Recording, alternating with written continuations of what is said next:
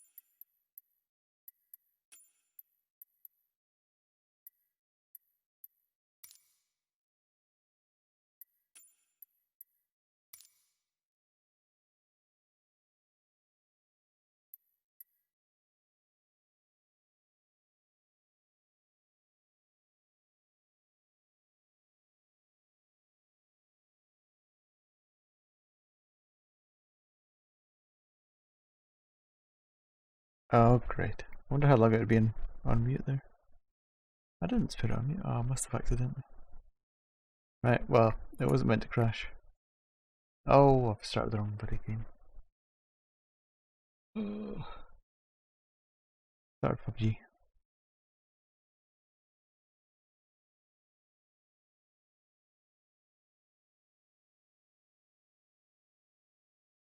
I wonder. I'm using Space Desk and an old tablet. This really cheap thing that I bought for it's like 50 quid. And I can use that as an extended screen. I'm trying to use that for like traffic control and maybe like a mini map or something, or a display, so that it doesn't get in the way of the actual main screen. I need to do that one.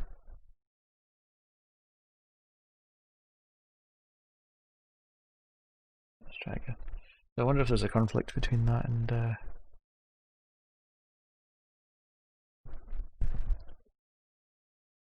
wonder if there's a conflict between Space Desk and Flight Sim, because it's now effectively over two displays. It's just able to show on my primary one. Oh, see what comes up. We shall see. The only thing I'm aware of that's new is I've got these rudders in. Oh.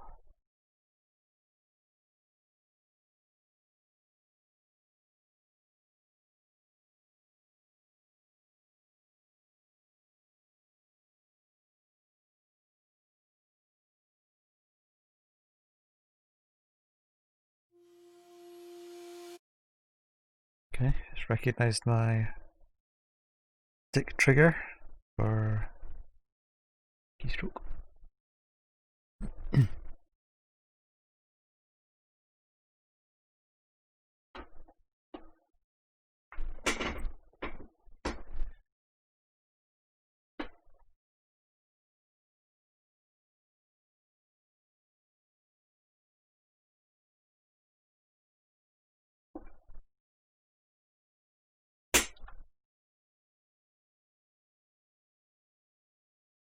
That's weird.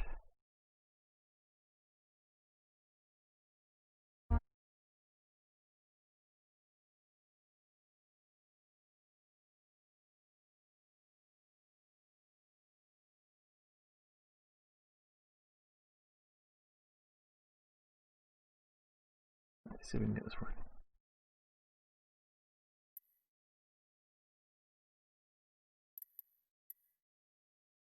Right, so we're going to do a tribute flight to Llandudno, which is here. We'll take off from just a wee simple wee flight. We'll take off from here. What's this? The world's smallest airstrip.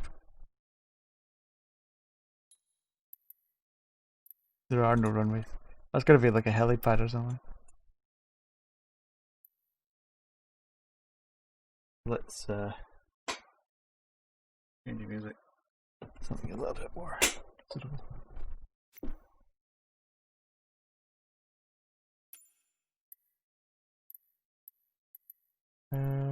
Prop plane. Let's do like a slow cruise. I'm curious to try the what is it? I don't know if it's the Cub.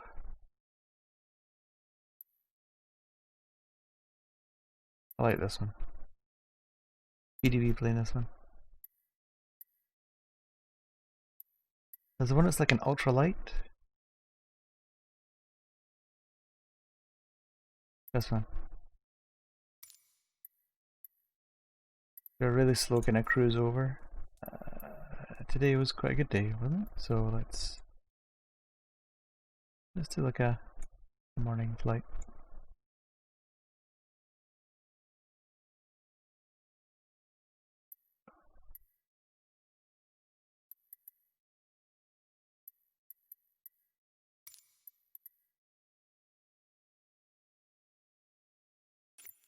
Let's take off from here and we'll go over to here and we'll have a wee mooch about.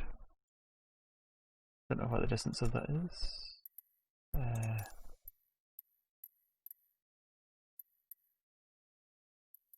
Take off from the runway.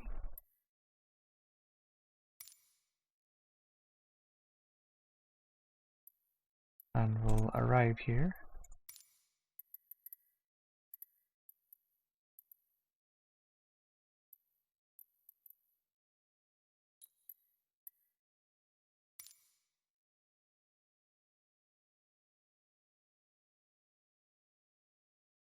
There's a way of doing it that you can just add like a waypoint.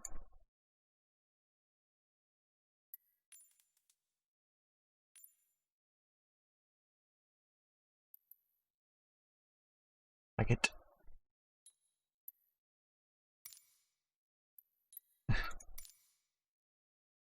Let me just double click it. Ah, whatever. Right, it's going to be interesting. It's so exciting. I've got to go and adjust my testicles a little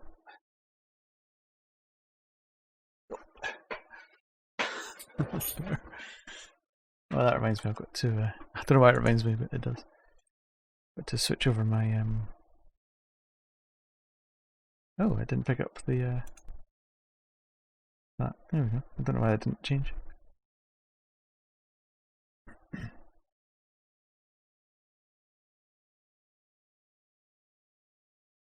Remove the keyboard cam. Switch back to that.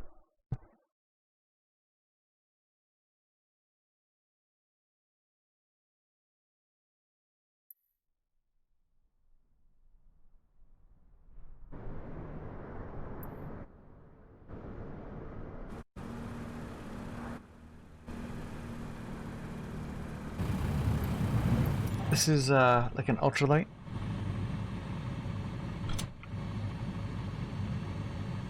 So as you can see, there's hey, it's got my tag on it. Really? Look at that. Where's the B? That's my tag for the plane. Kind of noisy in it. Turn around a bit. So all it's got is this. Oh, that's me doing the rudder. That's brakes.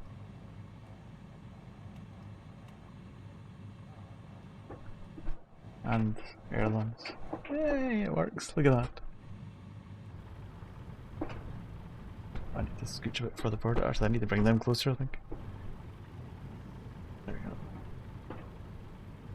Oh, that's going. Flaps, ailerons. Yeah. So, we don't have a navigation. That's the only thing. So, bring up the map, which I can pop out.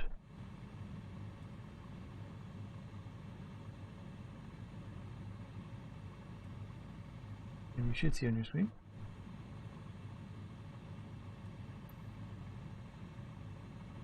Yeah. So we want to go bottom there.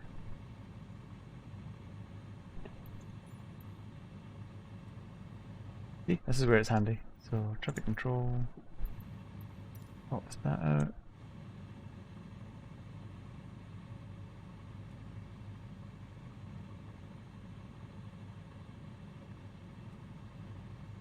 Hang on, I'm just trying to.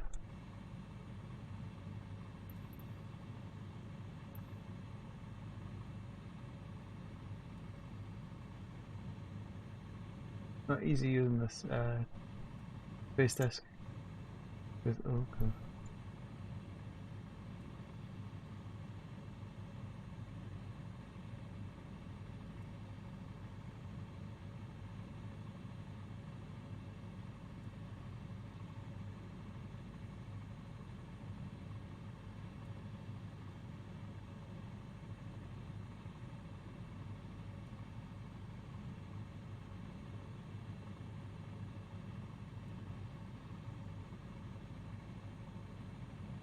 Right, clear for runway. Blah blah blah blah. It's just.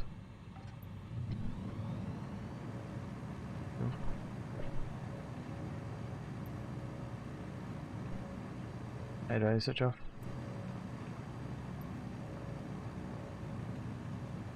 Isn't that it? I don't understand.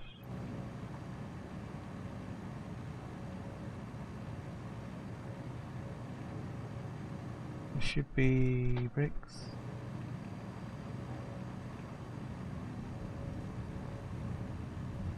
I don't know how I released that, but fine. So this takes off with virtually no throttle. with speed.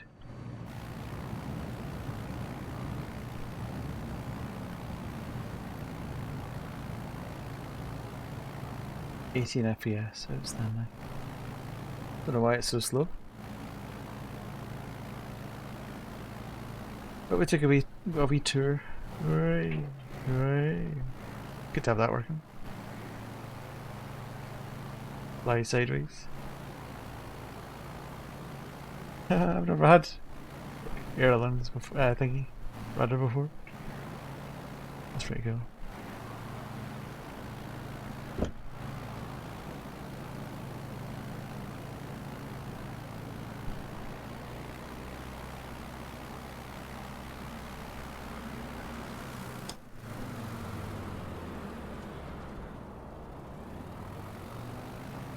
Okay, so it can do stunts and stuff in it. I presume there's no flaps. Oh no, there are flaps. Oh crap, 2 flaps. So we want to turn a bearing, we want to go west, east, sorry. I don't know why I'm getting 18 FPS.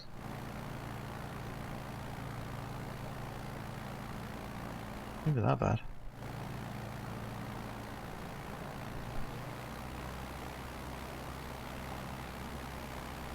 Just push on the throttle and just get a bit of speed there going.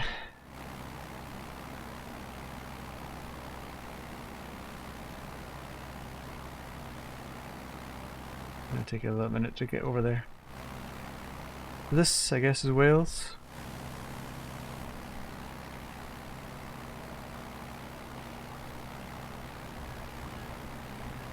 Oops. I'm actually trying to do trim here.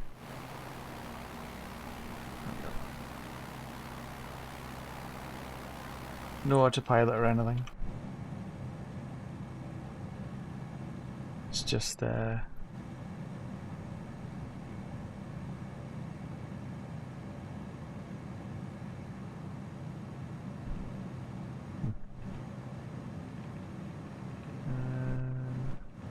don't know if it shows you your bearing. Oh yeah, it shows at the bottom we got an east thing.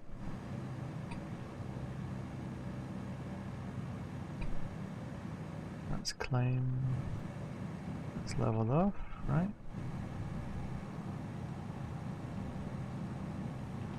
It says I'm climbing. Hold on. That should be holding steady. Not quite. And on the left, you've got fuel gauge. Volts.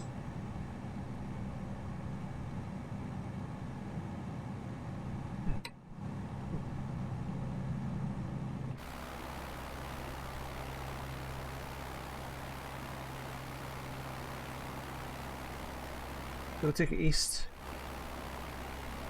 Across the bay. I don't know how long it'll take us to get there, but let's go on the coast.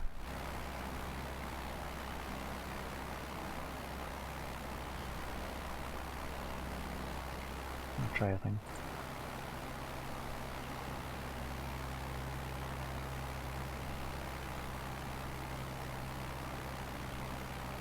Yeah, according to MSI Afterburner, it says we're getting 58 FPS. That's not happening. Maybe on the other screen, but not on this one.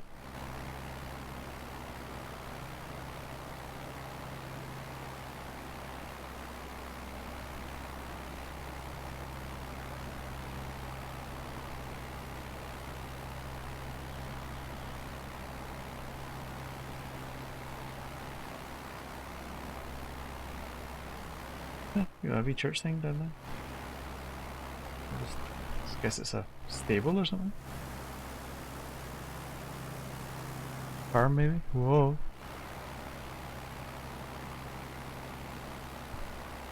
I'll pause it for a second. I'm going to switch off this second screen, see if that helps.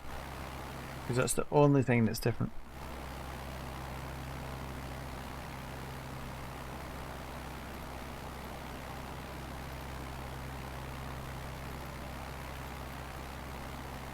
Yeah, it says I'm at 50 FPS now. So. Yeah, okay, that's good to know.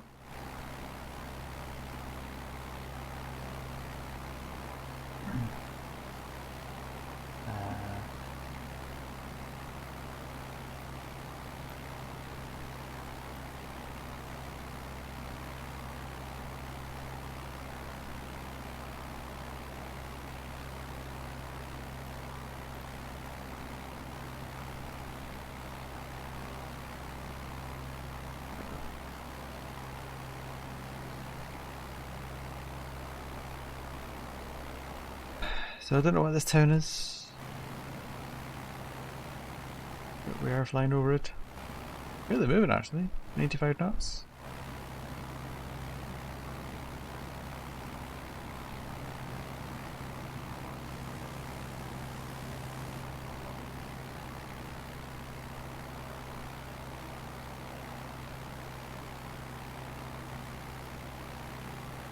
Feet.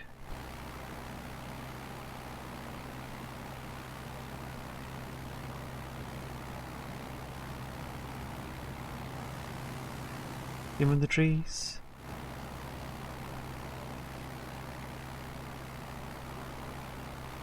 It's quite a nice plane to fly, this one. It's gonna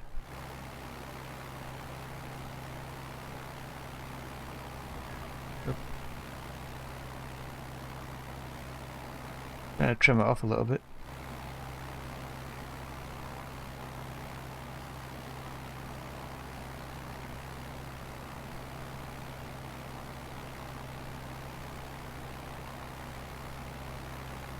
The bugger to trim though.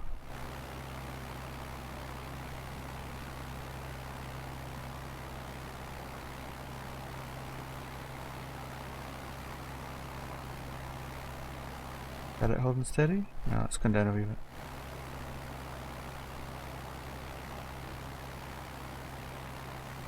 Whoa!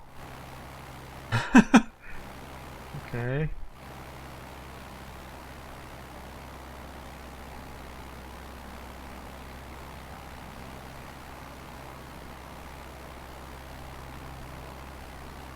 Actually hiding the it's because the dials are different. See, in some planes the like flips and trim are further across to the speed.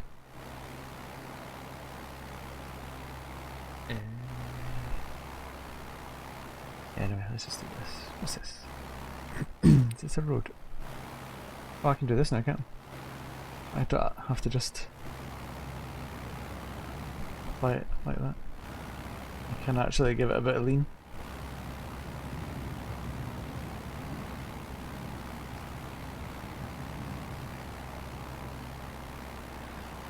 Ooh. It's not like that, is it?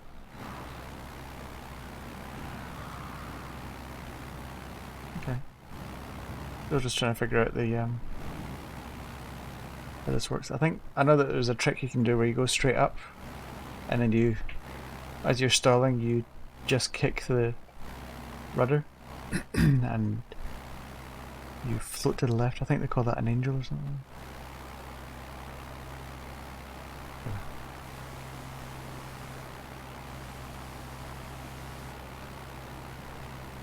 So we'll just take this down to the coast.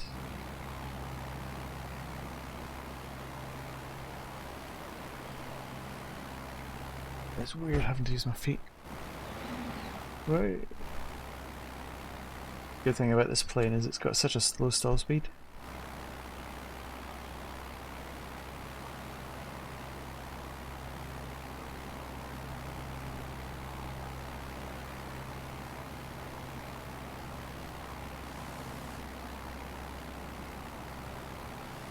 I'm just saying that's changed. The trigger should center me on the plane.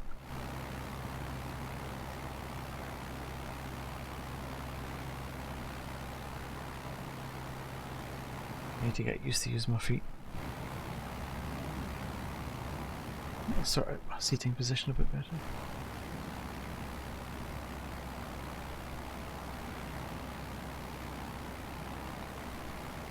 I'll get there, I'll get there. I can't just do both together because it kind of throws it off like that. I think you've got to roll and then apply a bit of rudder as you need it. Just to kind of help you out a bit. I don't know. Some testing required. We're about halfway there. Down over the beaches.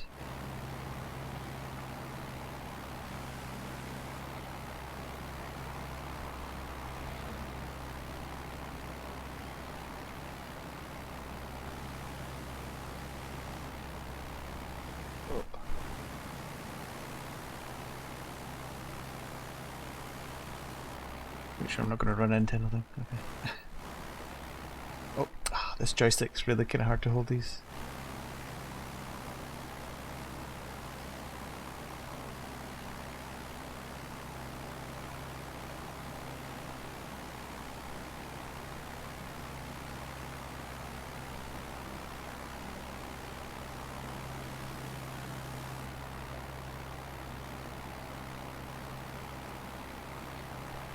We're going as fast as our wee plane will take us.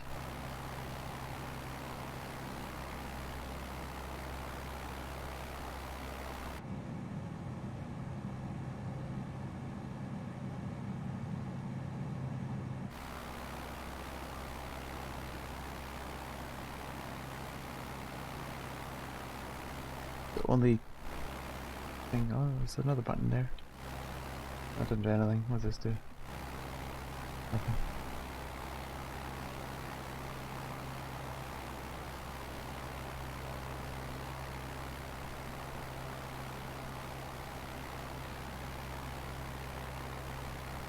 We're now going up the coastline of northwest Wales. Wales, whatever. And that wee bit sticking out, that's where we're going.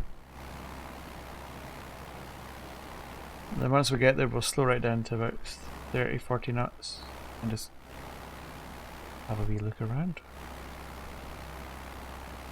That's why I chose this plane, is because it can go so slow.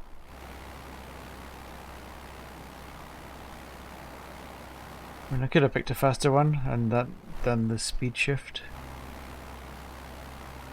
Which I could do that with this one.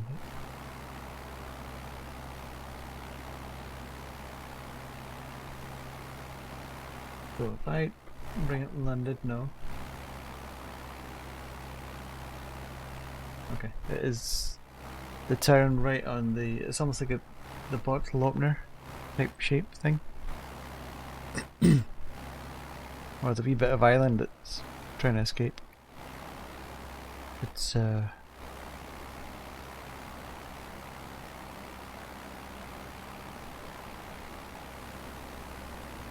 at the moment the trigger is looking at interesting artifacts.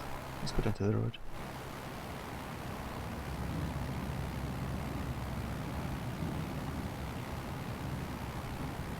Look.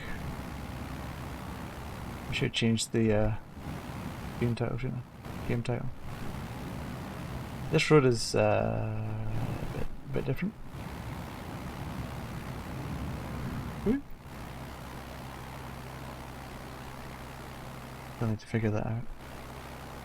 Yeah, I mean it's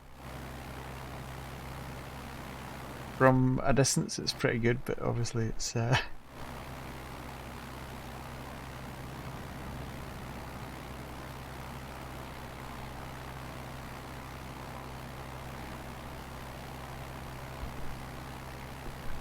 think I'm pushing the pedals away actually. Let's get them more under me. There we go. Yeah, that's better. That's better. Woo! Much better.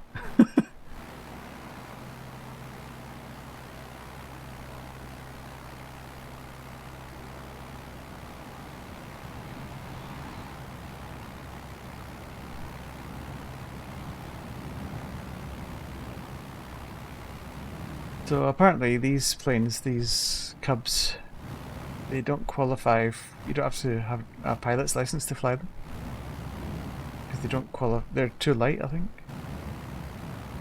Under 240 kilos or something. So I think the bit we're going to is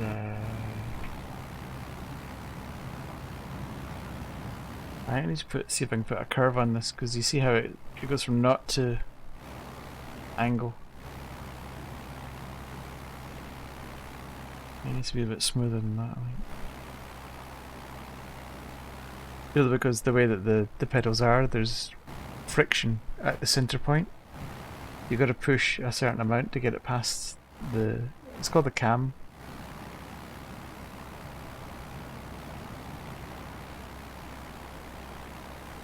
but the trouble is to push it past the automatic. You've got to push it, and then that takes it to about 10 degrees. So either I need to smooth out the cam to make it easier to do fine control. What I'll probably do actually. Have a wee poke around at it. But literally it's just plug and play. Let's see how we go with it so far. The brakes don't work, that needs to be fixed.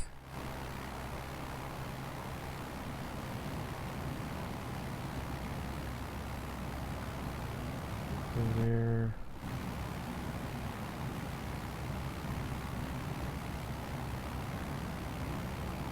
approaching Llandudno, which is on the left hand side. So this is the West Shore Beach. Let's bring the throttle down. And bring down our flaps. Let's see if we can get right our nice slow cruise. Look at that speed go.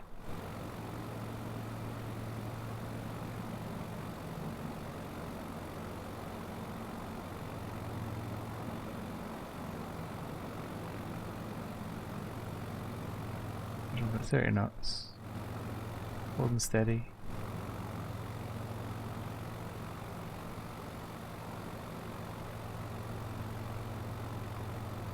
And about half throttle.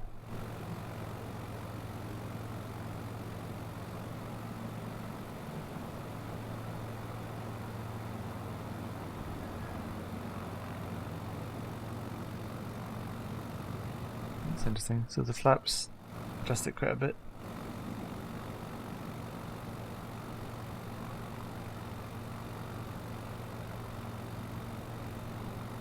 Obviously it's not so great up close, but it kind of gives you a good idea of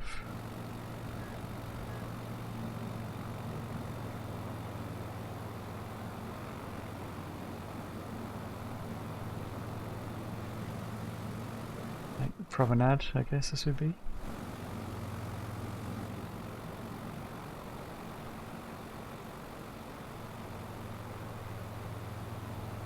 Let's take it up the street.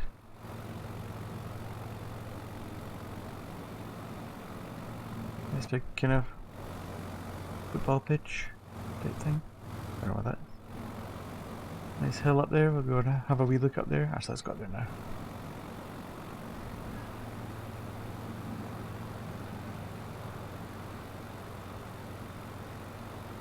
Don't know how much climb we'll get.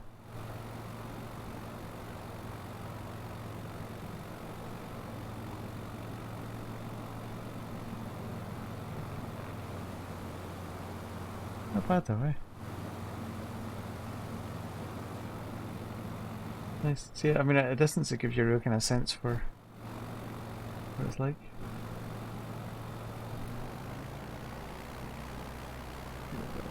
Oof, to get some height. Level out, build our speed up, and then get a more of a positive rate of climb.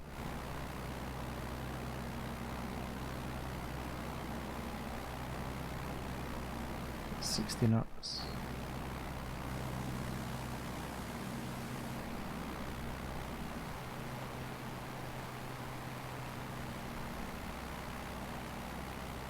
There's mines up here, aren't there? The Great Orma mines.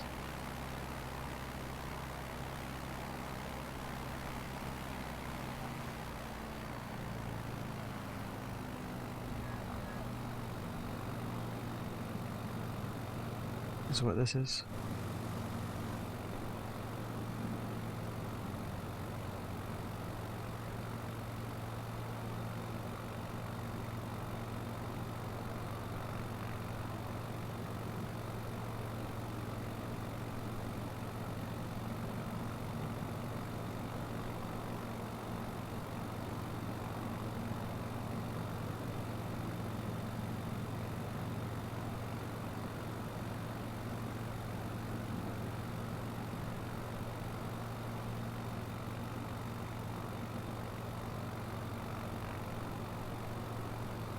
Yeah, I'm tempted to go down there to the left, because there's the road that runs around the coast.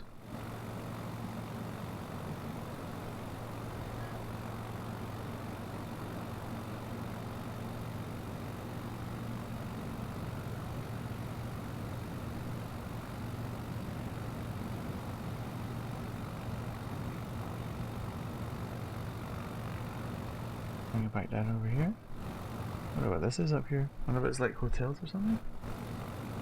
There's London Pier on the left. Right.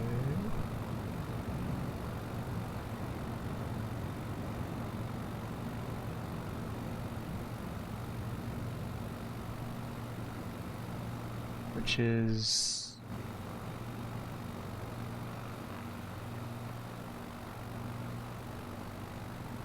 not this bit, but the next bit further around. It's nice down here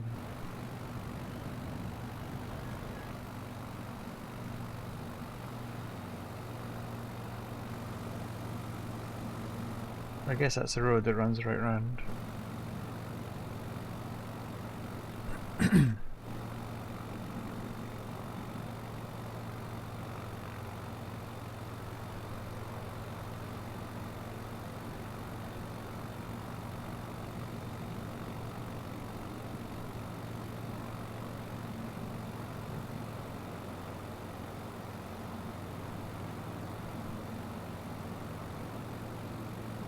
Watcher. It's over there, isn't it?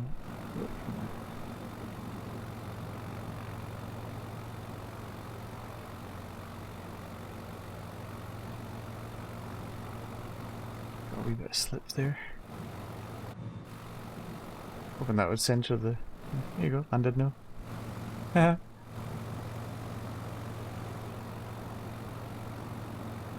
think that's meant to be the pier. That side, but it's kind of underwater.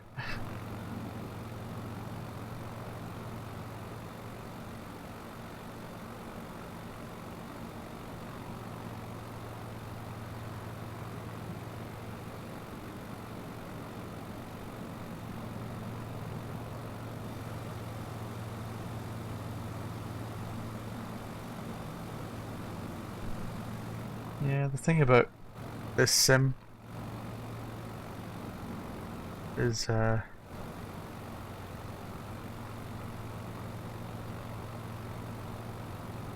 of the buildings aren't probably a true representation of what's really there. Oh, go this way.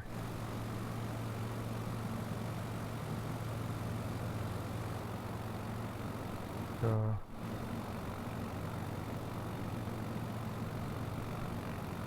it's a bit like Windsor.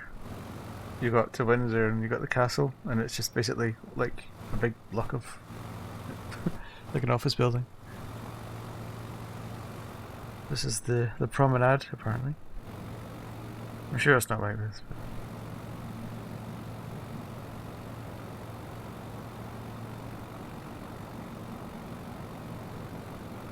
quite nice to walk along the beach though.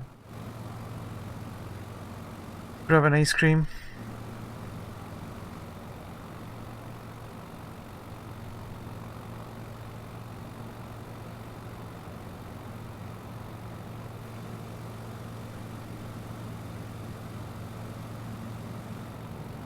Off into the hills.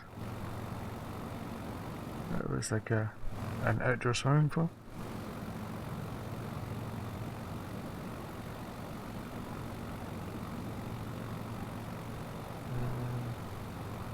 Which it was? It was the Craigie Don paddling pool, apparently.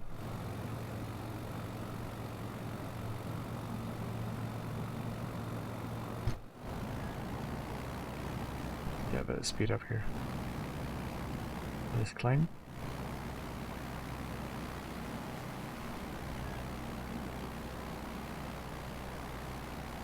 A little bit of extra lift.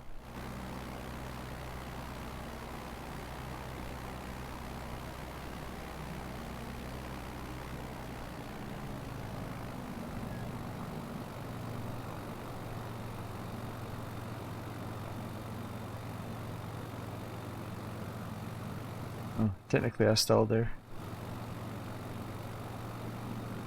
Where is this? This is now come over to Ross-on-Sea, RHOS. Ross-on-Sea.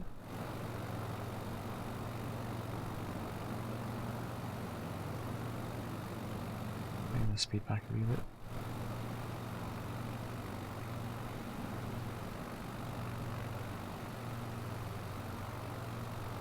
Nice place to have a wee house down here.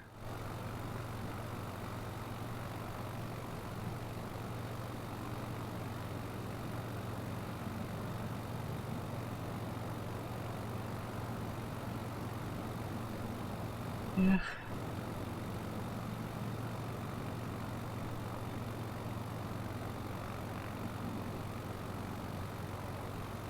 Beam overlays is a bit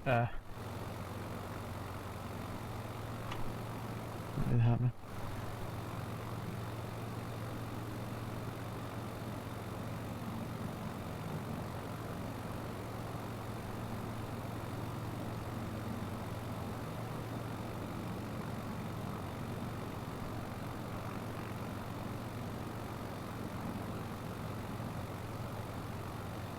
What's that? Just a bush or something? Right in front of us. Right there. Oh, it's just a tree, isn't it?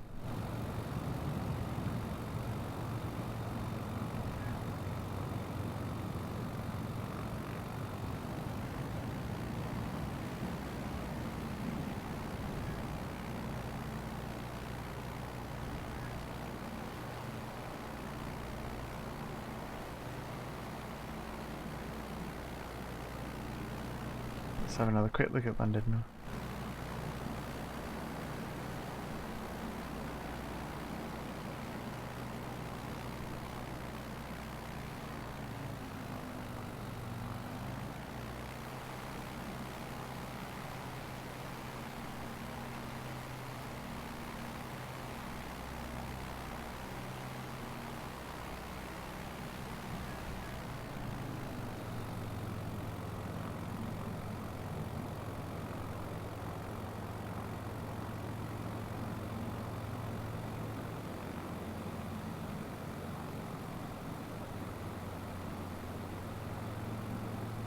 Yeah, that's quite a nice wee town, isn't it?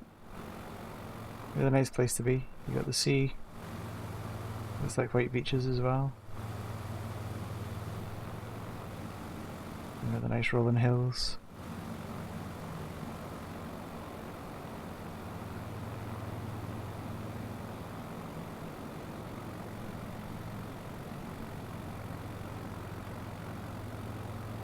I guess that's the... It's not the pier, is it? The pier is that bit that was underwater.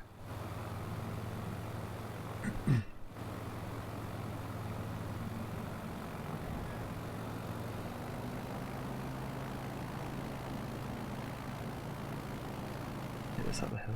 Have a look.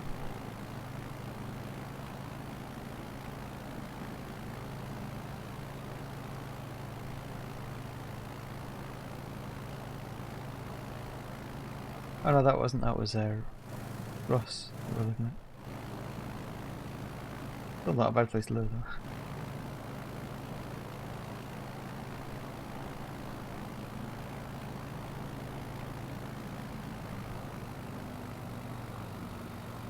You can see the sticking point on the throttle there. See there, it's stuck. And now it jumps past 30. That's the dead zone there.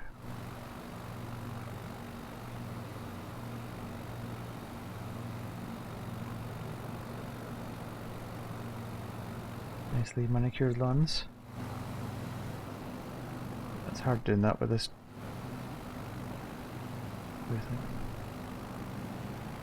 Oops, that's what I meant to do.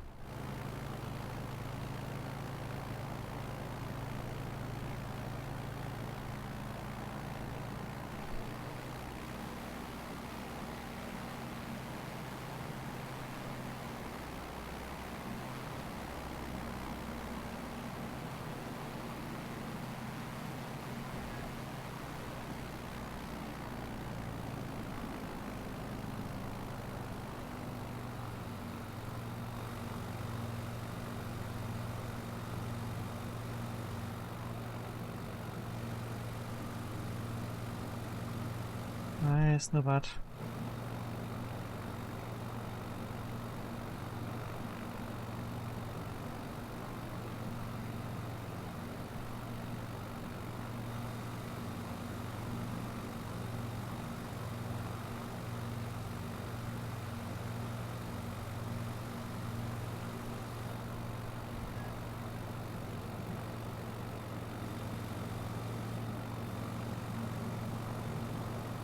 Having the look around view on the joystick is maybe not the best.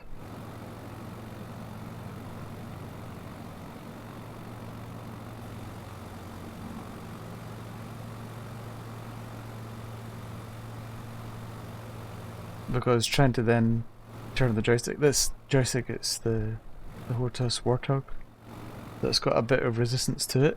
It's quite, not heavy, but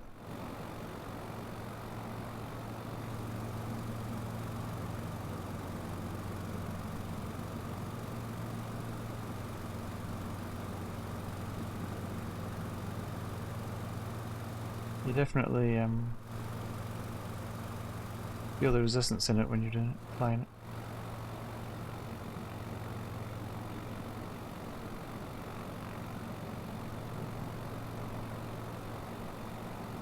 There you go. Feet off pedals now.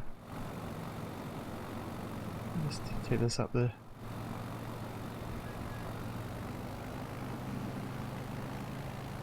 river thing, rejoin our navigation line, and then land it.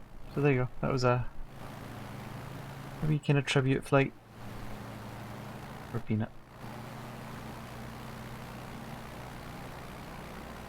Or Easy LP, who we were just playing PUBG with earlier tonight.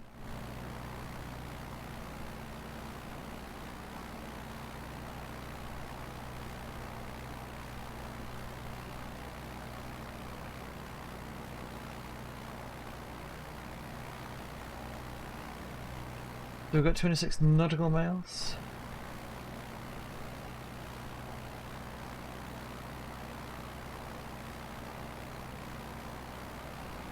Just full flaps off. Need to adjust my trim.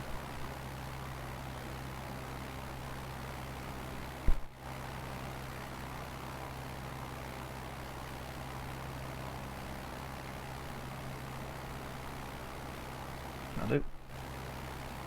Gentle climb. Not that much of a climb, thanks.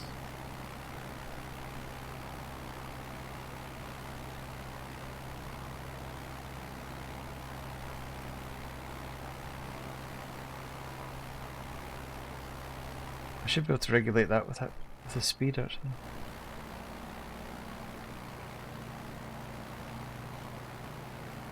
We do need to get over this hill though.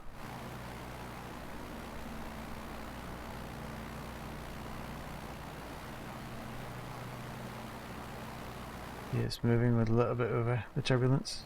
We'll switch to the cockpit view in a minute.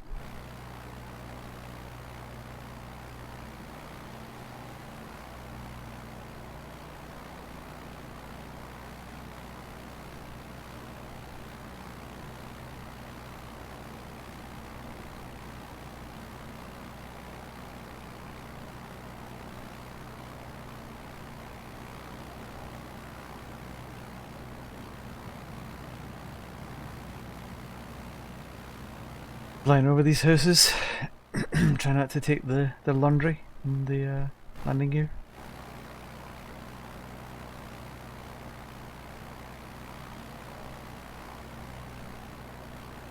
Right, let's change this. What are we going to call this?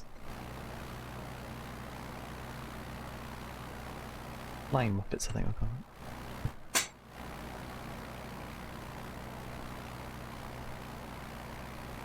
Good.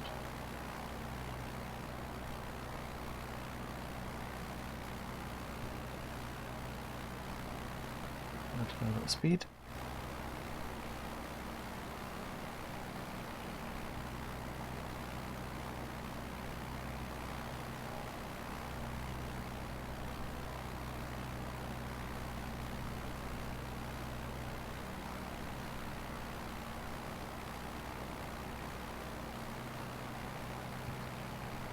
I'm trying to type on another computer while I'm doing this.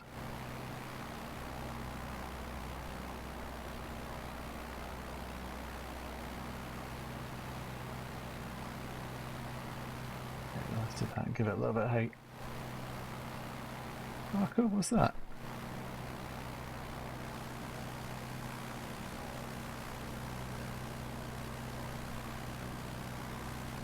I'm guessing that's a mining that they're doing.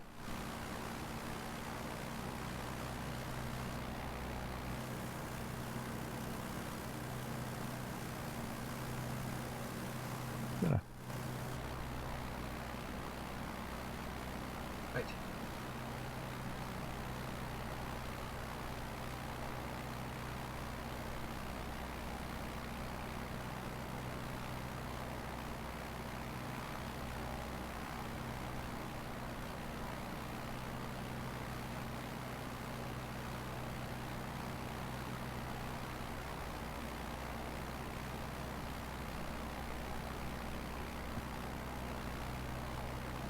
Is that it? Yep, it's outdated. Cool. It kind of looks like, I don't know, odd. Doesn't it? They look like houses, I suppose it is.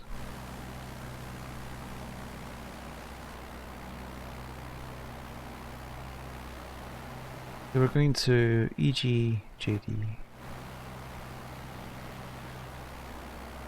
I'm fairly capping out 100 knots.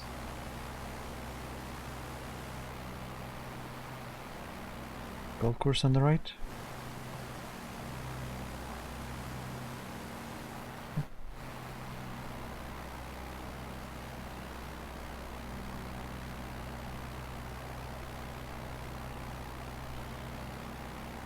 What this bit is.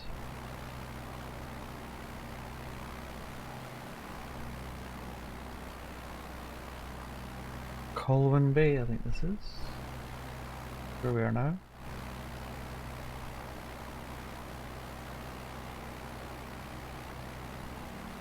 That's the A55 below us.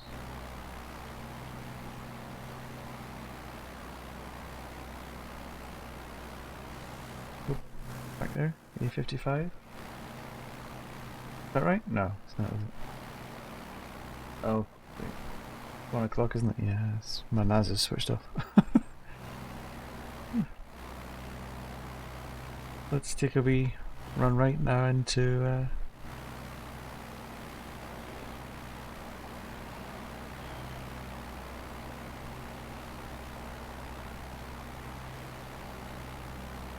towards our landing. So we need to intercept our navigation line.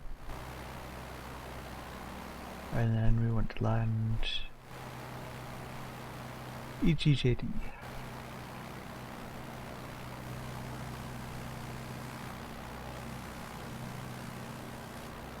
Climbs a little bit high there. We do need to get over the hill. Yeah, I suppose give it a wee bit of a shove, shall we?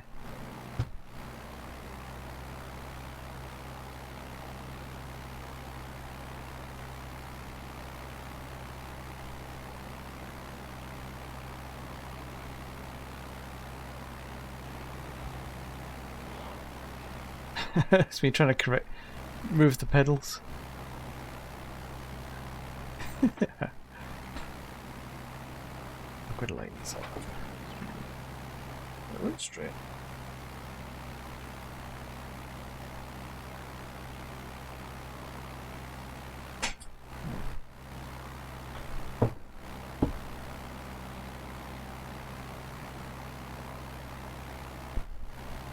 Probably shouldn't fly it like this because I've got a right hand throttle. Well, no, I think it's meant to be like that. Rather than left hand.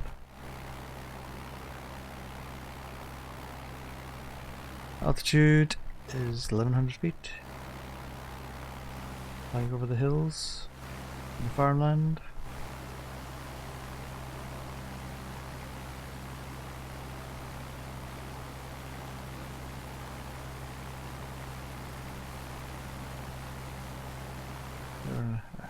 Pylon there.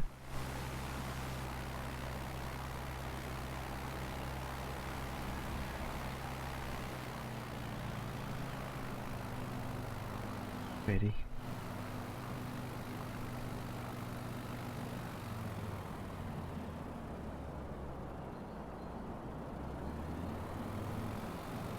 For a second there I thought the engine stopped.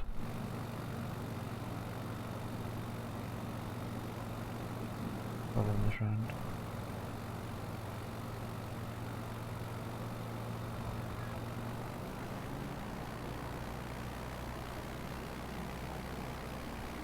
Get a positive rate of climb. Up and over the trees. Just made it.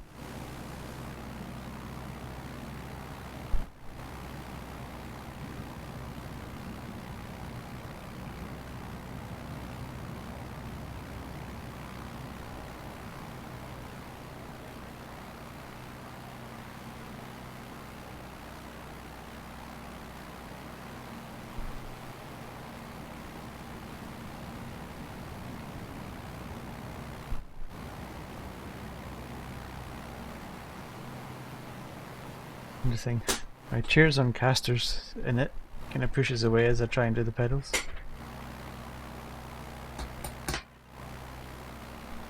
Isn't helping.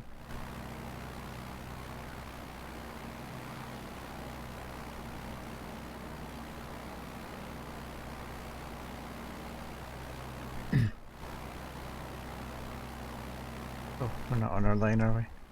I'm just sightseeing.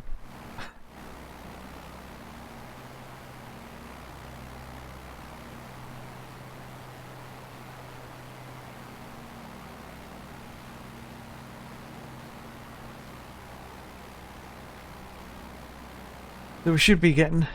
Whoa, okay.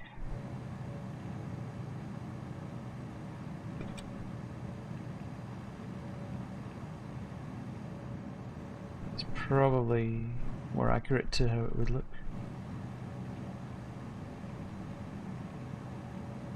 From where you sit in the aircraft.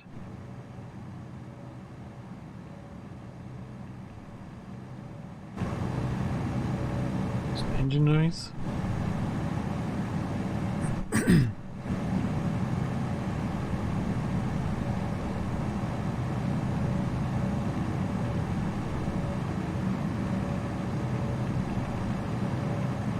They're just... They're like 15 miles away, sure they're not. Let's get a wee bit of height. To get to 2000. See what air traffic control I've got to say. 290 is 2000. 960. I don't know what my heading is.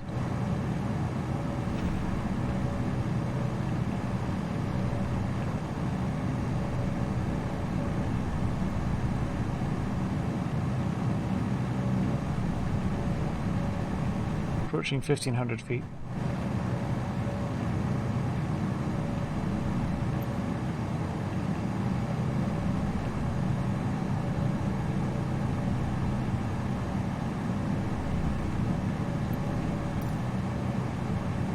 I've got to be approaching it. It's got to be up ahead.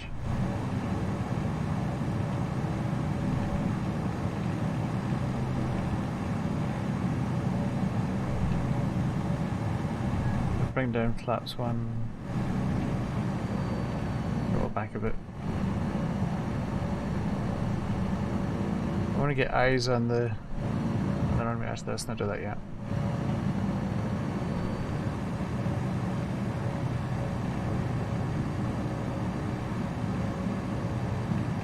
In theory, we should be right over it in a minute.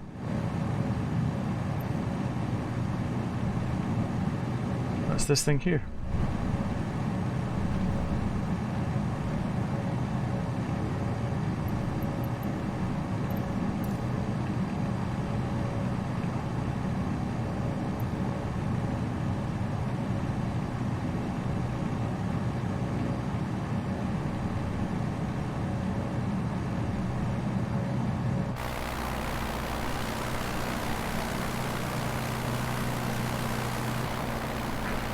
Alright, that's it there. Oh, I see.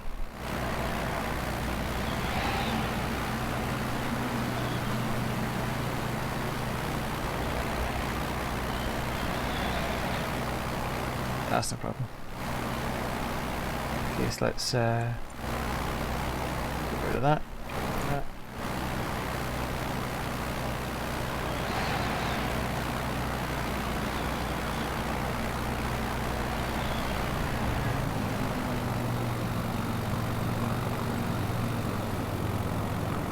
Oh, bloody chair keeps moving.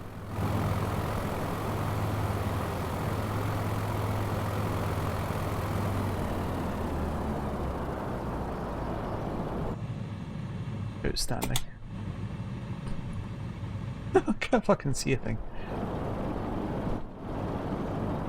Let's actually fix that, because I do want to land it from within the cockpit.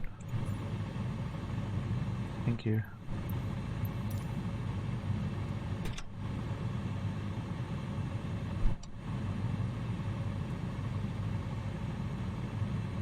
This is more like the pilot perspective, right? Thank you. It's better.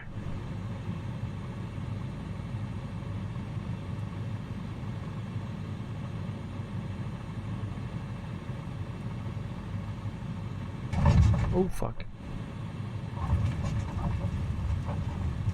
Not graceful at all, is it? Oh, it's a nose up thing, isn't it?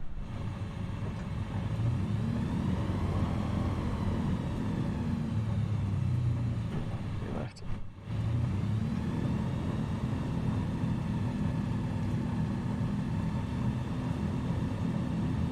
My parking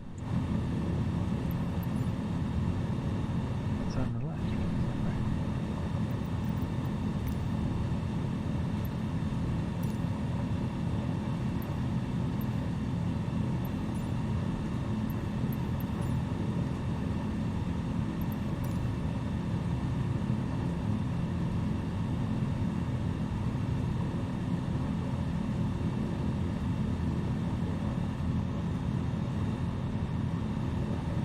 The center, I can't. It's reset it back to the middle. It's annoying that it does that because I want to look like this all the time.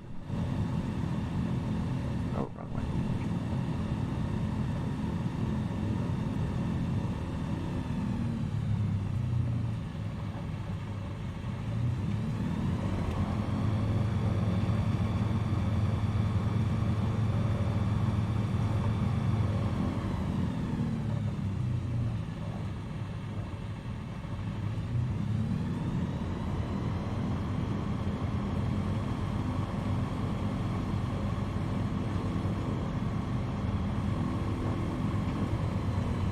Can't fucking see, dude. I'll just smack into that plate. Let me test the guy. Yeah, look left.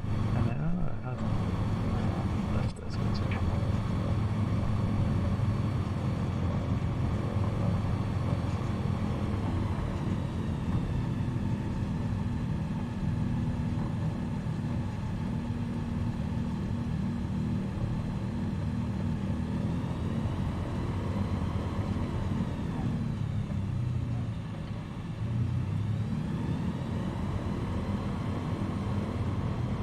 See over this guy.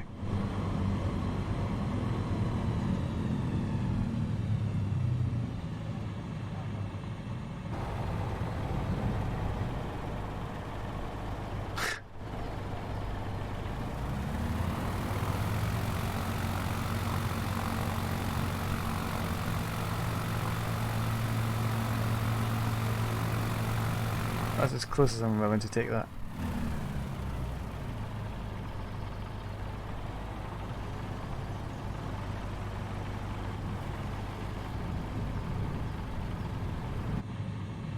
Technically, I think let's keep out of the way of the mouse. What we're gonna do now is try something new to. Ka-chunk. Oh.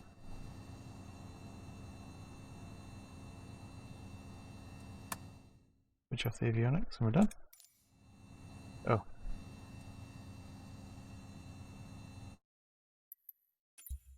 So that's landed now on behalf of the event.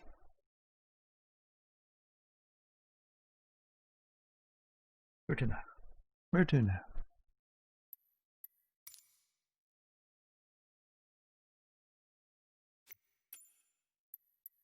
It's a picker plane. I actually want to do a custom skin on this. It's going to take some time in Photoshop, but let's do that one.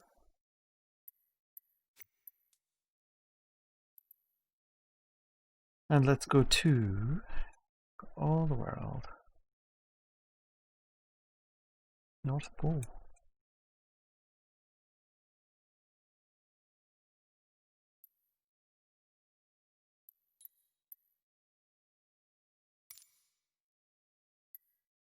Dirt.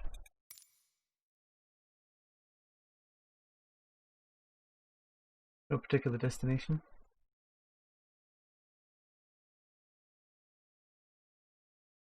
Let's have a look. Just curious to see what it shows up there.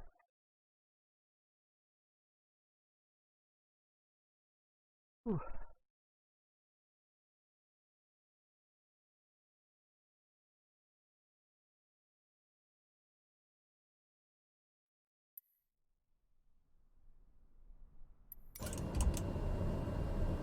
Oh. I've got a funny feeling it's going to be like this regardless. Yeah, because it's heading towards winter. This is as sunny as it's going to get. There we go. January. It just doesn't get at all bright in January.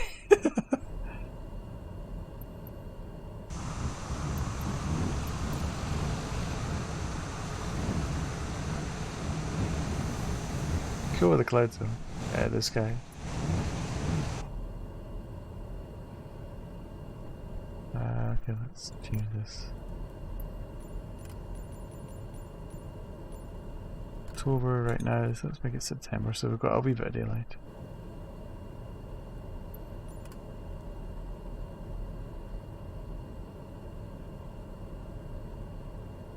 Yes, I want to see it's green. I was expecting it to be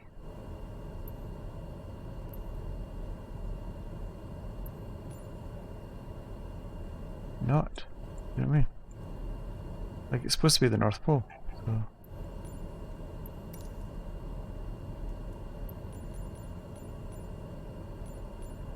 What difference a few days make?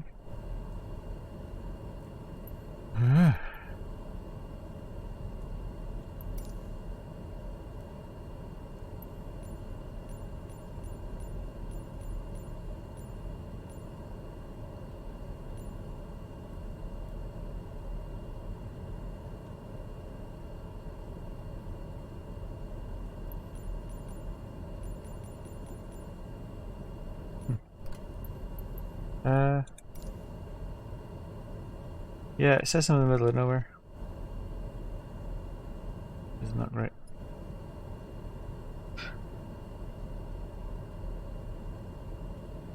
Well, let's have a wee look at memory flight display.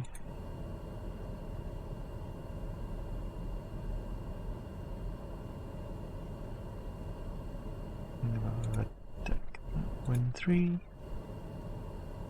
Heat bugs. This is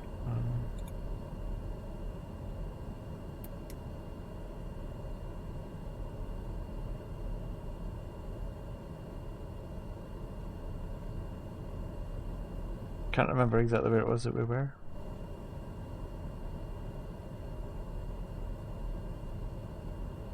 We have no destination.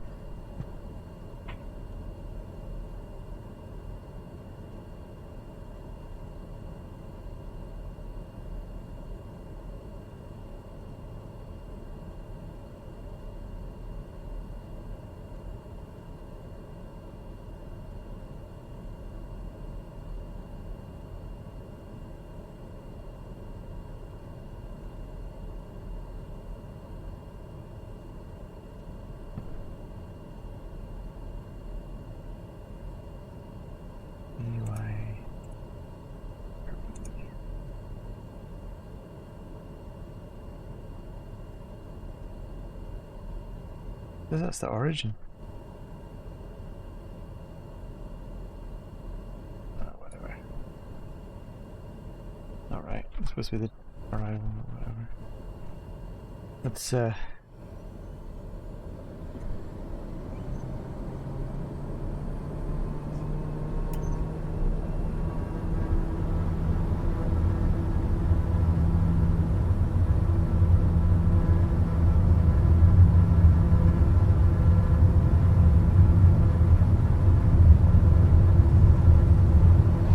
bouncy.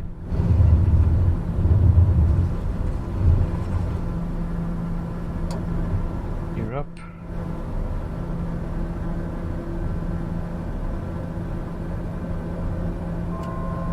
Pops up.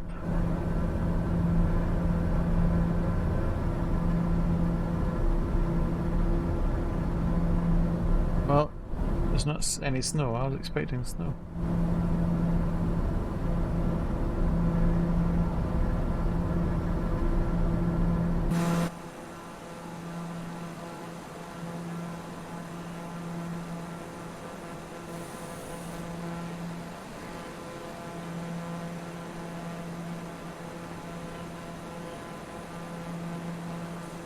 Oh, let me try and put flaps up.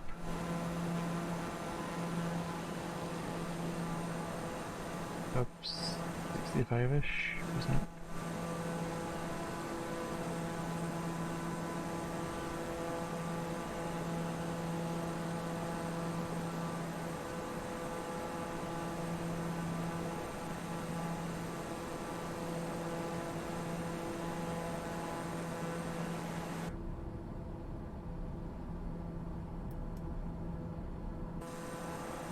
I don't know. Make it hold that altitude.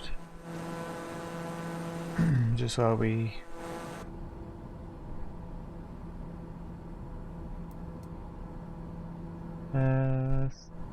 still have to come up a wee bit.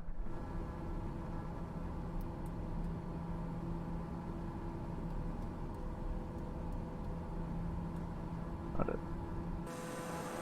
So while it's doing this, let's see what it looks like. Live. Right. I've got my landing lights on. It's proper pitch black, isn't it? Oh, hang on. Let's. Crap! It should be. There you go. We're lucky.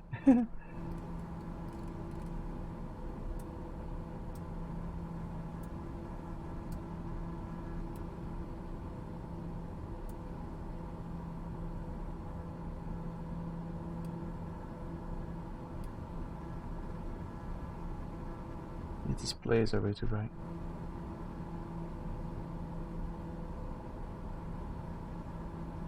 Roger somewhere.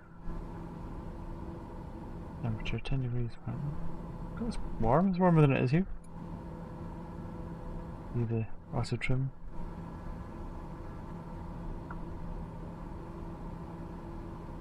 Somewhere there should be a brightness control. Here we go.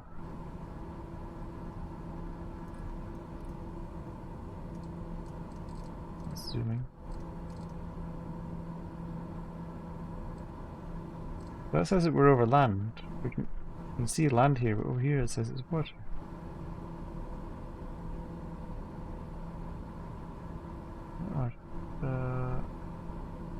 I don't know whether the brightness display is for these panels.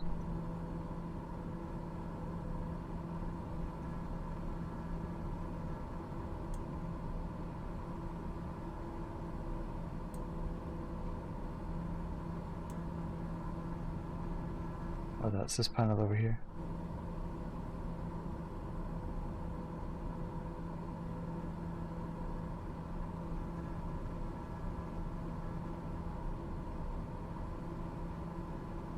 Barometer. Yeah. And yet there's no brightness control.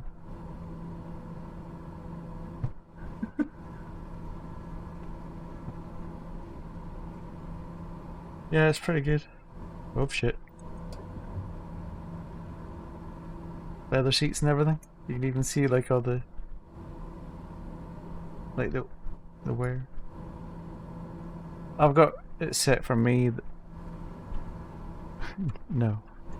The way the game does it is that you just get a black screen and it pops up to say you've crashed, either mechanical strain or you've done something daft or you actually hit something.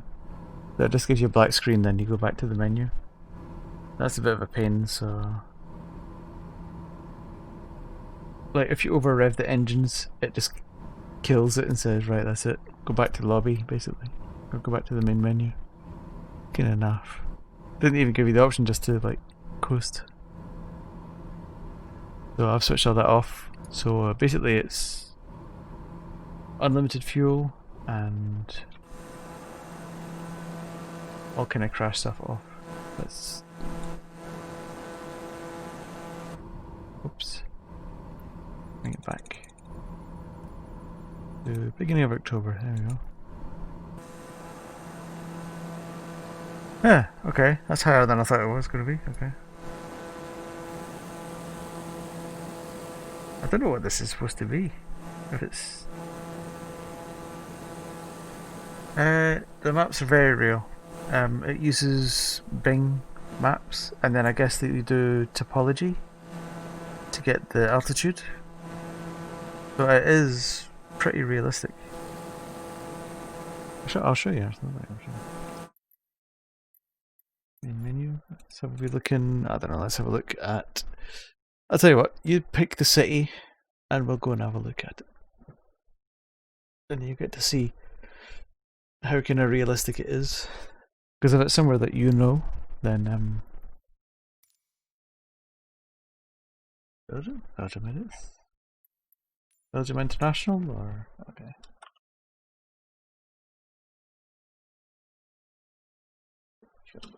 Can't spell Belgium. Okay.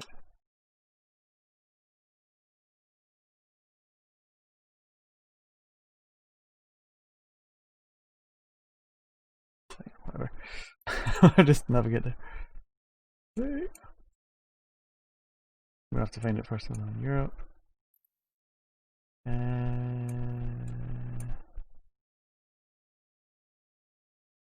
Not Belgium? I don't know. I do? Yeah, I'll do.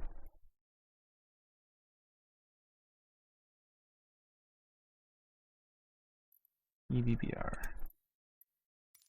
Let's take off from EVBR. 25 left.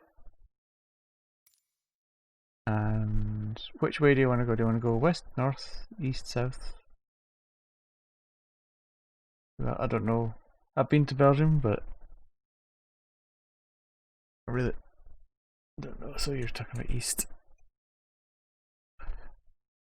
Won't actually make it all the way to Moscow.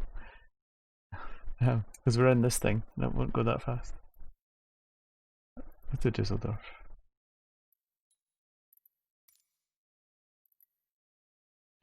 Well, I could do, but it's like far, isn't it?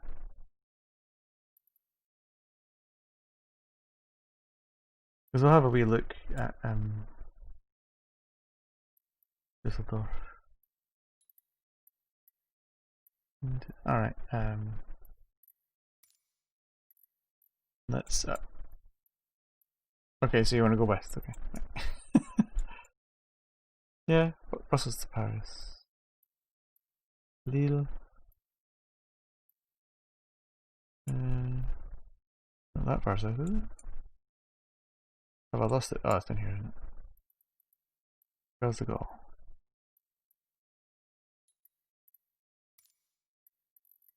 I do believe this is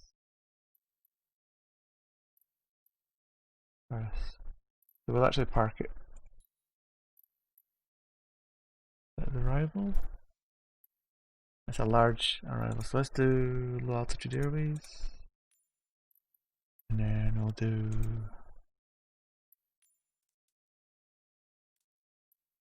it properly, shall we? We're going 24 left, aren't we?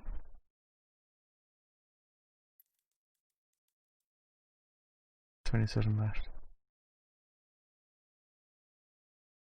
That one? less. Oh, that's a really weird. Even worse. Oops, wrong one. Can you tell I don't know what I'm doing here? Whatever that'll do. Departure direct.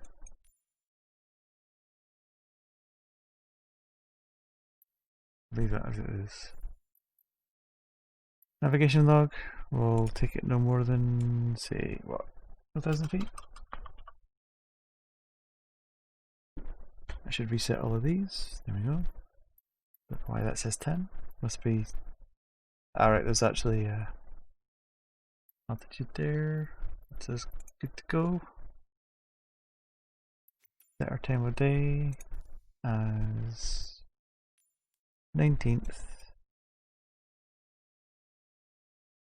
Make it morningish.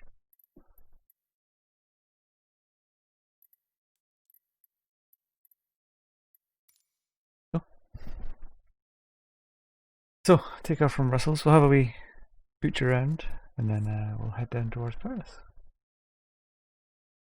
Charles de Gaulle, 26 or 27 left.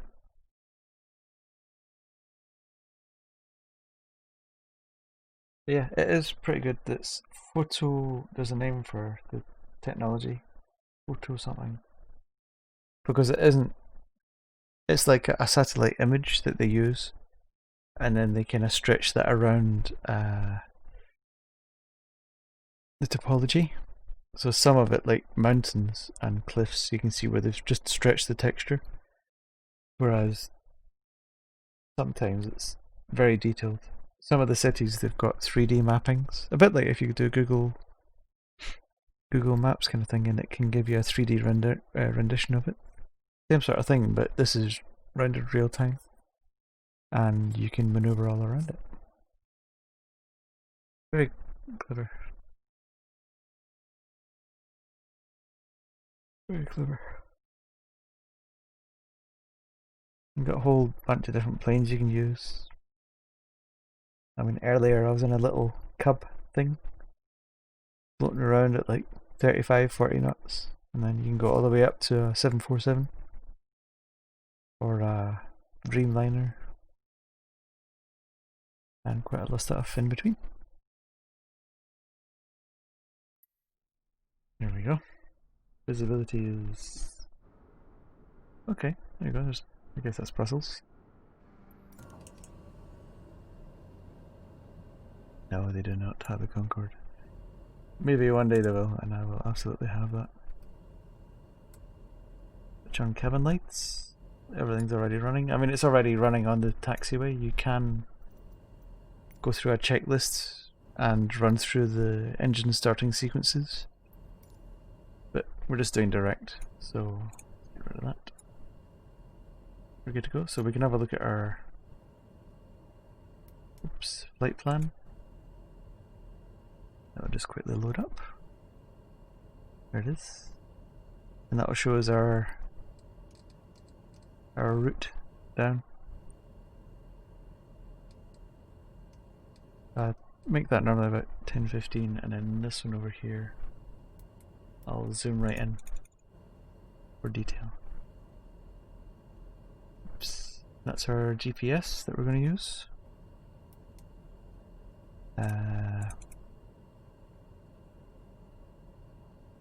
Let's set our angle of attack to automatic. Our wind, over here you see you can't tell what the wind's doing. Got a 2 knot headwind taking off. Air traffic controller saying I'm ready to go. I've set it onto fairly easy just so I can get in and fly, because you can literally switch off all the assistants and have to do everything, set all your navigation comms and everything, but it's just too much faffing about. I'm only just still quite new to this, so bugs, let's switch them all on. Let's set that to 5. That's maximum cruise. So let's take off. Let's move off in the cockpit a wee bit so we can just kind of see what we're doing.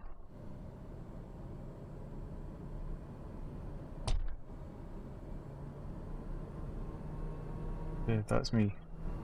Pushing it full throttle. There's 1 flaps for takeoff. Brakes are off. Oops, shit, I need to steer this thing.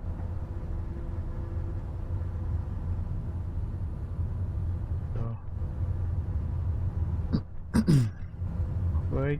Not yet. Positive air flow thingy. Rotate a bit. Up. The landing gear is up. You can see that from outside.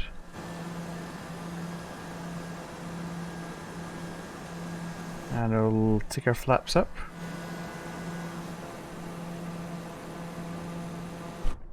And I can fly it from in here, but it's... if you actually want to see some stuff, then it's better outside. I'll bring the engine back down to about 70%.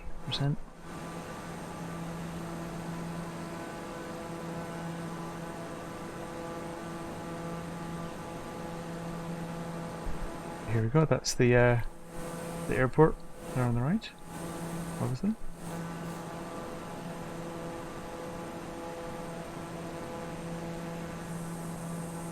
All the roads and... yeah. We're also getting 35 FPS because of it. It's quite something. Oops.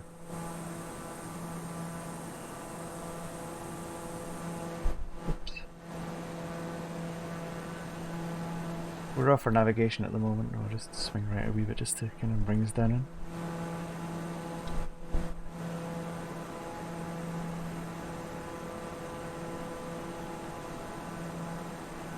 I don't know what this is below.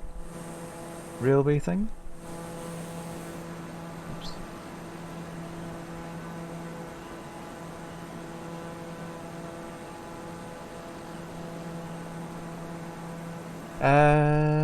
This is at the moment. You can have real traffic at the same time, but right now, I mean UK, it's 1:30 in the morning and there's no traffic around here. If I was to go to like Australia, then there would be, you would see live traffic like in Sydney in the airport. So that must be like a train terminus.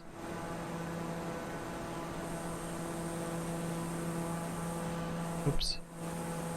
There you go.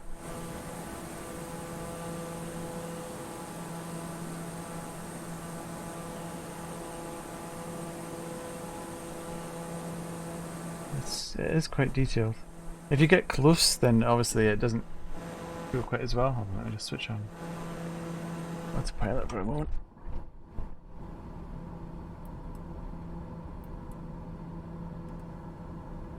Let me just get the autopilot to come down a wee bit. And yes, that.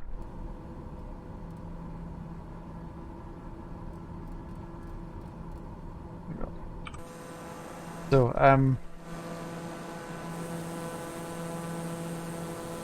what was in there?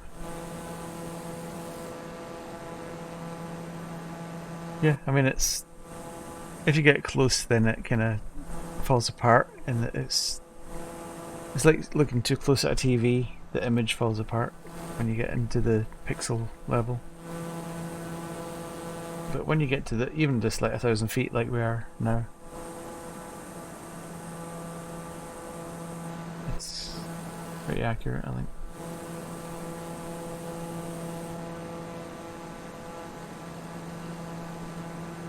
Let's head over to this way, so we'll just follow our waypoints. Actually tell it to do nav. Switch on autopilot. And you see this line here. It will join with this. Take us all the way to... It will literally fly you the whole way if you want it to.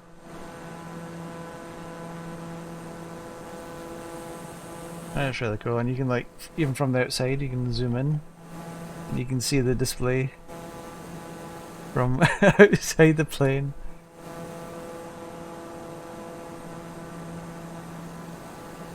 It's really cool.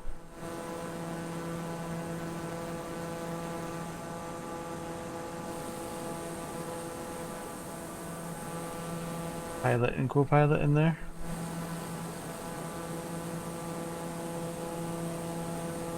There are wee strobes going. This is getting a bit low, I think. Is it? Oh no, just, well, that is a bit. It was slowly crashing.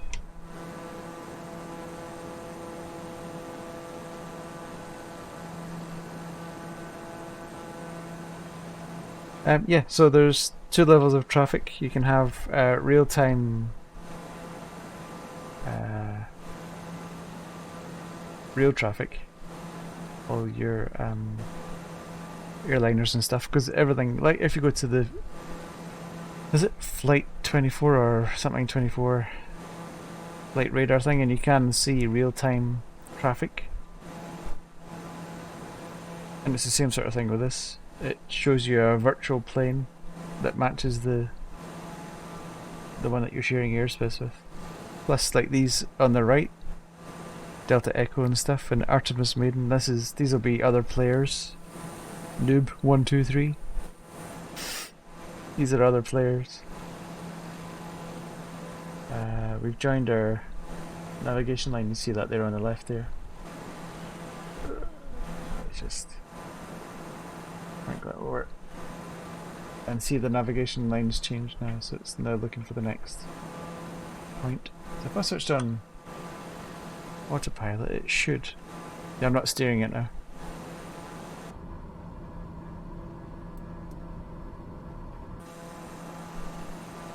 It will automatically, on the top left of the screen, that's it, picking up our navigation. Just skimming the top of these things right now.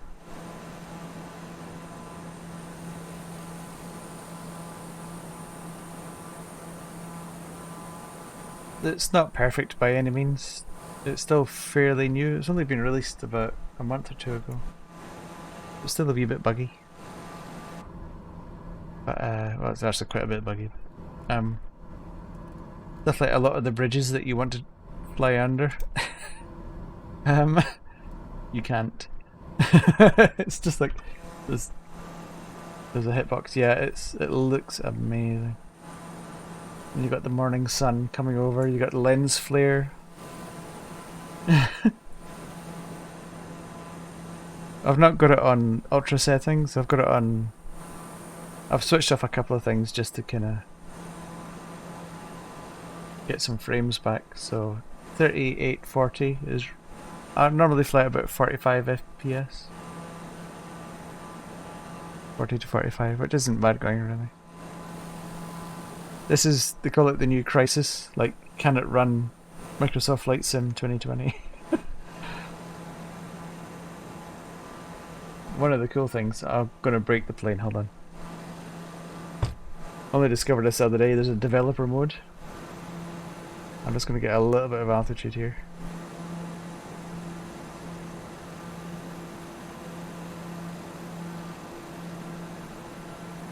Let's get this up, let's get this puppy in there a wee bit. It kind of breaks it, but I'll show you this thing, it's really cool. So when you're in the plane, you can't. Oh shit, I just realised something from that. I want to altitude hold. 2600 feet, there we go. So if I go back to the external view, go to controls. Nope.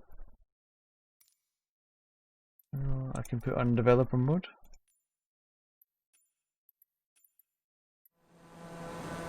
And it looks exactly the same, right?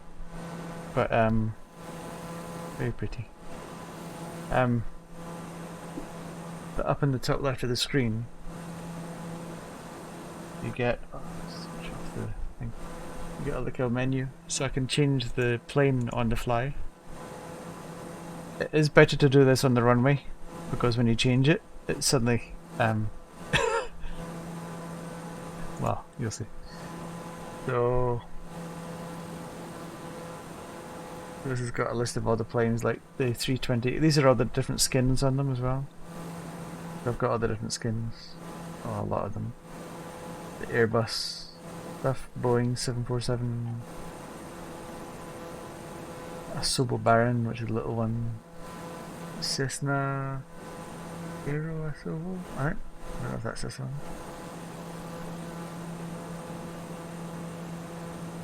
Load that in. It pauses for a second. Oh, it's a little prop plane. You see, because the gauges change. And now we're flying this thing.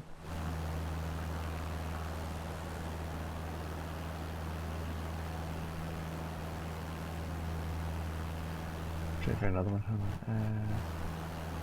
A caravan. FedEx skinned caravan.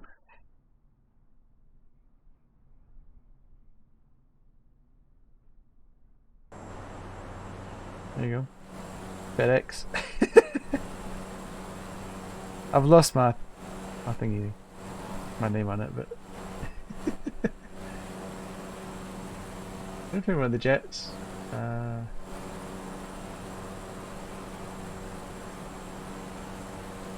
There's one that's quite a fast jet. I'm just trying to find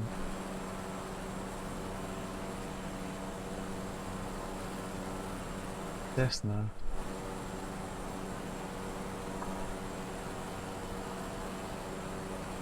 Or we can jump into British Airways 747. See all the 4 engines that are running.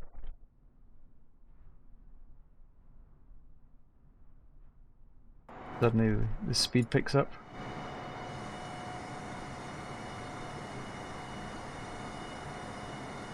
So, waggle the wings. Big old bird though. So yeah.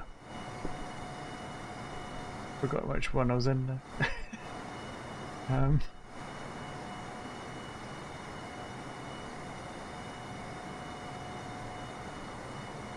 Citation. I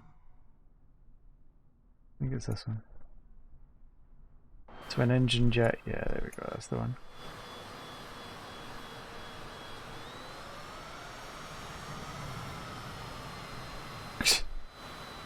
Engines go, isn't it?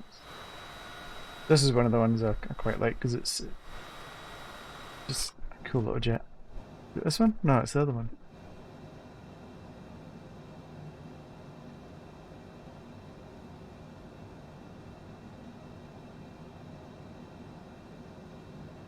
No, whatever. But yeah, so it's got all the cockpits in them. All your navigation things, and I've not really done much with these. This is more like your airliner layout. So if we went to, say, EasyJet 320,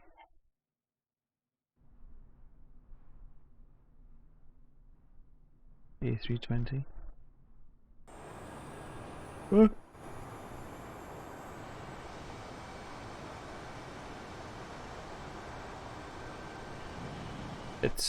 What's it doing? It's autopilot. Autopilot's trying to steer us onto the navigation line, that's why. But you see it's got all the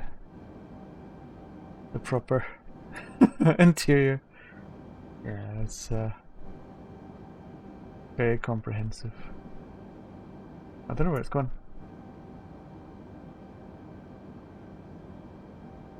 Autopilot's on. I don't know if it's doing navigation or...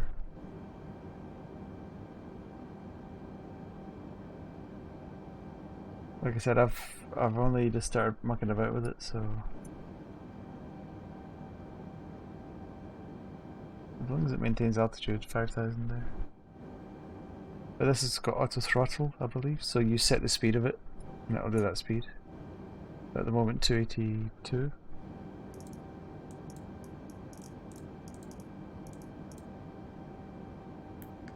Oh.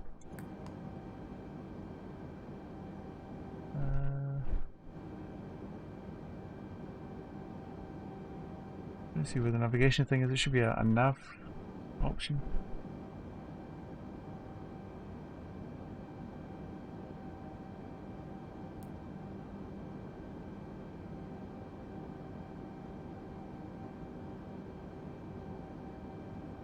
Yeah. I think this is one of the things I turned the texture down on, was shadow. Just because shadow stuff takes a lot to render. That and the water. I turned down the water slightly because, you know. I think I've set that to 361. Yeah, speed just take off.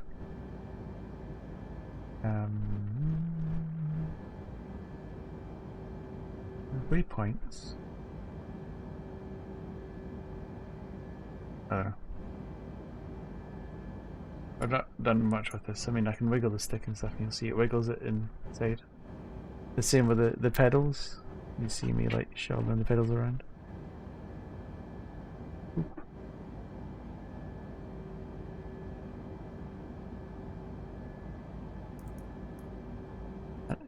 And it's got everything, like even like the interior lights, all your engine stuff. I think it needs to be updated.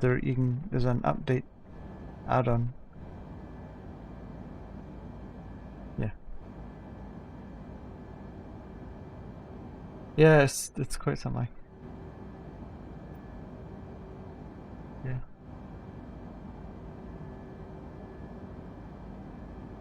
And even it's like on the windows you've got scratches and imperfections in the windows, which apparently is quite realistic.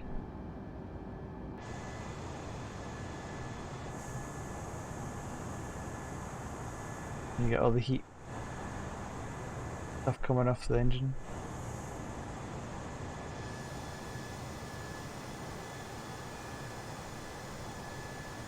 Please eat it. All the different camera angles as well. Ah, there's none on this one. Some of them it'll automatically put the camera under the wings or under the fuselage or just different places all around it. It's pretty cool.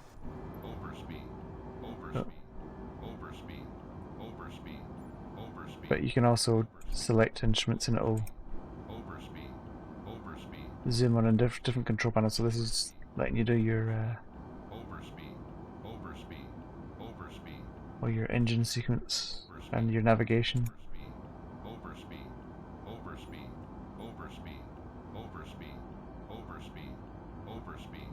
Oh, looking behind me. There should be speed brake somewhere. Is there a speed brake?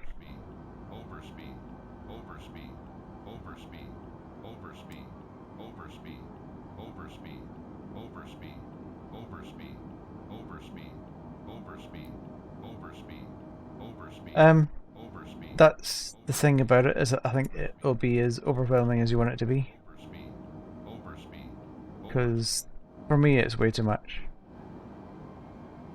But then I've switched off a lot of the stuff that, like, you can switch off a lot of the realism. Like the AI will take care of a lot of the stuff for me, and it'll even fly the plane completely for me if I tell it to. Well, obviously doing a good job because it's it's not done anything, but manages the radio. So even like the comms, like talking to air traffic control.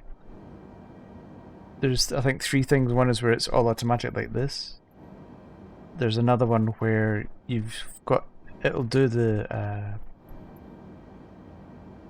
you select, like from the multiple selection here, you can select to connect to the different comms, and then they'll say something and you have to click the reply, like you would click this reply and then it speaks it for you. Or there are people that have set up companies that they're real traffic controllers, I believe, and it's a subscription service, and basically they will manage a virtual runway, airspace I guess, and all the chat back and forward is real, as in you request your takeoff on such and such a runway and you've got to do your call sign stuff back. But it's good for, I think, for people that are actually wanting to learn to fly, this stuff lets them do all the procedural stuff, and know like sequences and how things kind of would work. It's only simulation, obviously, but as far as the processes go, it lets them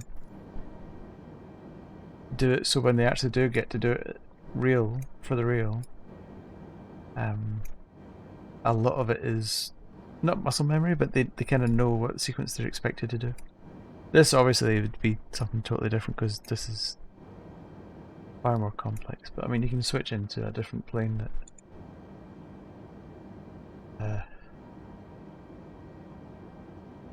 obviously you wouldn't need to have all this kind of I mean before you even get into these they must have so many hours of simulation by the by the what do you call it, like Boeing or whoever. Funny enough, I actually know somebody that used to work for I don't know who it was. It was someone like Boeing, one of the airliners. And he used to do the flight sims as I managed the software and the machines, so the pilots could come in and get virtual airtime because they measure it by hours before they actually are flying, or to just top up their hours of flight experience, because I think you've got to have a minimum of like 100 hours a year to fly to keep your flight license.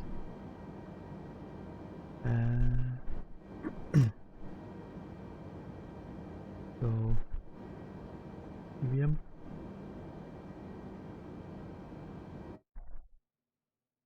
Let's jump back into our little TBM. Just got to reset my throttle to about 65-ish%. Let's see if it remembers our navigation. It is totally gone the wrong way. Nav is on, altitude select. Whoa, scroll thing's annoying. We want about 4,000 feet. 4.5. And climb at a rate of 500 feet a minute. We're nearly there anyway, so. And you see now it's turning around to pick up our navigation line.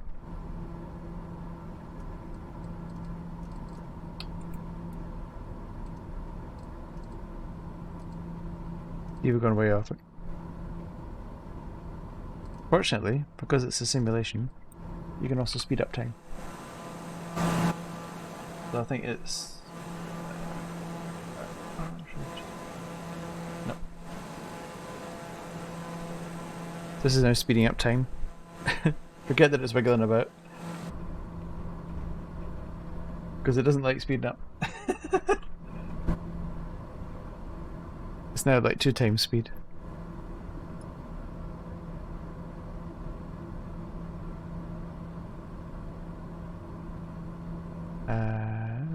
Navigation, it should pick up on our... If I switch this off.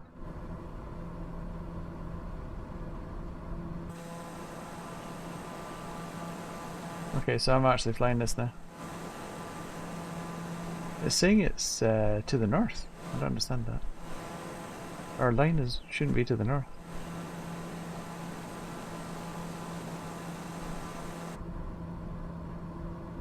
It should be south. I don't understand why. For Paris.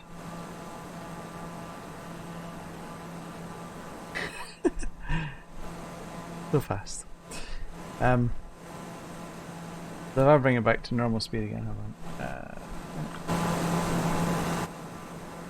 Oh, it keeps... I don't know why it keeps tilting right. Oh, it's trim.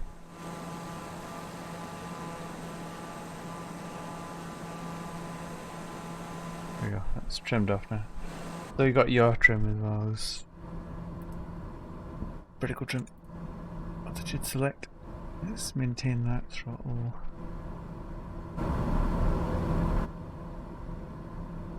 This is back to normal speed, I think.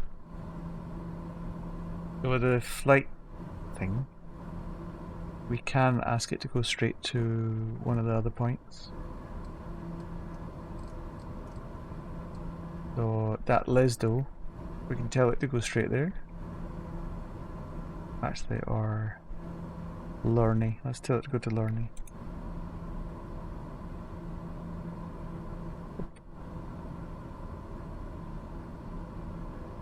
Lorney, and go direct to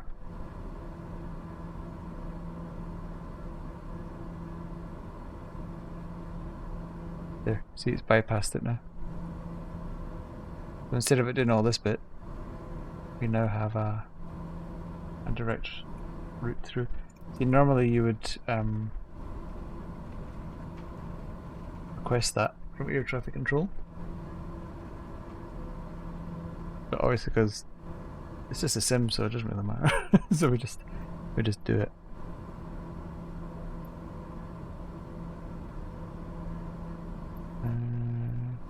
Tune cam. I don't know what that is.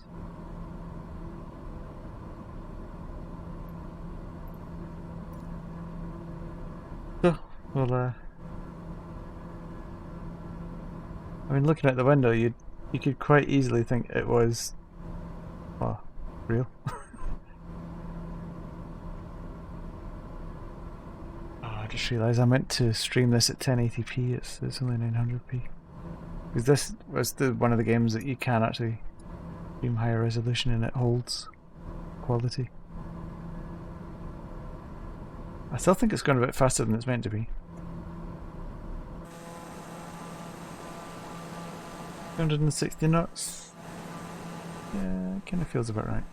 I don't know if there's an option to reset the speed. I mean, you can show the FPS of it as well. It's handy. There's a load of stuff you can do in the developer mode. See, I've got crashes disabled because sometimes I crash. Sometimes. You can switch on wireframe and it shows you how everything's constructed. All the model.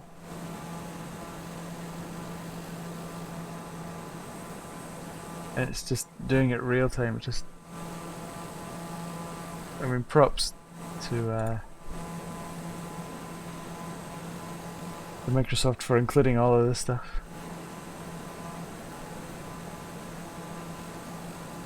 I don't know what lens distortion is, but I guess we don't want that.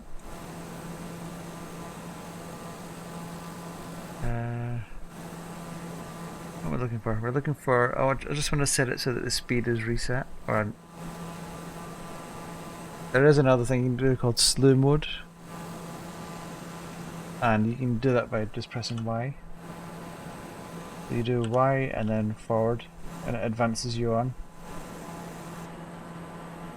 You know, it's actually missed its a little bit off. So that's quite handy if you want to skip forward for a section just to like practice on your next bit. So these blue things, I think this is part of the radar or the not radar, what do you call it? Airspace around Paris or the French airspace. This is only speculation, I'm not entirely sure. So you'd have, I think, a regional airspace controller, and then you would have a local tower that would get you onto a runway, and then once you're on the runway you have ground services which will then tell you which taxiway to go on, and the ground services will, you can also request like pushback and fuel and all that stuff. There's a flight director thing, and I still don't know what the flight director does because it's separate to autopilot. I don't know what it does. I'll switch it on anyway, it doesn't make much difference. But yeah, morning thing. So we can change all the weather as well. The weather's all, I mean, you can have it real weather. It takes, it's a bit buggy at the moment still, but you could take live weather for the day. This is real live weather. For today, that's the weather that it was today. Clouds at this altitude. bit clear.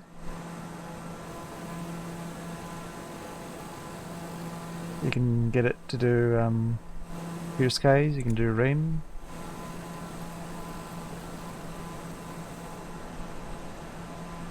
It does this when you change the weather. It pauses just for a moment. You can see where the rain's falling on the left of the side. I think when you fly through it, I think it's supposed to have rain come up here. I might have switched that off to save frames. What else? You can also switch on a thunderstorm or snow. So you see all the windscreen starts icing up. And then the thing here, you see it's minus 11 degrees. Oops. So you can switch on your de-icing. Israel.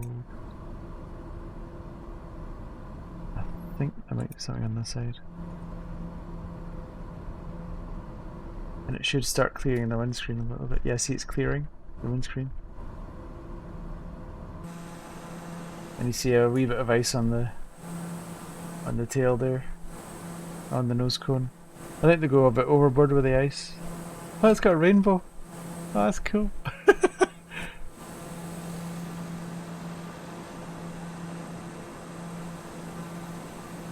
I've not really done much with the weather stuff. I usually just keep it on decent weather.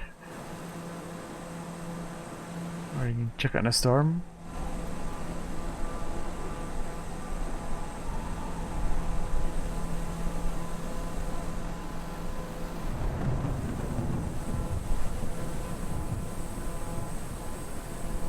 I told it to do a storm, but it's just done it behind us. Big anvil clouds, and you can go up and you're flying through the clouds.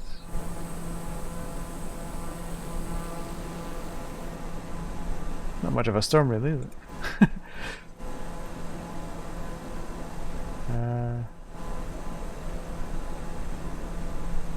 Just generally overcast. See if I can trigger the storm to be more active. So you can also customize everything, like the layer of the clouds. See, that's them moving. No, it's still going.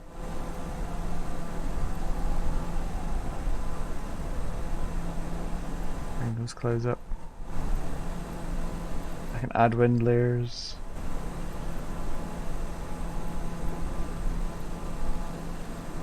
Change the speed, 30 knot wind it is at the moment. Lightning over here. You see how the plane's moving around with the wind?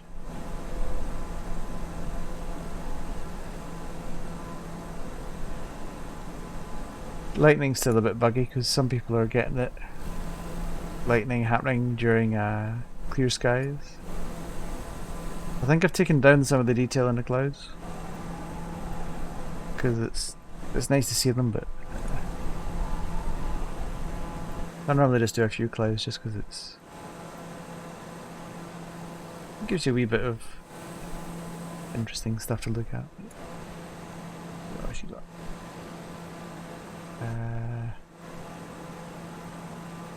Fuel doesn't matter because I've set on unlimited fuel because I just want to fly it. Do you know what I mean? I don't want to pretend to be a pilot by any means. I was like twatting about in it. And there's supposed to be a drone as well. That's the drone view, but I'm not sure how to steer the drone. There you go. Yeah. Yeah. I did a lot of kind of research on that about 3 months ago or so. And although it's, it's the plane that's supposed to cruise at Mach 3.1 or something, unofficially it sort of hit Mach 4. There was one guy that, yeah, like you said, it takes an entire continent just to turn around. And there's a really interesting story. One of the guys has written a book can't remember what it's called now. And he talks about the flight, and he basically said that they had surface-to-air missiles fired at them as they were going over. I don't know where they were going over, somewhere in the Middle East, and they were doing one of their surveillance runs, and the navigator picked up that these missiles were coming, and he basically said they decided to pin it, so they lit the afterburners and just went for it. And they said that by the time that they got to the end of their run, they looked down and the numbers that were on there were numbers that they had never seen before, and it's like, okay. So, yeah, I'd love to have seen one. I've never seen one in the flesh. I live quite near Heathrow, so we used to see Concorde every day. 7:20 at night, the evening flight out to New York, it used to shake the house. And we used to see them just parked up for around the airport. I've been in one, but only as an exhibition one. Brooklyn's it's like a museum, Brooklyn's Museum, which is quite near here, south of Heathrow. Air museum, so they've got loads of planes, like Sultan of Brunei's old plane, and Harrier jump jets, and quite a few kind of car things like land speed record cars and some bikes. But it used to be an airfield. It was the world's first racetrack at Brooklands, and then during World War II, they turned it into an airfield because that's where they used to have a lot of their flights leave to go down to France, basically to bomb the Germans, I guess. So, and they kept it as an airfield. And I'm facing the wrong way. And we're just about ready for landing, actually. I think I'm supposed to land here. That's fine. And yeah, and they've got some planes, and they've got one of the yeah, I'm supposed to land there. Oh, never mind. This is where I'm supposed to be landing. Never mind. They've got a Concorde, and it's been made into an exhibition where you walk into the back of the plane, up the back steps, into the rear of the fuselage. Then you walk through, and they've got basically like lots of little models and concept stuff that they had for the plane. And then you can see some of the older materials that they used for the seats, and as time went on, as it got upgraded to leather and more kind of high tech and just more prestige, I guess.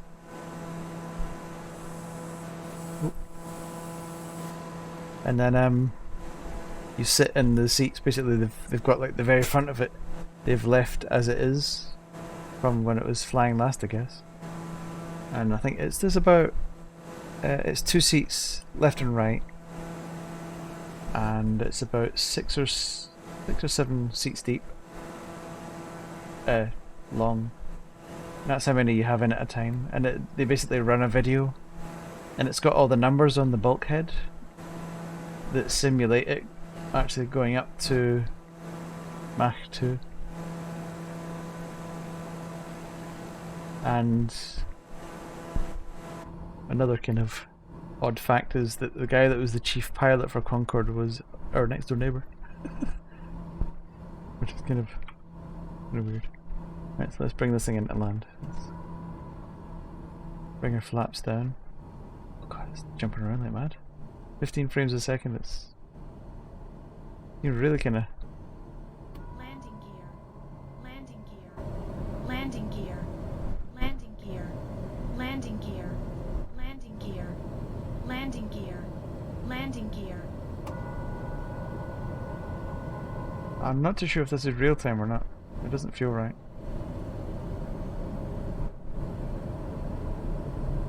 It feels a bit kind of slow. Ish, maybe? I don't know. I don't know where I'm supposed to land, actually. Yeah, ideally it would have actually brought us in on ILS.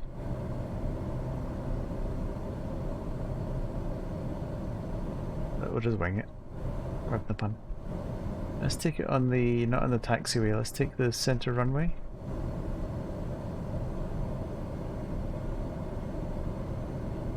So, wing speed a bit.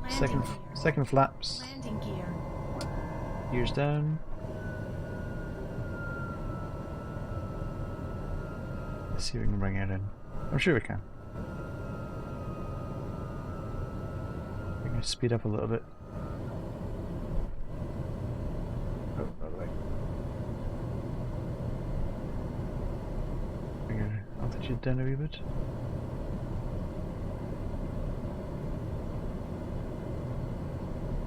I don't know what that is below is, but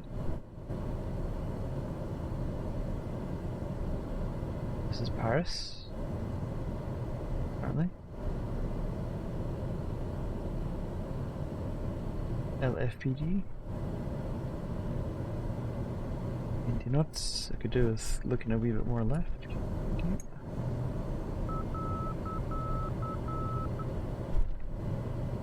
Our landing gear's down, right? Yeah, okay, let's check.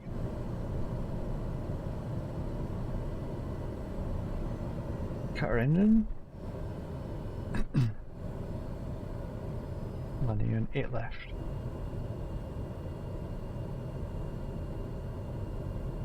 Just float the nose, clear it a little bit. And we're there. And there's a plane right in front of us coming the other way. I don't think that was meant to happen.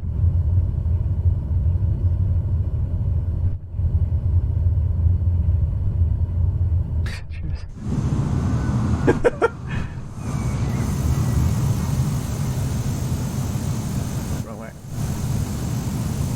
He's probably like, the fuck are you doing going that way?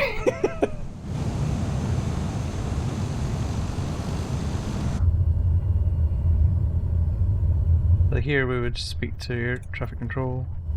Where to go? See, we speak to the ground service. ATIS, that's weather. So request to a gate. I've got it set up so that it'll actually show you, because to do it properly you need a map of the runways and everything and read where you're supposed to go. But again, that's full on kind of nerdy. There you get a representation of the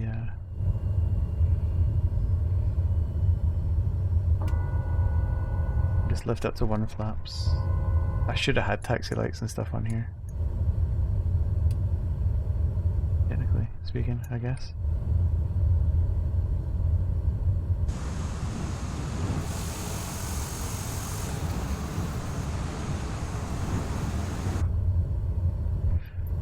So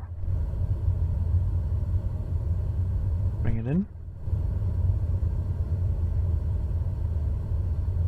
Dealing with my feet is weird.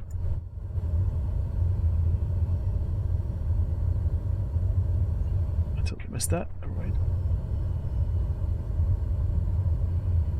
Weird, because going from playing with the PlayStation controller, which is actually quite easy, to having the proper joystick and throttle,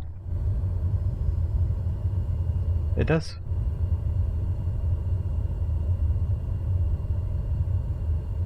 It totally does. Oh, brakes a wee bit. Yeah, those the guys will guide me in.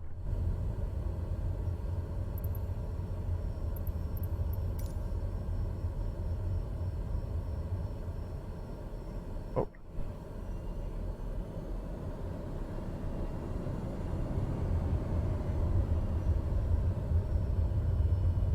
Oh, crap.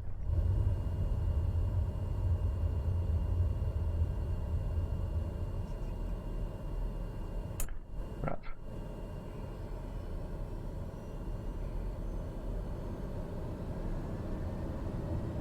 We're not gonna run into it. Put my parking brake on, which is this in here. Aural Sure. warning, okay. Switch off my master alarm. See, this guy will push me back. I totally missed my space. I could go right through them. Sometimes a truck will literally just go right through you. Oh, well, never mind. So in theory, what I would do would be get off everything. The propellers will stop.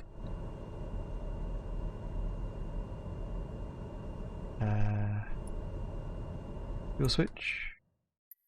That's me landed. And it logs the flight. And there you go. And then you can go into another one. Anywhere in the world. Literally anywhere in the world. Even like the developers, they say, you know, if we've missed an airport or something somewhere, let us know. We'll chuck it in. So, and some of the ones you wouldn't even think about. They're just everything from the famous Top Gear track in Dunsfold down to where was I? There's a pilot, mission something pilots flies Papua New Guinea, and I reflew one of his. There we go. So if we go to live, this is Australia, and Papua New Guinea's up here, I think.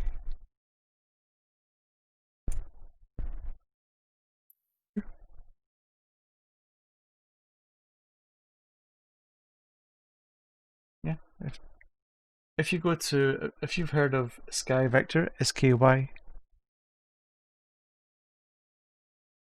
yeah, let me just show you something then. Hold on. If I bring up Sky Vector, so I get the overlay, hold on. You should be able to see, there we go, Sky Vector. So, I don't know where that would be.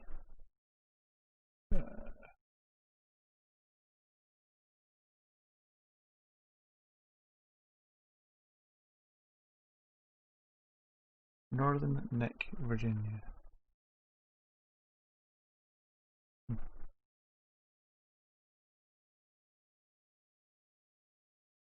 Maps.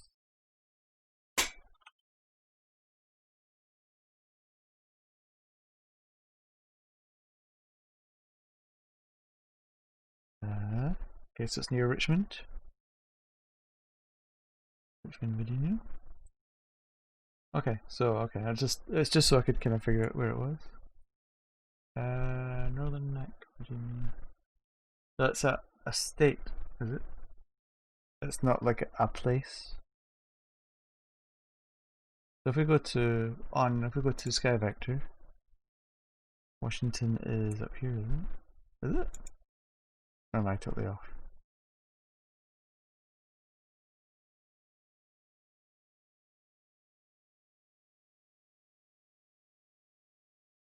Let's have a look. So we've got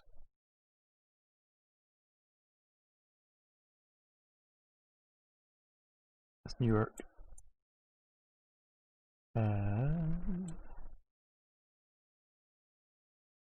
Washington's north of New York. New York, isn't it? But my geography is really bad. New York, Philadelphia.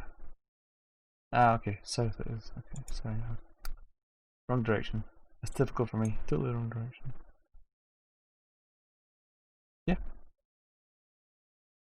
Yeah. It's just skyvector.com. And it should, if you look at World VFR on the top right of the oh, there you go. At the top right of the screen. So that's, I guess, Washington. Yeah, that's Washington.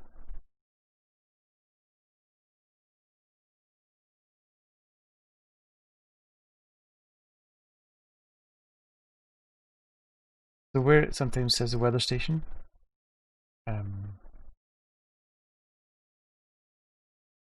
it could also be just a weather station by a runway. Like KORF is Norfolk, but it's actually a runway there. But it's marked down as a weather station. That's because it's got the ATIS thing where it tells you like the wind, if there's a crosswind or the weather conditions for when you're landing.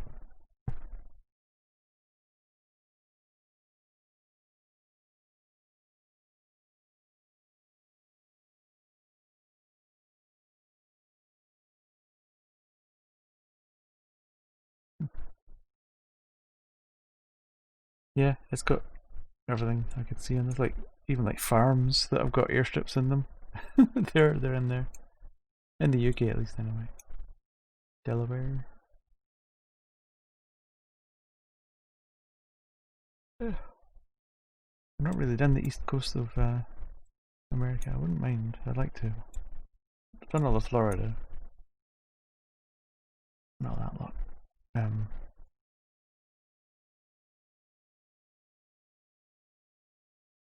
We did all the west coast a few years ago. Drove all the way from Seattle right down to LA. And I flew part of that in this.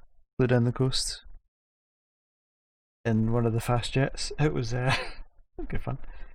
Basically, about 200 feet above the road, tearing down the coast.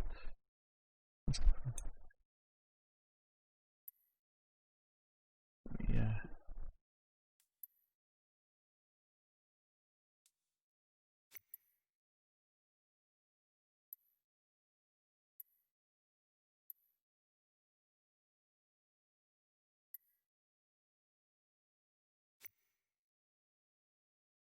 There must be a way of setting this so that it resets the speed of it. Yeah, the maps are sometimes a bit hard to read. You might be easier with world low or something just to locate it. Although maybe not. Langley. Really? As in FBI Langley? Yeah.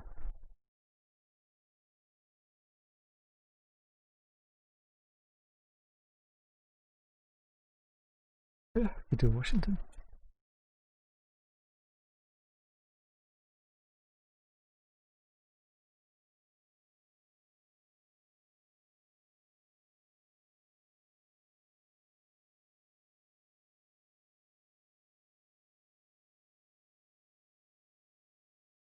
It also sets to show different weather warnings here.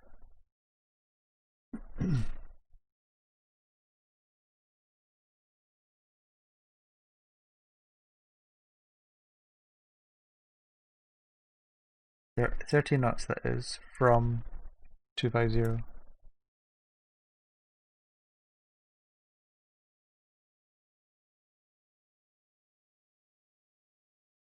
So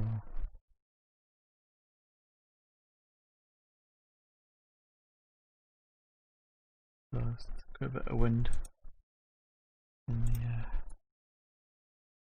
mid-east of the states there. And then this way here too. Santa Clara. What's that?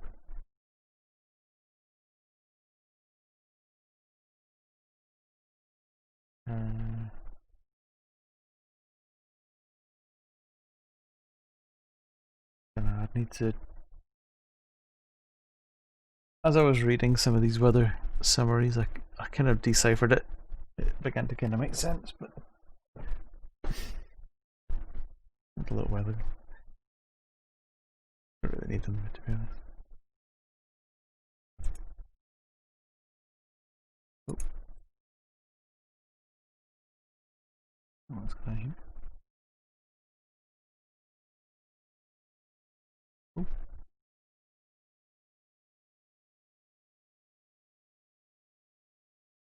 I wonder if that's height warnings.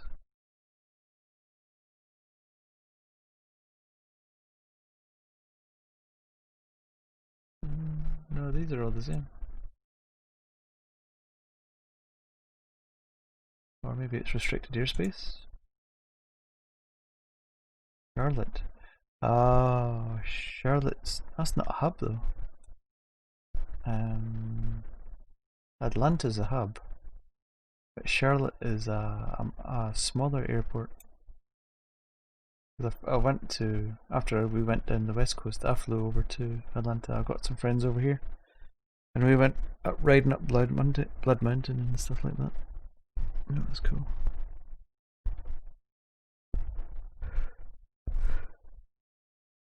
But it's expensive to fly to Atlanta.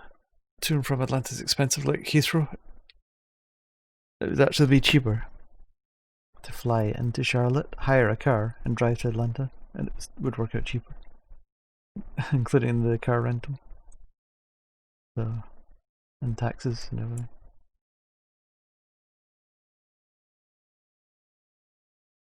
So how's it going? Have you found that airstrip? I'm gonna see if we can find it. In there somewhere, isn't it? It's hard to read these maps, kind of overlay it against like a Google map or like a regular map. Northern Virginia.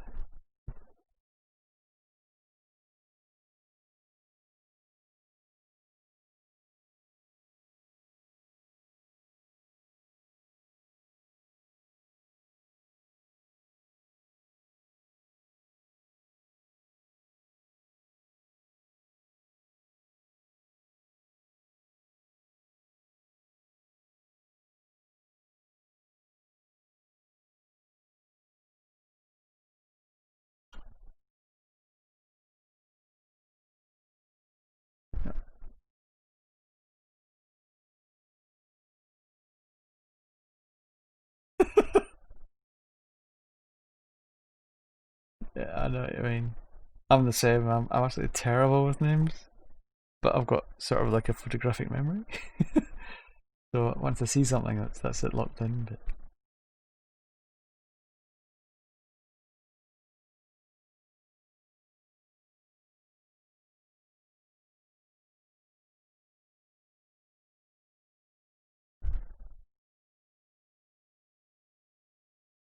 uh,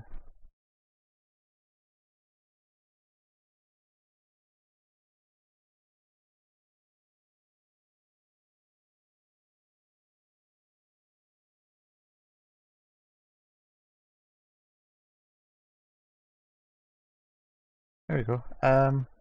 If you look at the screen now, I've got a whole bunch that are overlaid. Camp Nymmuck, Middle Peninsula, Camp Peary Landing Strip, Humblefield.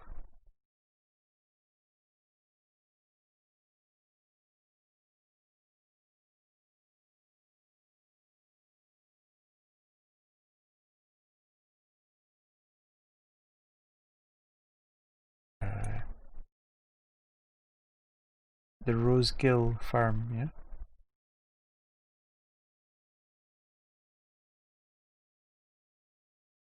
Okay. So let's go Rosegill. So if we go back to Flight Sim and type in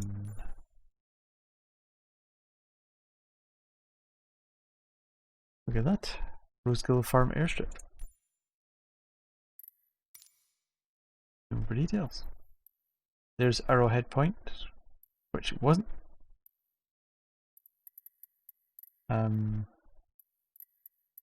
departure. Rosegill I don't think was in Sky Vector. Oh, and no, yeah. You got Rosegill. I'm just trying to see where this is. Okay. Oh, back. You got this here, then down here you've got Rosegill. Oh, that's Langley. I'm off looking at the wrong thing again. That's Richmond, Washington. Two.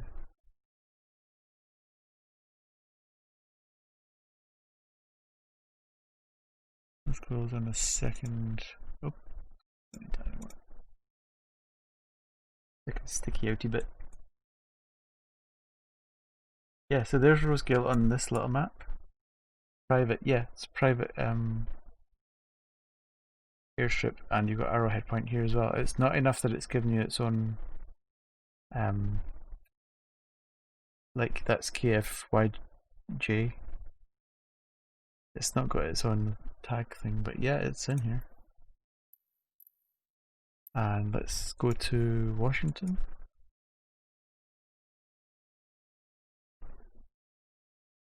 No, no. Okay.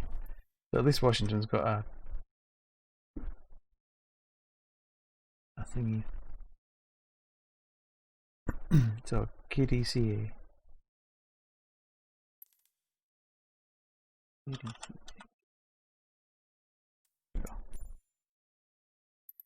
Zoom for details. Yeah,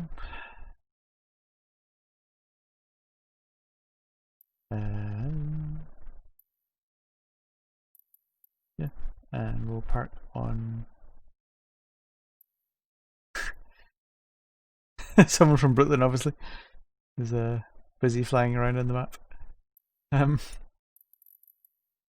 See if we can check it in 52. Well, kind of want something more medium. All small, is it? Okay, fine.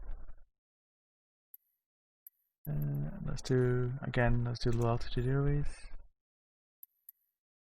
Roach. Didn't see what thing this was. It's 33. We're not going to do RNAV because I still don't know how to do RNAV yet.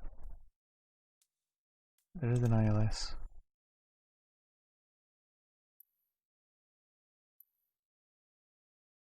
Yeah. Very. There's some that you've got to have special, not special planes, but they're adapted to for a lot of lift, so that they can just float down under them. This is Washington vicinity as my starting point. That's not right.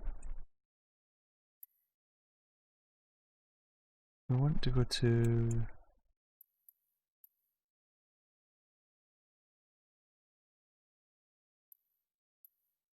Here, that's it here. We'll take off from this and then turn around. Departure. There you go, ILS 1, depart direct. See, that's our flight plan? Yeah. So, it right now is East Coast.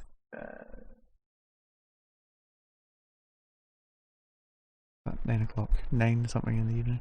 Oh yeah, here you go, 9:36. Well, well done me. So we can just make that a bit earlier, just so we can see. Keep it still as today. We'll have live weather. So whatever your weather was up there today.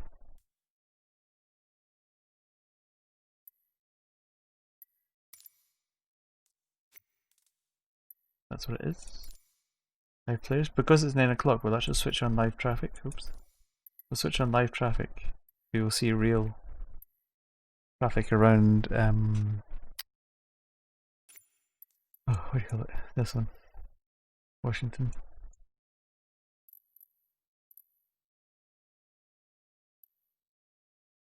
AAL545. That could be real. That's that Brooklyn guy still. I don't think it's going to show it quite yet until we actually go. Let's have a look at the nav log. It seems to take it to 7,000 feet. Yeah, let's do that. Aye.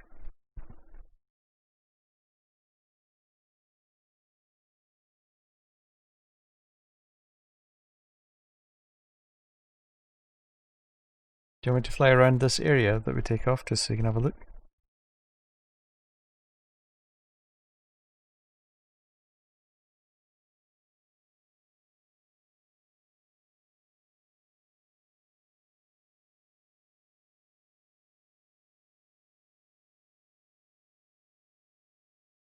As well. Somewhere new for me to have a look. With the TBM, I can set it to fly quite slow. Takes a little bit of a effort, but I can do it. Okay, so that's night time, which is no good. Okay, we're literally in the middle of nowhere. This is it showing you the it getting ready to take off. Getting into position on the airfield. All lined up.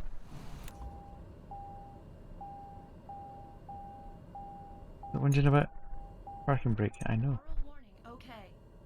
Let's switch on our interior lights, see if I can find them. Hang on. So now it doesn't just have them switched on when it's nighttime. Actually, we're going to change it to brighter anyway, so it doesn't matter. We'll make it. Oh, this one wouldn't do, no. There. Let's there we go.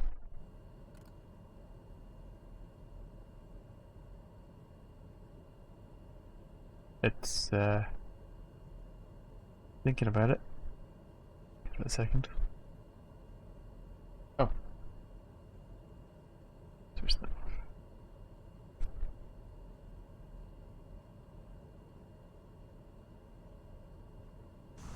Oh no, there we go. It just took a minute to contemplate its existence. Get rid of the yoke. Just very quickly set up our controls here. Just set our bearing number as GPS. Nope, nav 1. Secondary FMS is our GPS. Is this purple line? Nav 1 would be like an ILS. There is no nav 2 at the moment, but we want it to do GPS. Speed bugs. V25 is our maximum speed. Cruising laps 1 at 230. 180 for flaps 2 and land. I think it's 130. It's got a thing here on the door and it tells you all the different speeds that you're supposed to have. Good time. Switch them all on. PDF. Option 3, because we always want to see the wind. 8 knots crosswind. That's good because that's actually going to push us up towards Washington. We'll get there a bit quicker.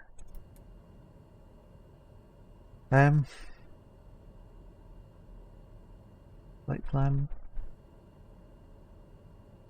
That's alright.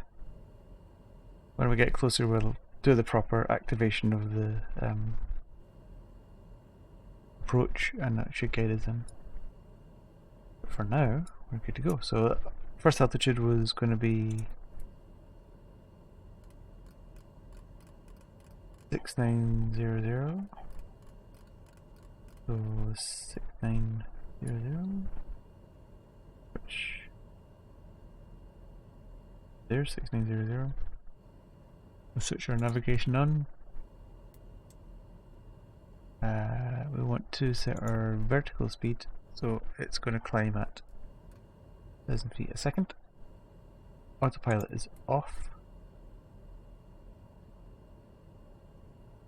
And yeah. Is this the airship you were expecting? That's everything all set. It is literally just a strip of grass, isn't it? So I've basically set everything up so it's ready to go.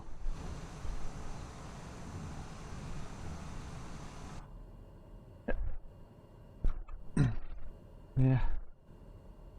I do like to take off and land it inside the cockpit, and then once I'm up then I'll switch to we don't need taxi lights. Because we're not we want the strobes on though. Oh no, strobes are on. Navs are on. Do we want pulse on? I don't know what pulse lights we're supposed to have on. It's on throttle. Engines are spooling.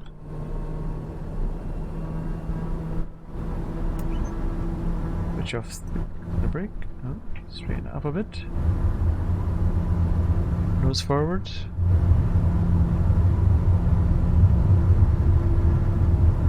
Airspeed is alive.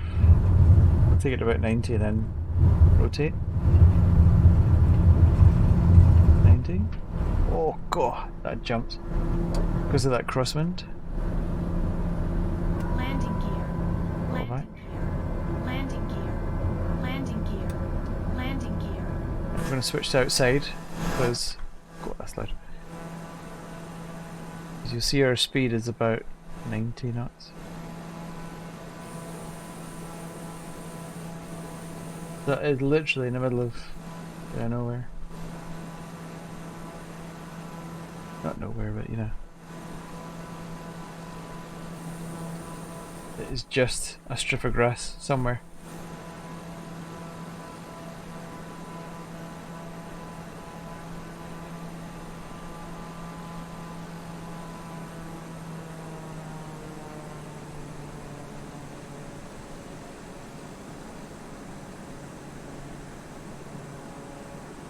Yeah.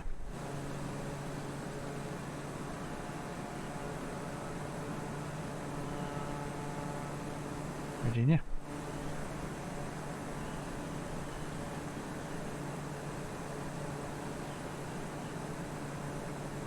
I think that's where we came from, wasn't it? Is that where we took off from? No, it can't be. It's there on the right.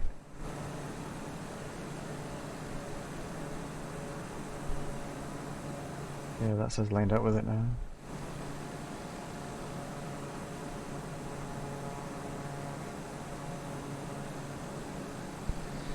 So the good thing about this plane is that it's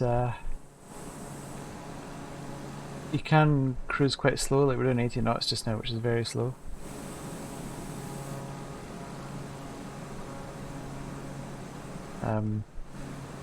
But it can also go fast, like really fast. See the crosswind, it's fighting the crosswind. Does it actually say something on the ground there? Or is it supposed to be just trees? I know it's trees, I think. But yeah, I think that's where we took off from. Yeah.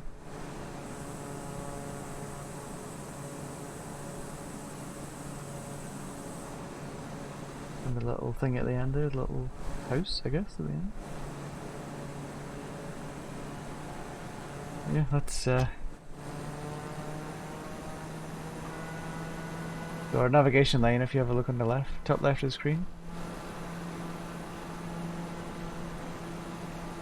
What we'll do is we'll full flaps are off, or rather flaps are fully up. We've got a whole lot of real players and there should be some real air traffic. Our speed's coming up. I'll engage autopilot there, and now I'm hands off controls.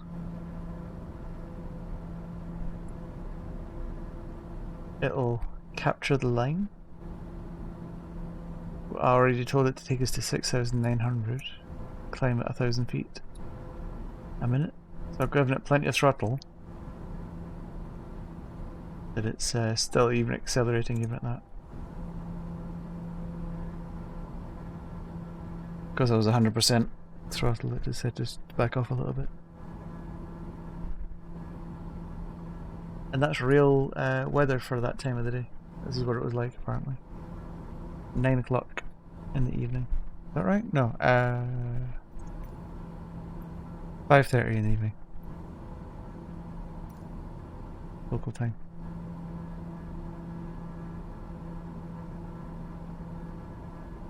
So our estimated arrival time will be, where are we? That's very quick to get to Digby, aren't we?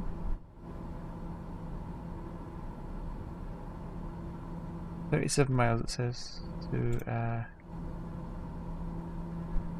Oh, these miles, these distances are all wrong, I think. That's actually a headwind. No, that's a tailwind. I'm confused. Okay. So it's at 5 nautical miles. Make that 10. I'd normally fly with it at around about 10. But you can zoom right out. Right, so you see it joins onto this, then it'll hook us to the right, and then I think it goes left. I think there's a thing you can do, you push it, yeah, and then you can... It'll follow that line up, right up into Washington. And I think when we get to here... No, actually I'll go back. Right plan.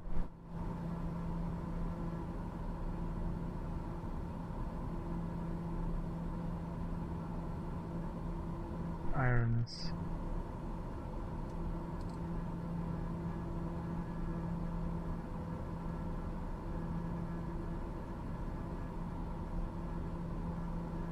It's after this.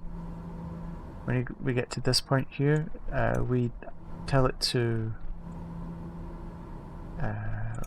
do the procedure of approach, and that will then automatically guide us in, capture the glide slope, and literally fly us down to the runway, and then we take control.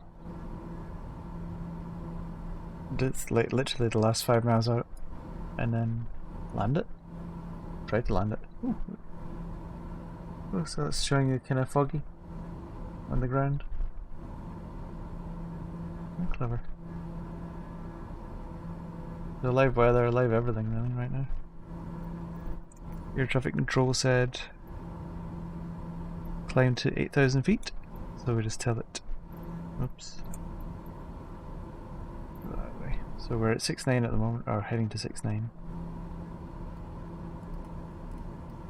Let's say 8,000 feet.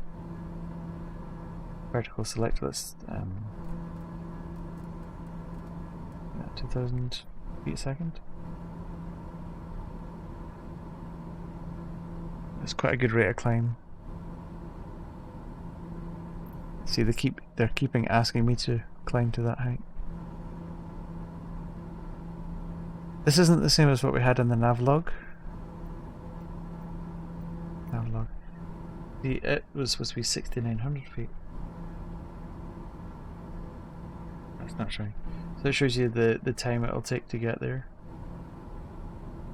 24-minute flight altogether is the estimate.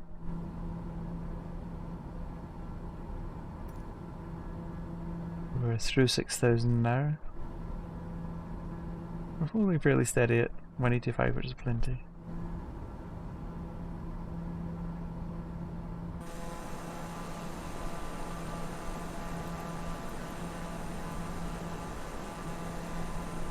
It's quite misty on the ground. I mean, how real it is, I'm not entirely sure. I think they take the weather information that's local and then they just try and try their best to transpose it into layers of cloud. You can see that the dials in the bottom right, you've got the VS is the vertical speed, so that's the speed that we're climbing, and now we're getting close to our 8,000. It's smoothing off the curve. Once it just pushing forward on the throttle a wee bit to get more speed.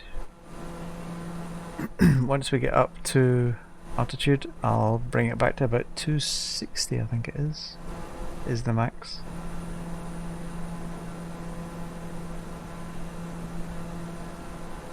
It's quite pretty.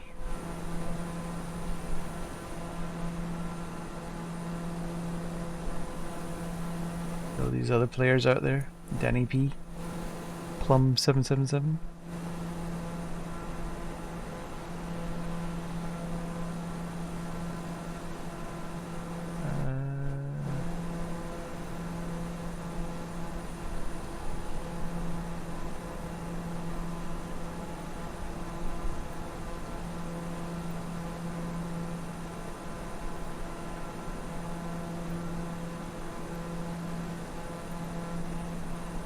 I'm pretty sure I switched on live traffic. Mind you, maybe it doesn't allow it now because we're not live real time. Yeah. But I don't think it might not show real traffic because we shifted the time. I mean, if I did live like now, then in theory, like see this light here on the left, the strobing red.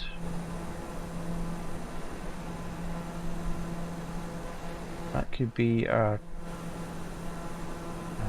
simulation of the real thing.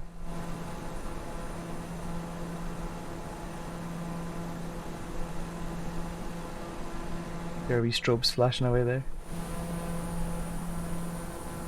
I don't think we should have them on actually, strobes. I don't know. I don't know what the rules are for that.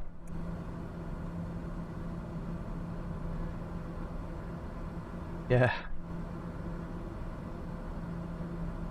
We don't need nav lights, do we?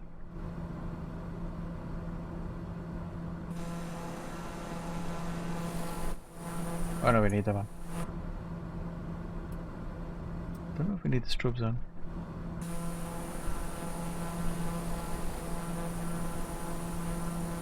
Okay, maybe we do. Strobes are on. Turned off the pulse. There you go, I think that's right. It doesn't need to be flashing white. Yes, it's got a little pip, but it's not the whole main big flashing thing. I think the strobes, when it does the big flash, I've got a feeling the pulse, that I think that's for when you're crossing a runway, a live runway. I think that's what that's for. God, these are bright, aren't they? Holy shit. Oops. Is there a way of turning that down?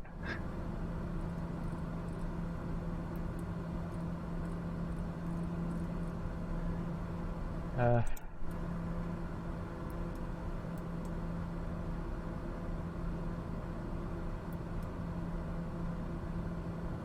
think this is already all set, isn't it? And there's option 3. I mean, there's other stuff it does as well, like in the MFD. So PFD is primary flight display, MFD is flight display. I don't know, main maybe? I don't know. But, it can show you live weather, like the cloud cover, and that's supposed to simulate what would be outside, if you could see it. These are just other flares. We're about to hit another waypoint. You see that, and then it'll turn automatically, as you can see on the left screen. You can do different weather things, like you can do a Doppler radar to show you where there's any kind of cloud cover. It's pretty light. And then you can do a vertical to show you the elevation of it, so it's quite low. Just like layers, fine layers of it. Apparently it's quite realistic to the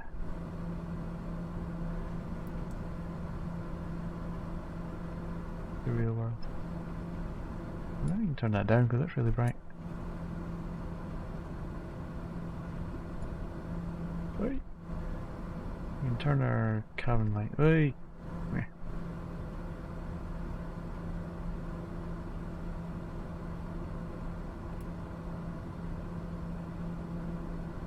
Whatever. So we've done our right hand turn. We're now, for some reason, we've still got weather on here. We want just the map. This map is.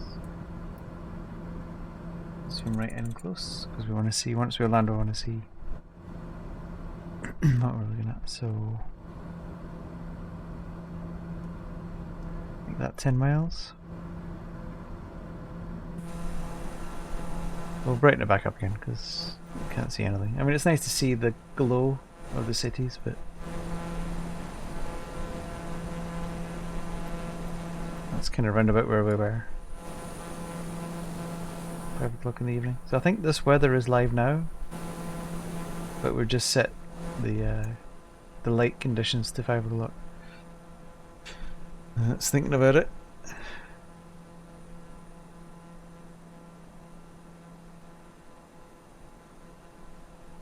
Give it a second to catch up.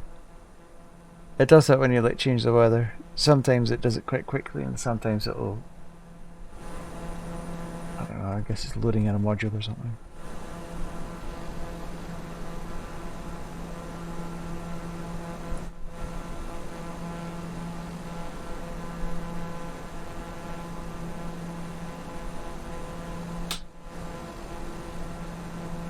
I'm surprised it's not going any faster, to be honest. Because I thought it doesn't have speed brakes on this.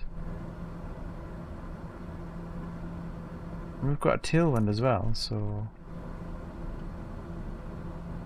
it should be able to hit 260, so I don't know why it's holding back a little bit. At round about 75% throttle, I should be getting.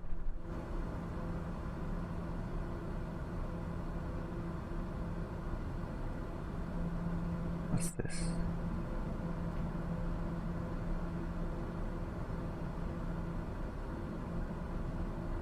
Fuel control.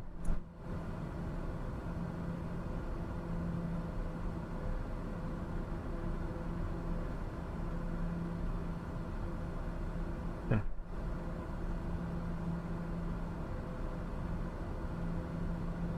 I don't know if you can look outside with this one. I know on the the airliners you can. What it is. Nah, it doesn't have all the funky external views.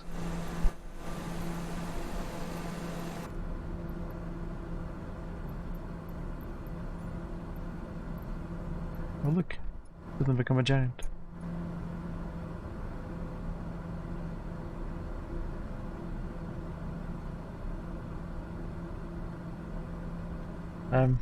Yeah, you can change barometric readings. See, I just changed that there. I've corrected it to real-time barometer settings. Normally it's like 29.92, and that affects the altitude, or real altitude, because it must work off of a pressure system that it knows what pressure it should be at a certain level, but then depending on the weather. These other people. Do you see we're getting a wee bit closer to the red line? Sit back down in our seat a bit. Just stretching our legs. We can just watch the flight plan as we get closer. We're on the last leg now. See, it removes the previous navigation. We're on the last little bit. It looks like it's going to kink to the right a little bit.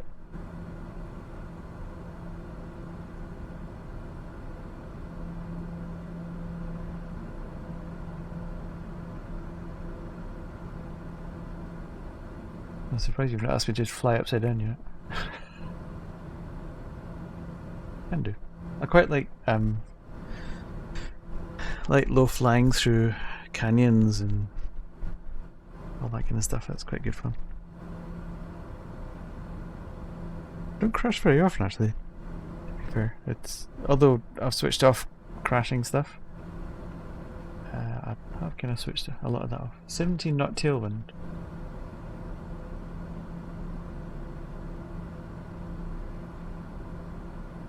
Oh, anywhere like Utah or just anywhere where there's even just like roads, like down here I could fly around the coast, do you know what I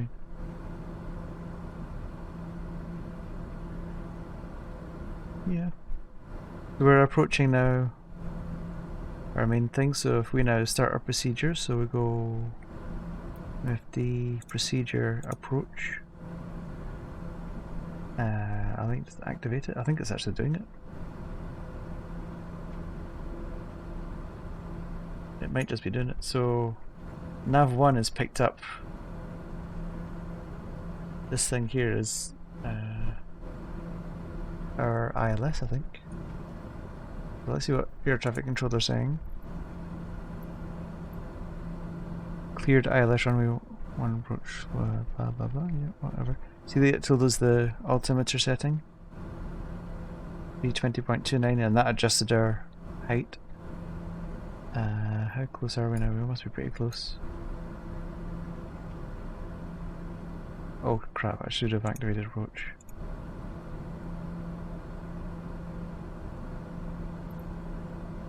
The ATIS is the weather.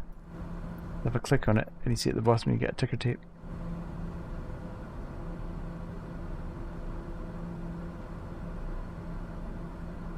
I'll bring my speed down a wee bit.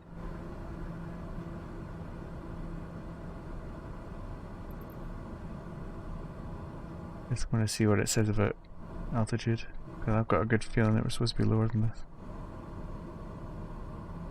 We need to be 2,500 feet. I think that's a bit high.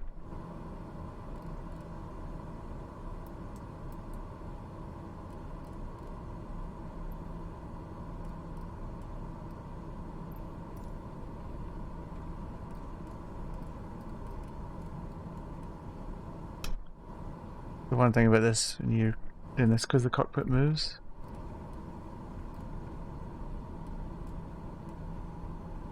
we want to do vertical select, and we want to get down fast.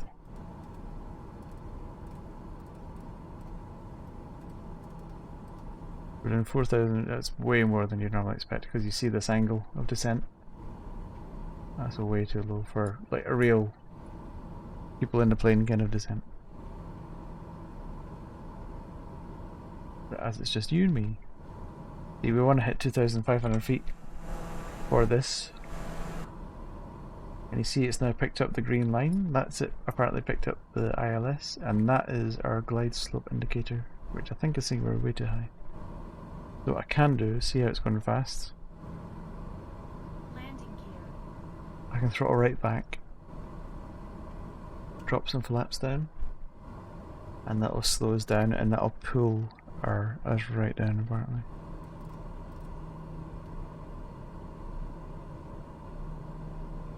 You can actually see the runway there on the map. Can't see it in real life because of the clouds in the way at the moment.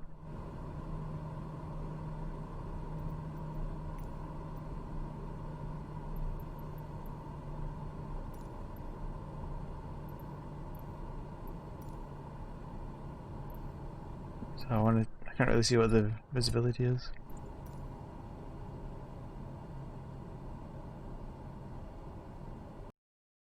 Oh, I might have killed it. I killed it. So this is one of the bugs with Microsoft Flight Sim. Sometimes it crashes like a motherfucker.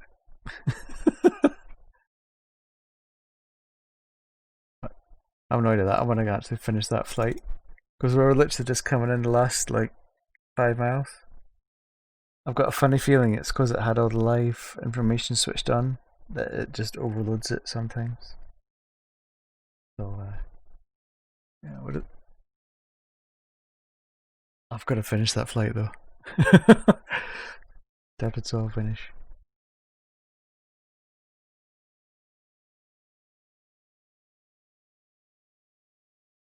I can take it right up to the point where it caught the ILS. I'll actually fly it at 2,500 all the way so that it's at least at the right sort of level. Because I think the angle, if you had a look at the arrival, they call it a plate. Basically about like a chart with all the information on the airport that you're arriving at. And it tells you the angle of the glide slope, which is apparently like 3 degrees. Here we go. Some of them, like some of the dangerous airports to land at or airstrips to land on, are like 6 degrees. Just because like you might be coming in over a mountain, and so you haven't got the space to have a smooth Shallow glide slope.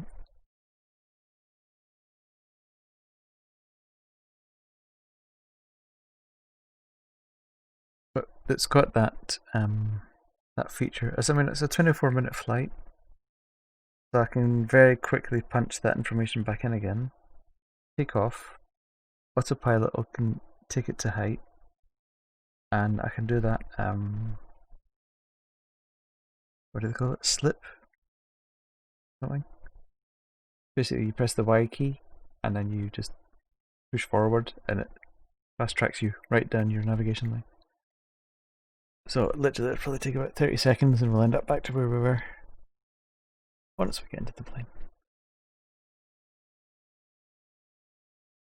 Yeah, at least we can land. I'll get rid of the real-time weather. And I think the real traffic, just because that stuff is still sometimes a wee bit buggy.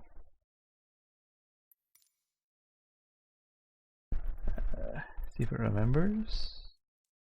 No, didn't remember. I didn't think it would. But we know where it is now. It is that one there. Let's go. We're actually faced the right way this time. That's departure, and we want to go to Ronald Reagan, isn't it? Ronald Reagan National. And we want to stick it somewhere.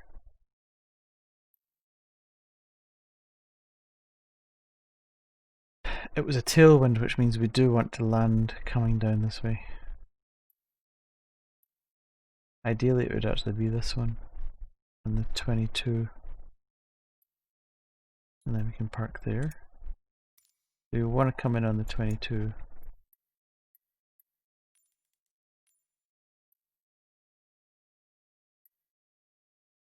I'm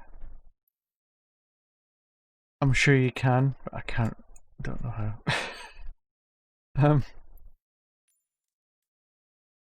I'll just quickly set this up. So it was 22 we want to come in on.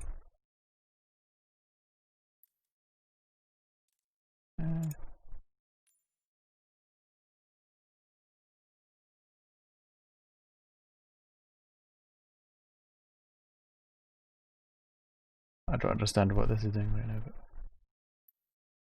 let's do this. And we want flight conditions, we want AI traffic. So at least there's something else in the air. We don't want live weather, we want few clouds. 5:30-ish. Same plane, yeah, let's fly. So we'll get the plane up in the air. Quickly get it, it's pointing around the right direction now, at least taking off this way. It'll quickly get up to 2,500 feet because this plane is quick. I'll try not to run into a car on the way over. And then I'll do that slide or slip or whatever they call it. What's up here? Slew mode, that's it. Slew will then zip us along very quickly. Ready to fly. Here we go. Right, let's just quickly. This. Nope. Mess. Don't really need auto. Free back. FD. Flight plan is on. We're good to go. We're going to do altitude of, we'll do 3,000. Vertical. Do that. Climb fast. We want nav. Go damper. Throttle.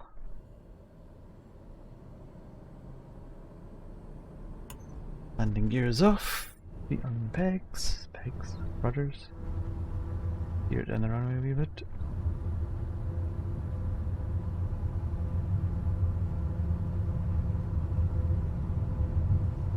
Airspeed is alive. We'll take it to about 90 and then rotate. boy. Landing gear is up. Flaps are up. We'll start our turn to the left. We're way too close here. I don't know what we're looking at here.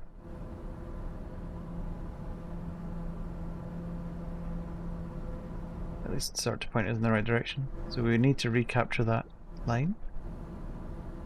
I'll switch on autopilot, which we have done now. We're 160 knots. Set to climb at 3,000 feet.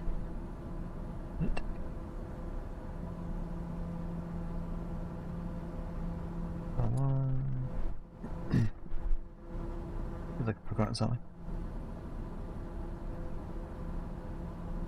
Maybe cabin lights.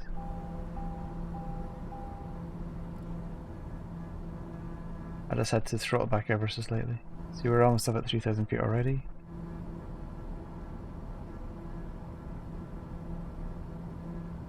It's got like a lens distortion though. What's going on there? Okay.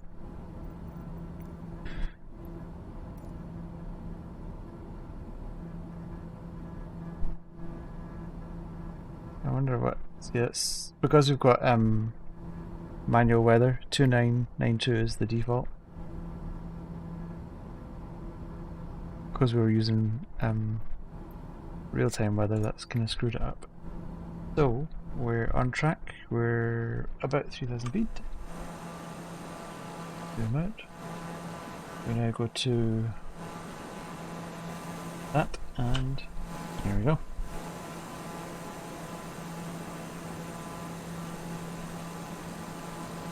I wonder if it'll actually turn. It should do.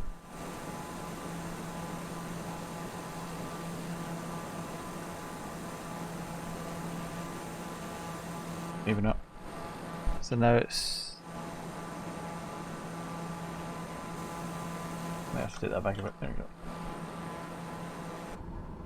It's lining up for the next leg.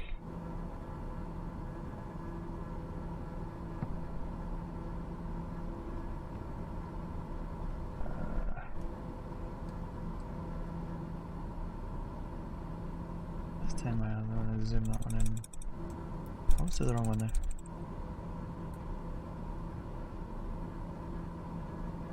It's going to capture this. It's going to capture it late and immediately switch over to the next leg. And we're looking for it to get past irons. Once it's on this, then it's straight pretty much all the way. It's about to capture this line. I think that's the line. A bit bumpy. What's going on there? As you can see where we are now. And then it'll capture this line.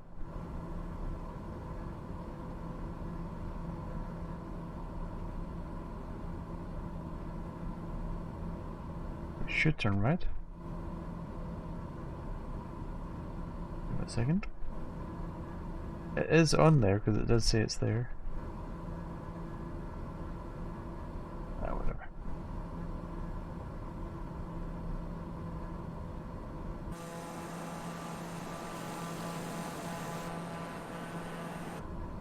Look forward to the next one.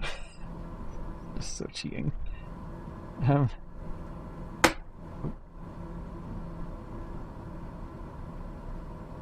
okay, maybe it goes red when it's fast or something.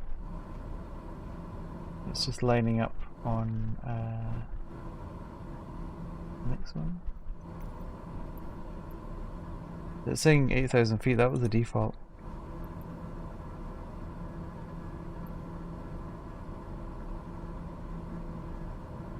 So that was Washington. Okay, so it's saying continue to OJ. Yeah, that's fine. Oh, my radar controls, hold on. GPS now. Oh no, that was right. I did do that. Forward. And then the next one is this one. Come on.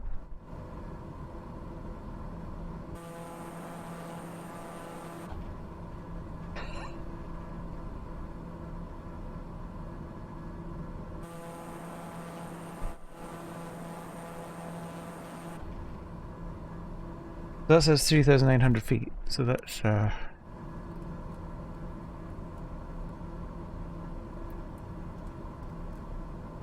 actually do what it says, 3,800.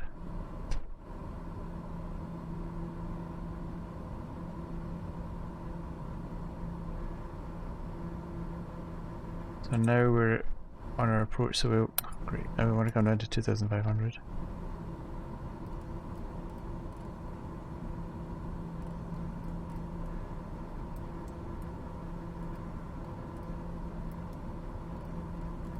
I don't know why it's not letting me change it.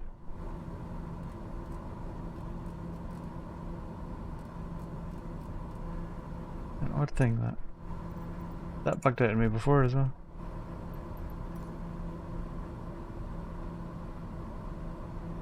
I mean, I can fly it manually. Let's activate our approach. Oops. Approach is activated.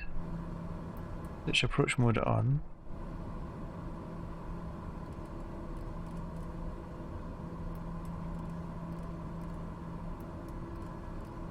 I don't know why it's not letting me set the altitude.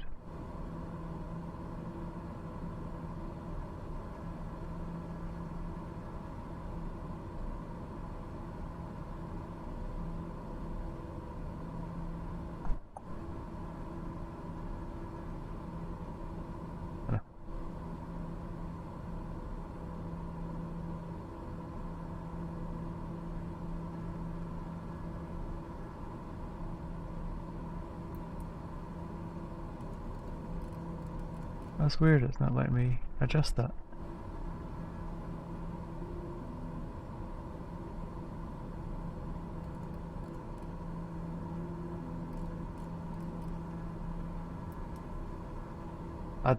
It might be because I did that speed thing, so okay, I'll just fly it manually.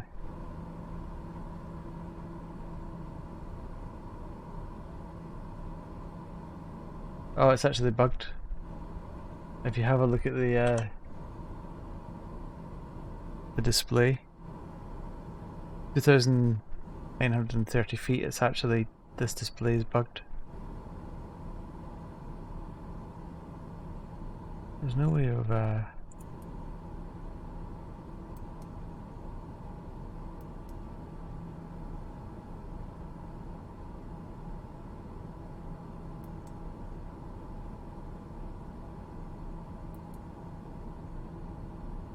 so now it's captured the let's see it's working now, this bit.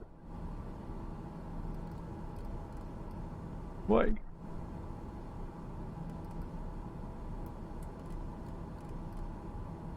I want to be 1,600 feet.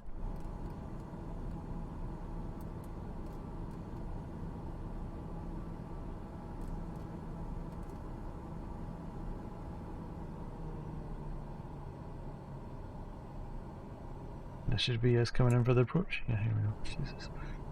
Okay, so you see our little green diamond. That's our glide slope indicator. How far out are we? 4 miles. Let's get some flaps down.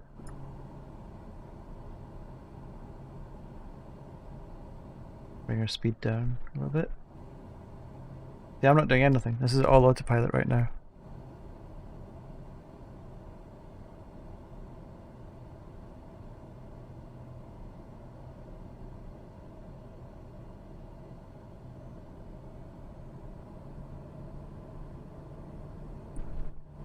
Completed approach. So I think the white GS is the glide slope thing, that it's ready to do the glide slope or something, and you see it's moving down. When it gets to here, it catches it, and then it follows it at that right angle to go down. So it'll automatically adjust the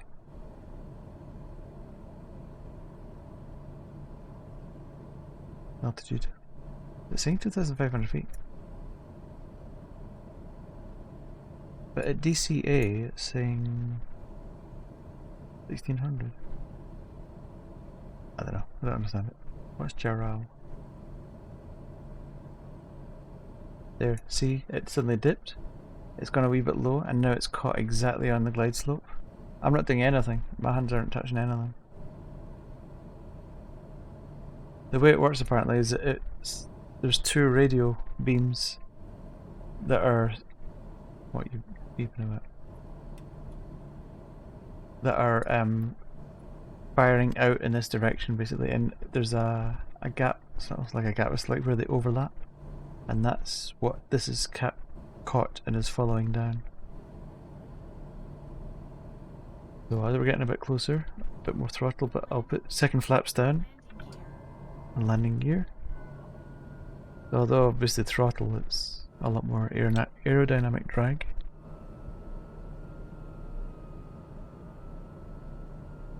Get a bit of a better look over.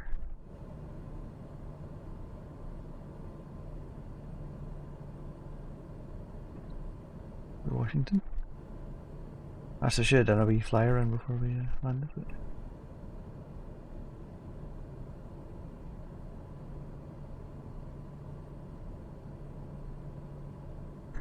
how far out are we now? About 2 miles.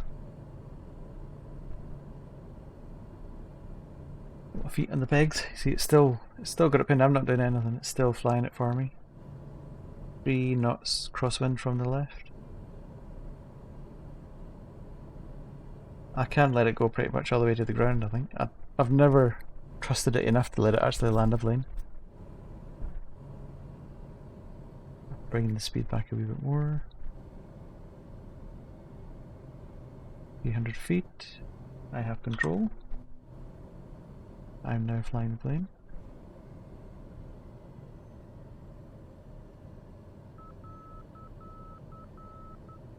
The glide slope, you see I'm off the glide slope now.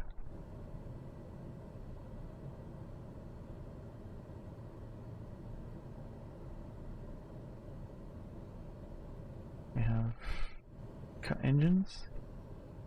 I think it tries to get you to land at the 500 feet mark. Right, that's a bit. They just put it down. A bit of brakes.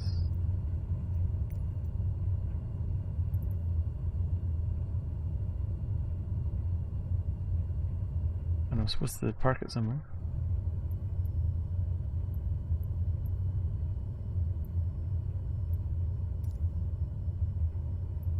That's me calling a tower. That's them telling me where to go. Way speed. Like, now let's see, this is doing it all for me. Oh. Missed that turn.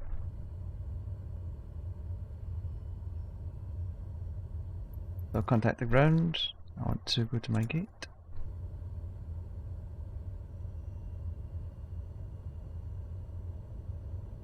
It's talking about the taxiways. I've got no idea what they are, because you need to see the map for that.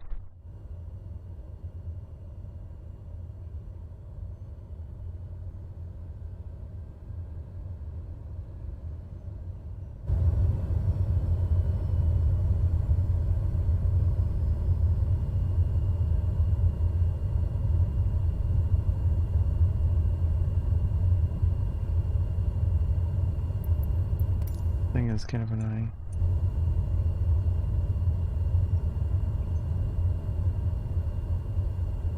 I'll just cut the corner. Nobody's looking. Fire trucks are coming across anyway. So.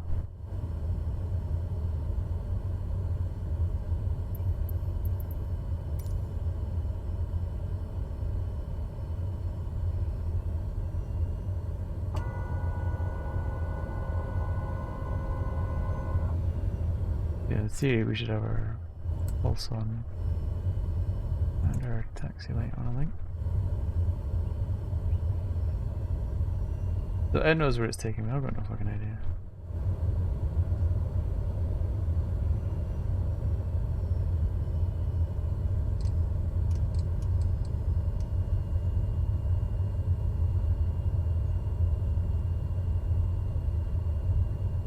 Over there somewhere.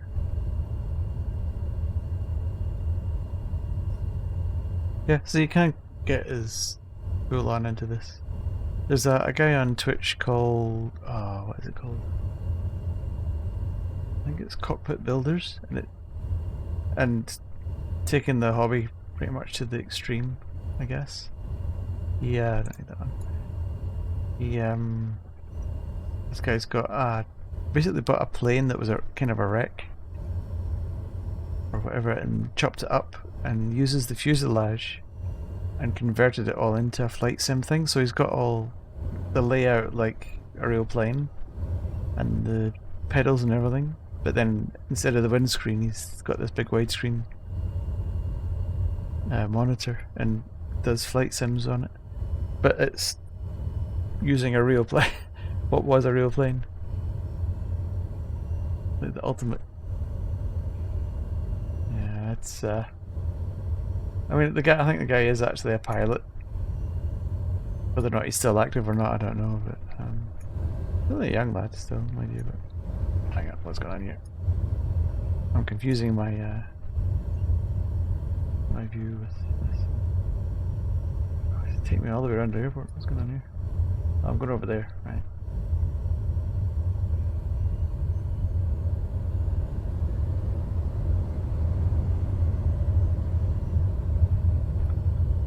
The trouble with these pedals is it's pushing me back.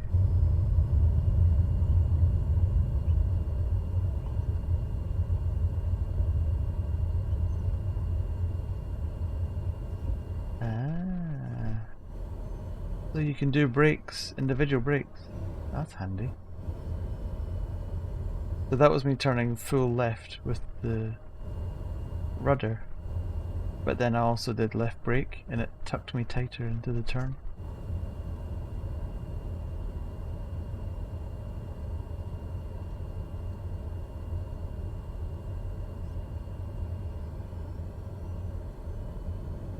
What? No, I think it's got the sandwiches in it. Whoa, wrong way.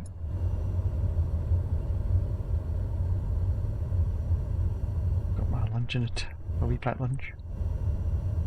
Hey, that's my fucking plane. Where am I supposed to park now? It's reassigned me a new parking space. No, I'm having it. Right.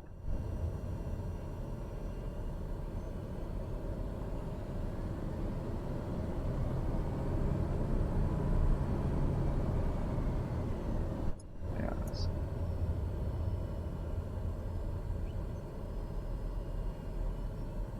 right. Come on.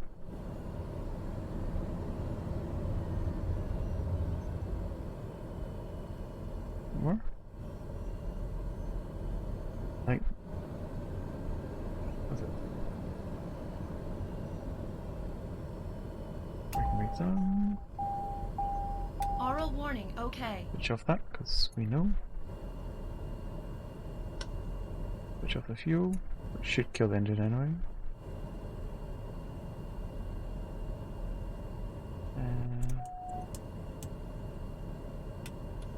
Brushing off. In some versions you can, I think, like even open the door and get out. But not this flight sim. That switches everything off. Weather will stop. And then I think once it stops, that's it.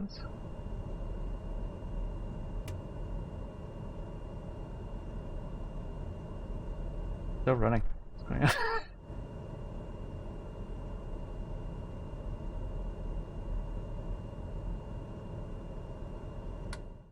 Okay, close the fuel valve and that switches it off.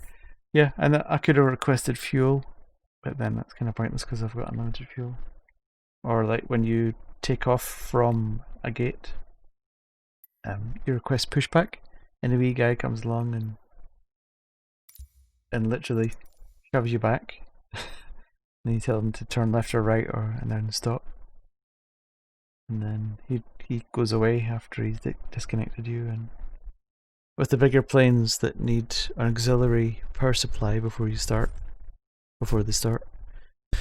a wee truck comes along and plugs into your plane and gives you external power So you've got all your avionics and all that kind of stuff running. And then you start your engines and then you switch to internal power. He disconnects and buggers off. The level of detail in it is quite that way. But I had to do that thing. I want to have a look at Washington. Let's switch to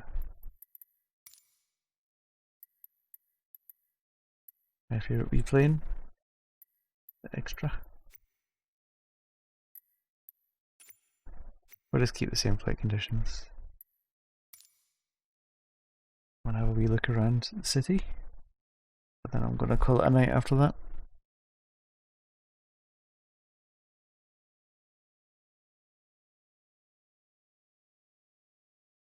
Yeah, there's some games that you can download, like all the Call of Duty stuff. It's supposed to be, it was like 80 gig or something. This was 85 gig.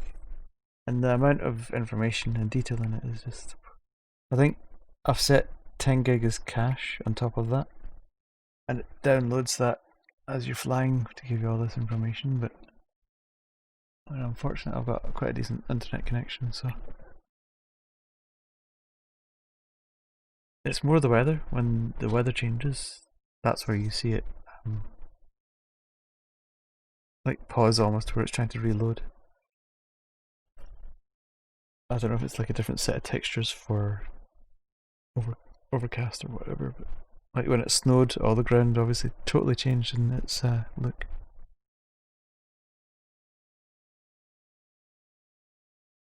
But yeah, alright. Switch off developer mode as well. Just in a second once it loads in.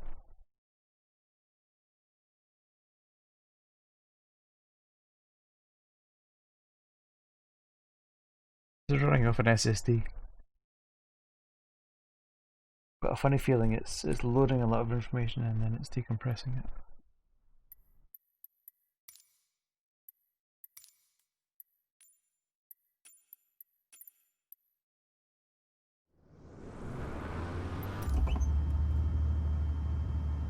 Very much a manual plane, this one.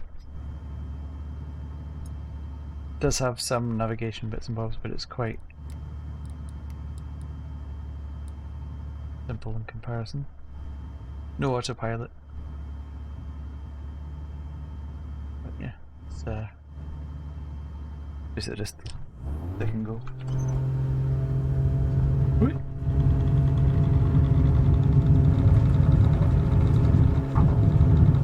God. Take off, shall we? I don't think it's got landing gear.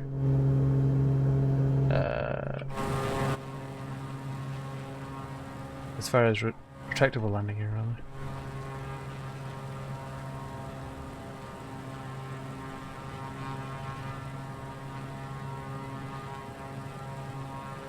And trim the nose down a bit because it's climbing like mad.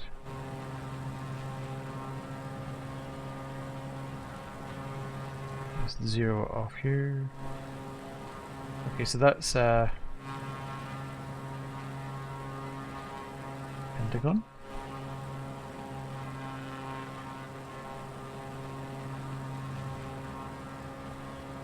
All these people around it, flying around.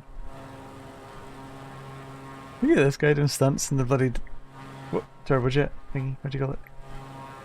How is he going so fast? He's got accelerated speed thing going on right now.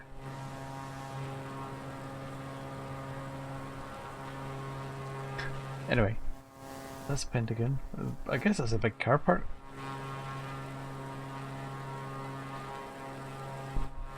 I need to adjust this trim still, it's still not. I think that's meant to be, that's supposed to be Washington Monument or something.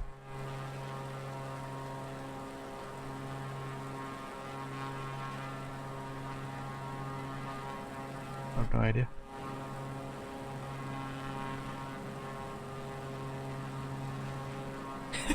What's this guy doing?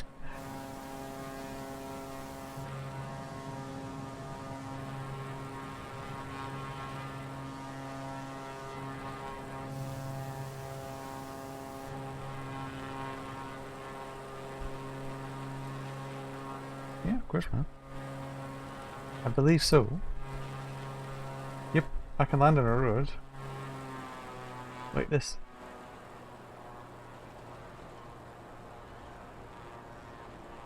Oh, let's do the main road. Just because I can.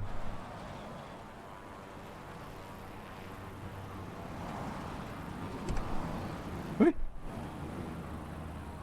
This is why I've got anti-collision stuff off. Oh, I'm really messing this up. This is why I tend to land inside the cockpit. Whee! We're down! We're off again! And we're down again! See, when I'm in the cockpit I can kind of float it down properly.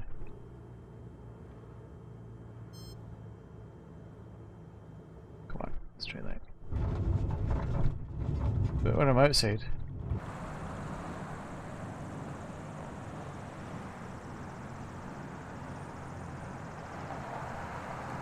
I'm taking the freeway.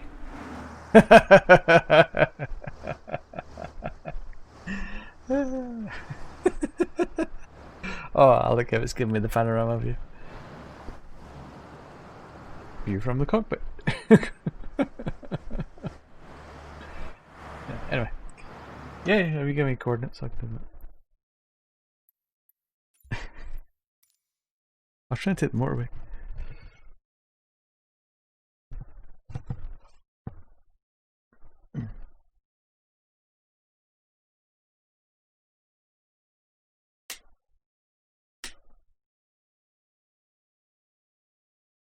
There is a way of getting it from Google Maps, I think.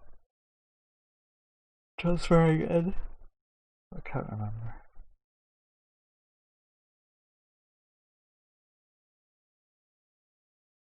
I don't know how accurate it can be as far as you see a landing in a neighbourhood, but as you just saw there, when you're coming down at a certain speed, there's a certain amount of space that you need before you kind of come to a close stop. Like, at least like 500 meters.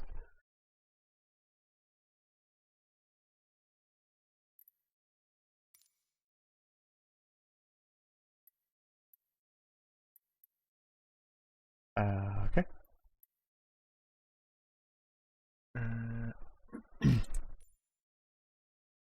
Um, Sure, there must be a way doing this. So if I try doing... God, I don't know how to do this.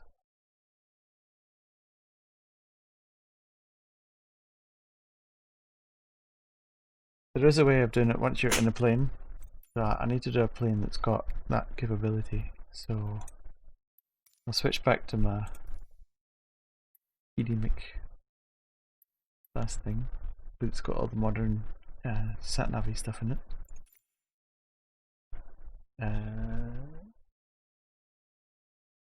Let me just try and see. Yeah. I mean, we could do that. I'll tell you what we can try. Let's try this. What I was just thinking. That is departure. Arrival airport. That's why. Let's see if we can find it this way. There is a way of doing it, and you can type in the. You can type it into the navigation, and it should take you there. I know on the airliners, you can quite easily. I think you're actually meant to do it that way. Rather, if like you lose some of your instrumentation type things, like I don't know if like there's a radar thing, then you can punch in the GPS coordinates manually. Let's see if we can do it. There must be a way of doing it. I know that there's a video I've got saved on how to do it. Let's just see if we can figure it out.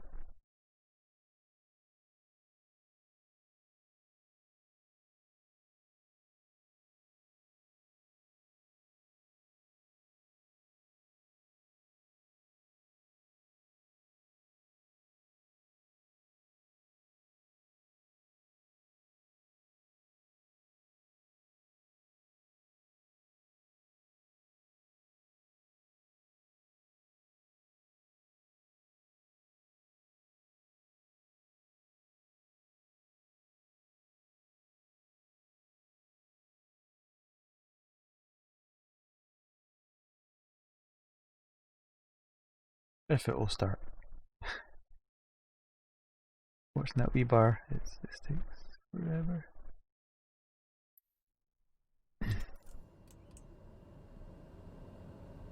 Okay.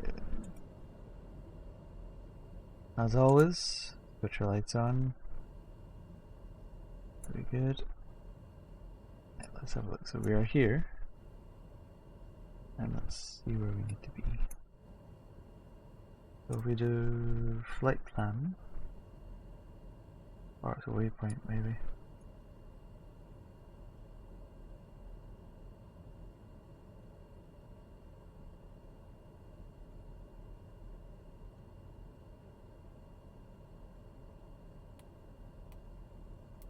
Yep.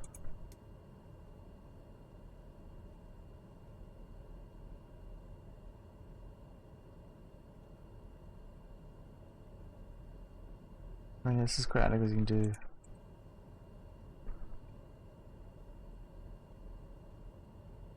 it tells you all the information for it, like the coordinates.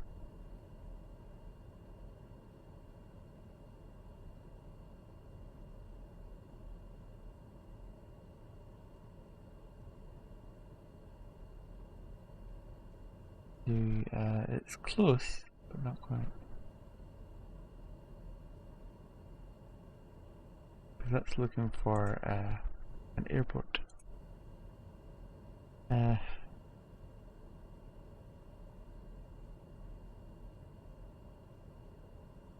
Looking for a waypoint identifier. Okay, here we go. 38.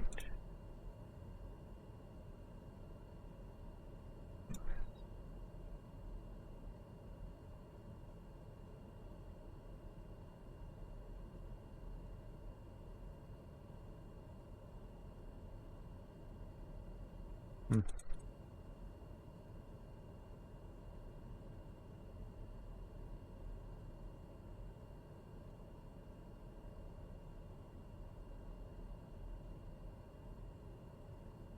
Okay. Still going that way then, yeah. On route waypoint.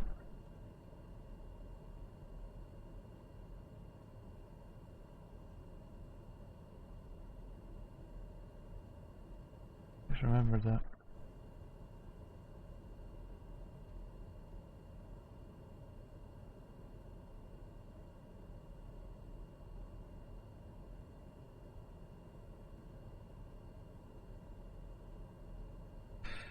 Um, there must be a way to end this.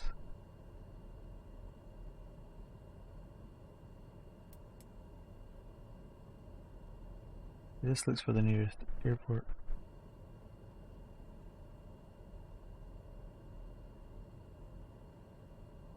Try it.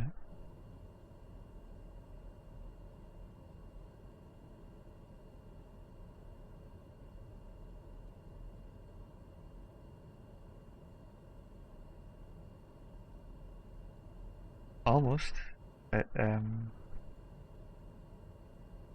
N38 it came up with Grand Canyon.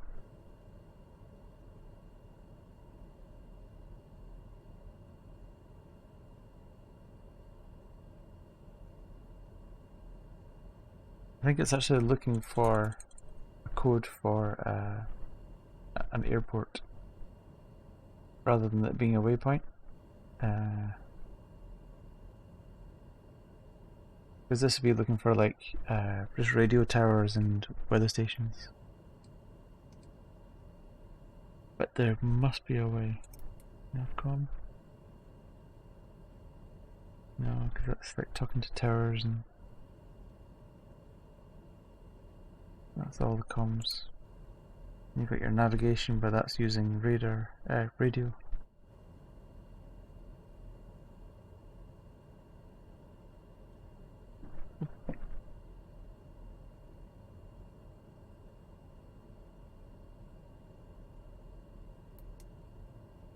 Oh, there must be a way. Gotta be in the MFD.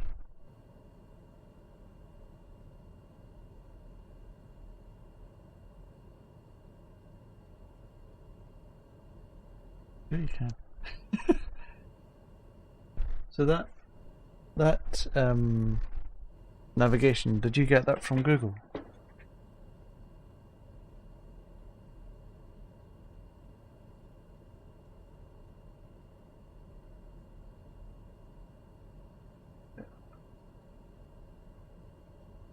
Hold on 1 second.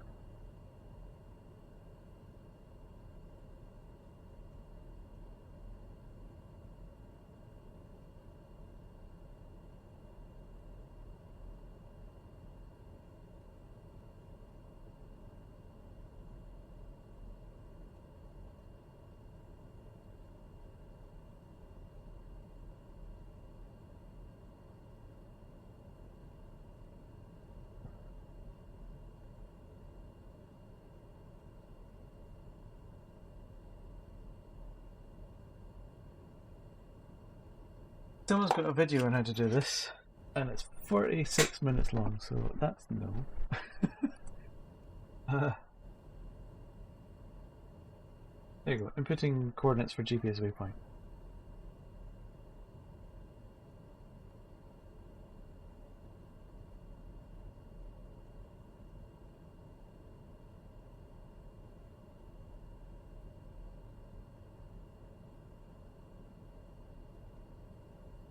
Ah, there is another way of doing this. That's what I was actually kind of thinking, or trying to do it the first time. Uh,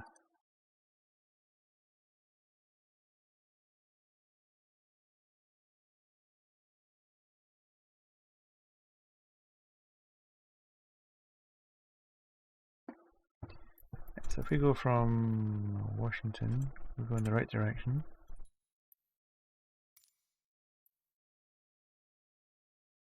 You're down here somewhere, aren't you?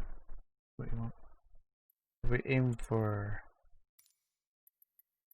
there, set that as a rival. Apparently,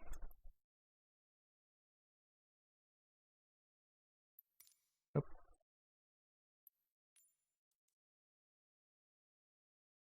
could be.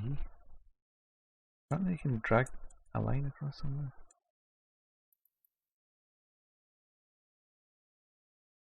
Hmm.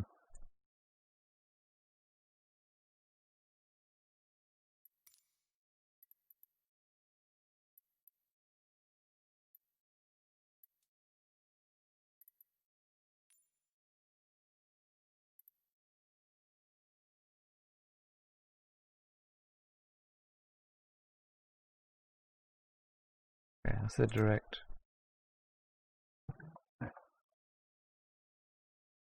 Oh, okay. Now I'm looking at information from 2014. That can't be right.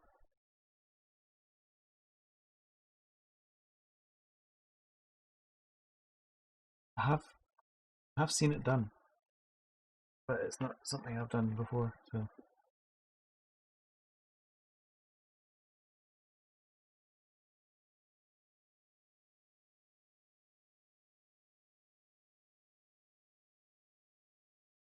I don't know if it's something I can manually add to the nav log.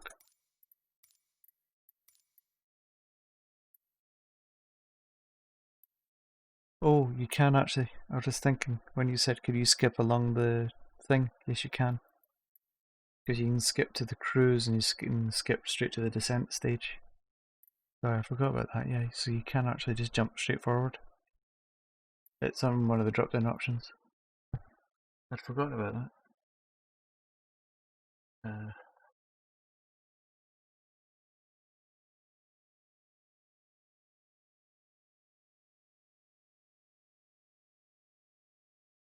um,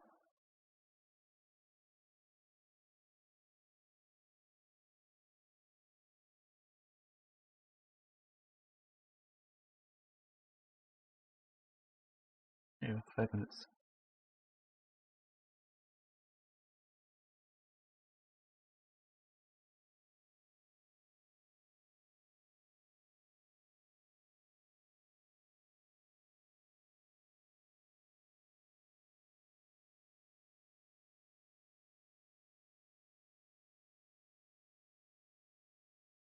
Aha. Right, see how to do it. So, what you need to do is if I bring up my desktop.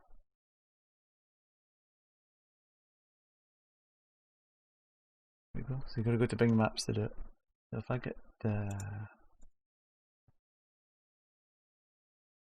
if it'll let me. I don't know if this will work actually because I use Pi-hole. Hold on a sec.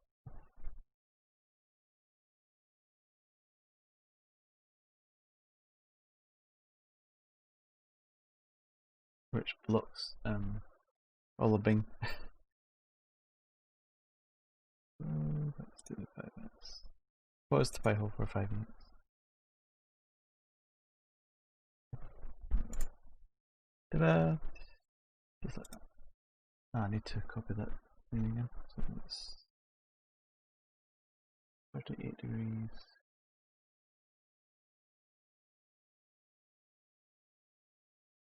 I don't know if that actually did, was it? I need a degree thing.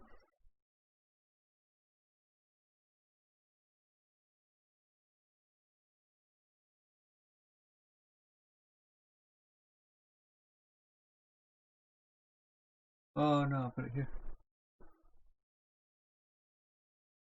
Okay, so I've got you actually need that, instead of it being 38 degrees 46 hours 20.8 minutes north, it's I guess they work out the calculation as a percentage of time, so it's 38.772444. So I've got that information.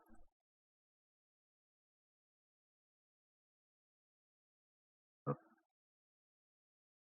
so now what do I do with it?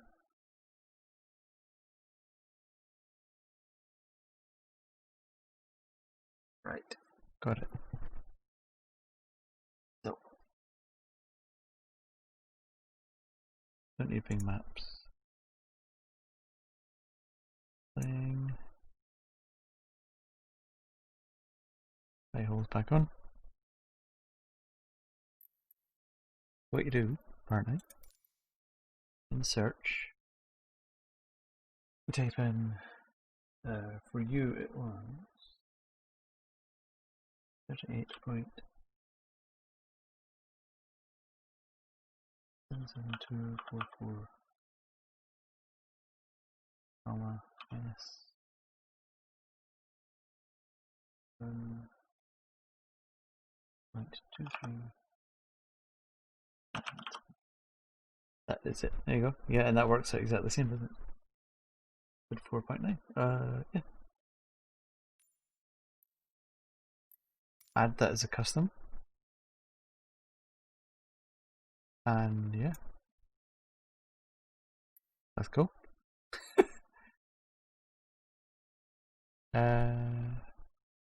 14 miles to there, so that's nautical miles, so that's about 70 minutes, if that.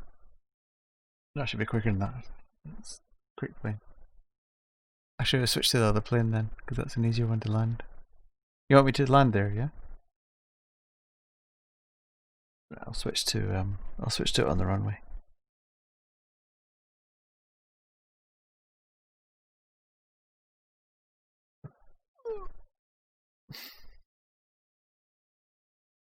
Yeah, alright.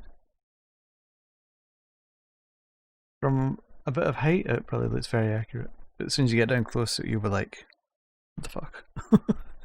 That's not right. But yeah, we'll have a look.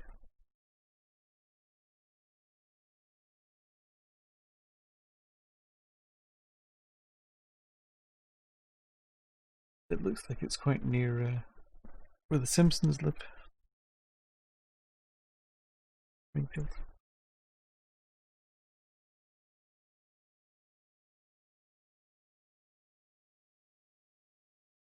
Doing its last little bit.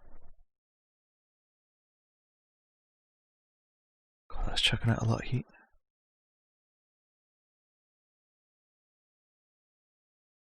$60 it says, but it's really cranking out the heat. 20 gigs of memory used. I wonder if that'll drop once it loads in.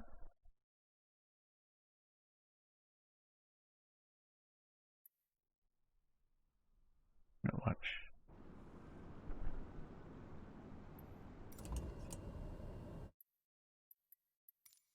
But this, we'll go to developer mode quickly.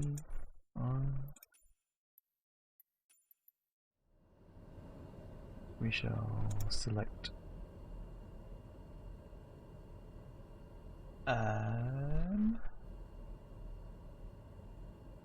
I was in it earlier.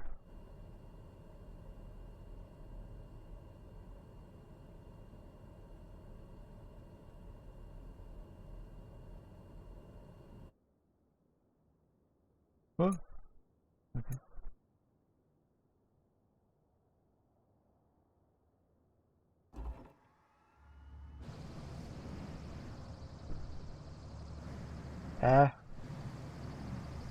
Don't know if I want to use that one actually to land. I want the cub.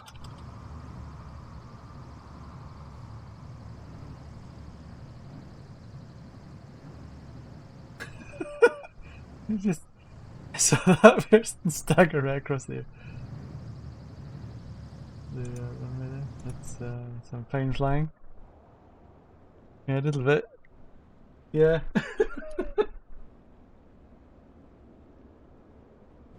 This bounces. Ah, it's not the one I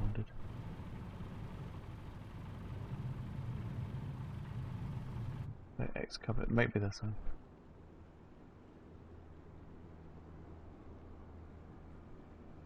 Could be this one. What's the one I was flying earlier? Because that'd be perfect for landing.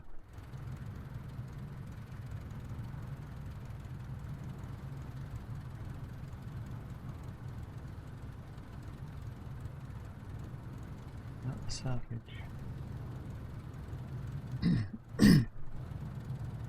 I can try it in this one.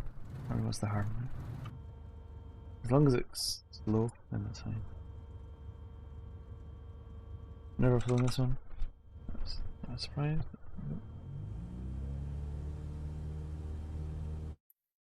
Sounds like a lawnmower. That's fine.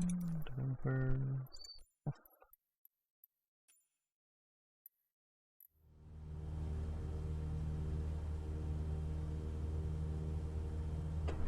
Probably a 3-fuel thing. I should have checked my navigation thing first. Speed alive. We're up.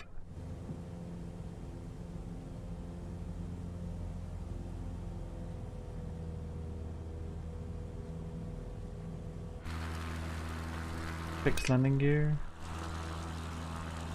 And we want to turn to the right. What we should have done really was wait to the left the runway.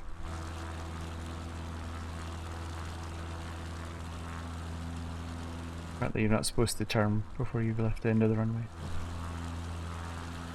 We are en route to... There are flaps, good. 3-stage flaps. Going right into the sun.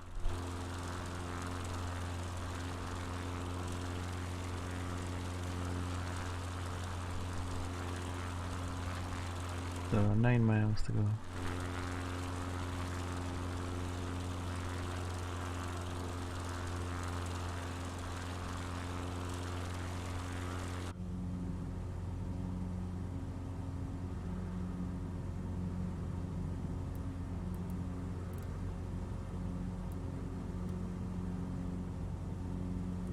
I wonder if I could have set it as an arrival actually. But now it's doing this weird thing. I actually want to land in the custom. That is doing my head in. There you go. There. I'm gonna like aim at the thing. 500 feet and climbing. Have I clicked on something here?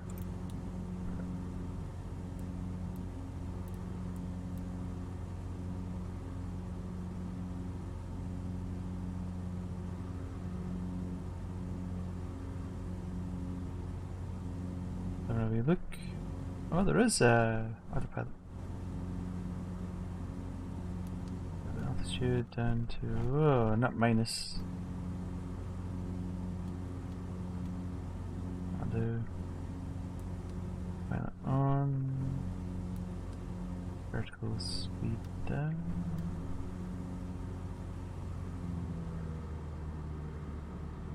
Cut power a little bit. Good damping is on. Nav is on. It'll now steer us in a straight line.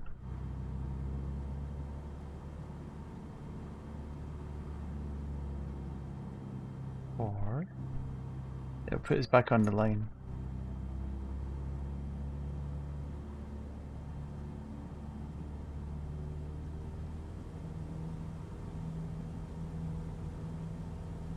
Come on, go down.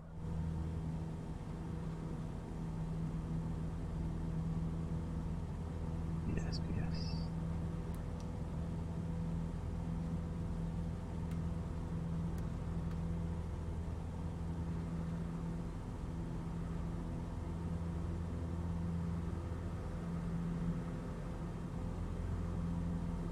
Good level off at 200.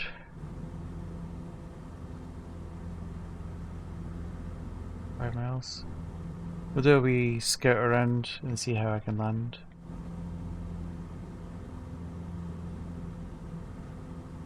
Hopefully that guy in the streamliner isn't following, because you know, that job. So it's showing our distance, 4 miles.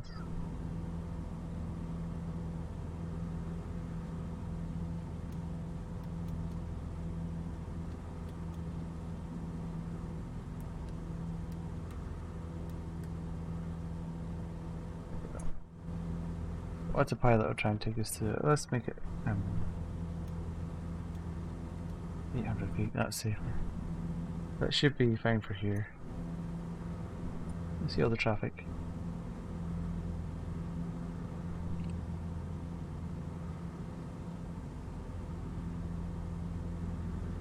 Busy.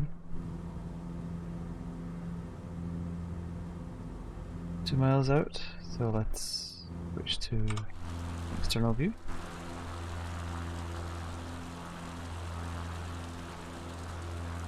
I'm back there.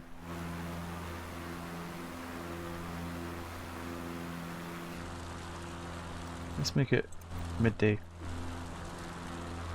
It's sun overhead. It's a bit easier.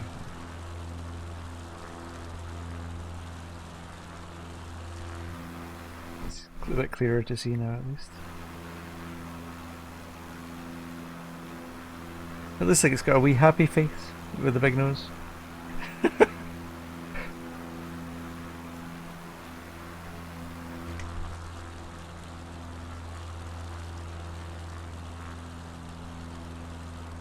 No, it's autopilot, so it's. Oh, wait for it. Yep. I think it was a developer mode thing that did it. Yeah, because that was on last time. So,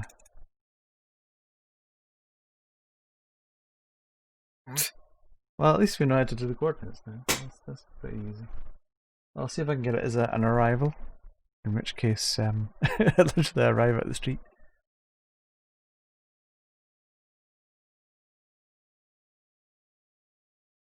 And then I'll call it a night. 38.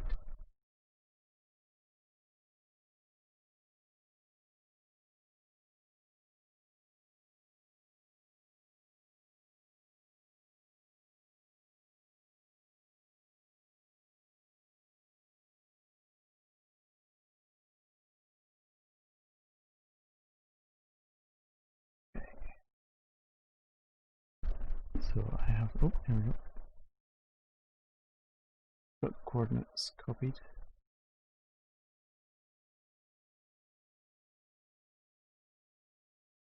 Just waiting for it to start.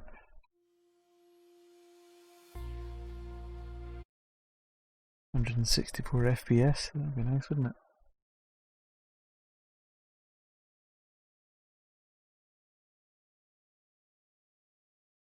think they've proved even like with the. I mean, this is a 1080 Ti I've got. Even with the new graphics cards, they still struggle with this game. They don't quite hit 60. I think the 3090 Nvidia card it's 5960 FPS, which is, to be honest, 30's fine. 30's fine. So nice to have a little bit extra. So it's good having the 40 just because quite often it'll dip down. But 30's plenty. Right.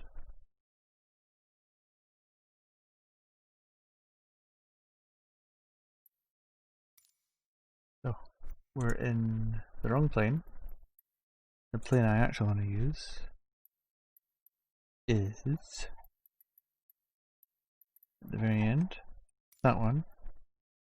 The Shock Ultra. That's what it was. And we're going from, not from Washington.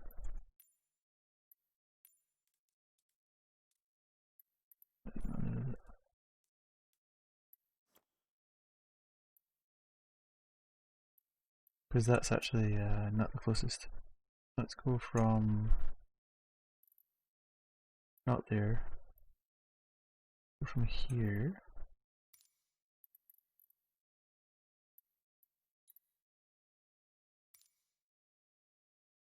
And I think if I paste that in,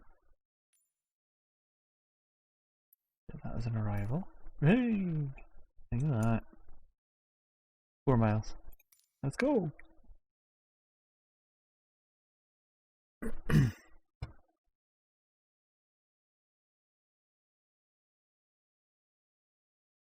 That's pretty good. That's dead easy. I don't know how somebody got a 46-minute video of basically putting your clicking on an object within Google Maps or Bing Maps, and then look at the navigation thing, because it converts it for you, and then you paste it into search. That's it. How can someone make a 46-minute video about it?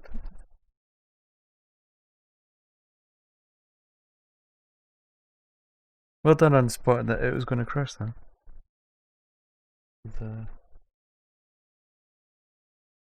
Yeah.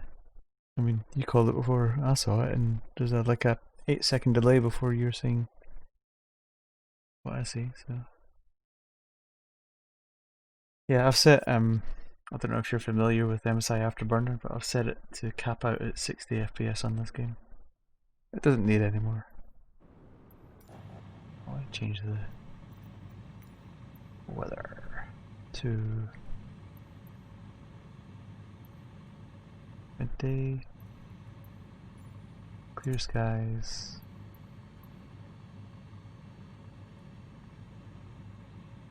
Yeah, a bit cast there.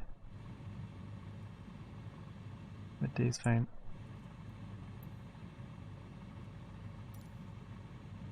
Can't see. Cannot see. There we go. So let's.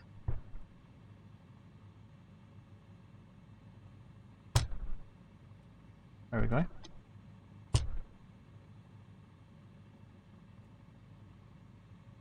Oh, it's because I changed the weather.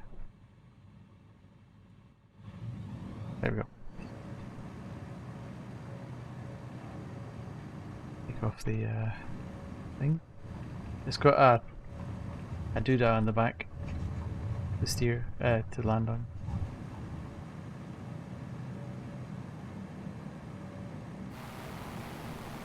And that's where we're going, or you should. So what we're going to do, I'm going to just trim it for, let me zoom out a bit, there we go. I want to get like it's 25% double flaps, and you see the speed come right down. So I want to trim it off so I can fly level, and once I've done that, then we'll just finish our trip on. Oh, that's too high. It kind of self levels,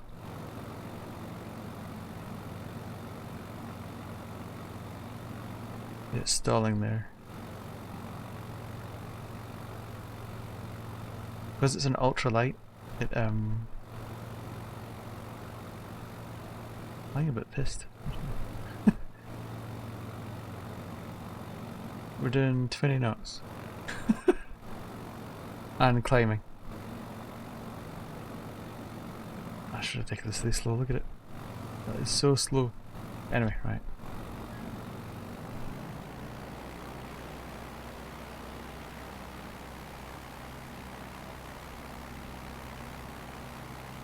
At this speed, it'll take 5 minutes, 4 minutes.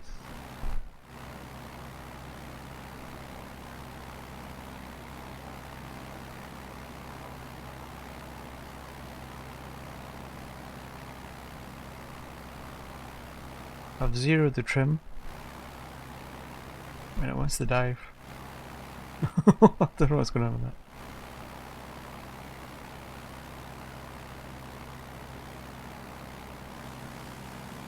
This is coming from the south, so whoops.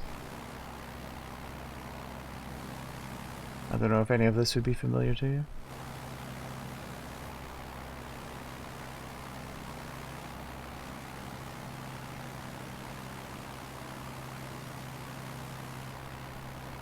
You kind of fly down the road. That was a bit of fun. This road, if this was an old neighbourhood, you'd probably recognise the road.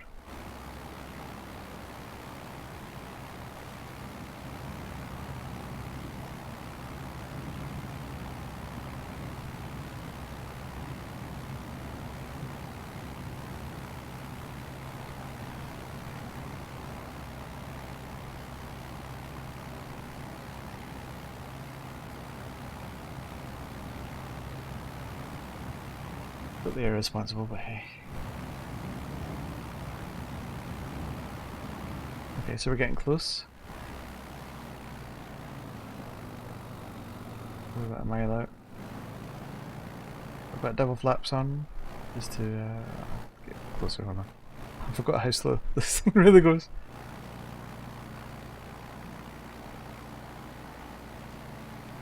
Ah, crap. I wanted to let me pause this for a second.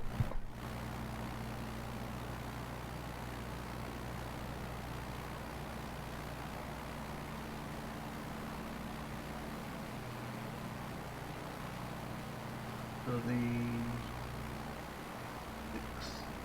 638. Oh no, it's okay, I paused it myself. I can pause it, I just wanted to see. It's this bend here, isn't it? It's just here, it's exactly here.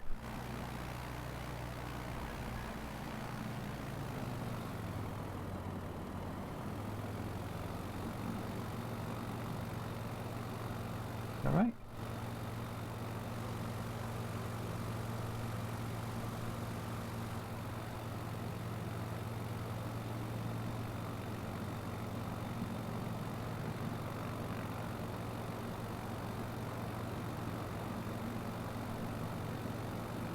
The golf course? It's south of the golf course, isn't it?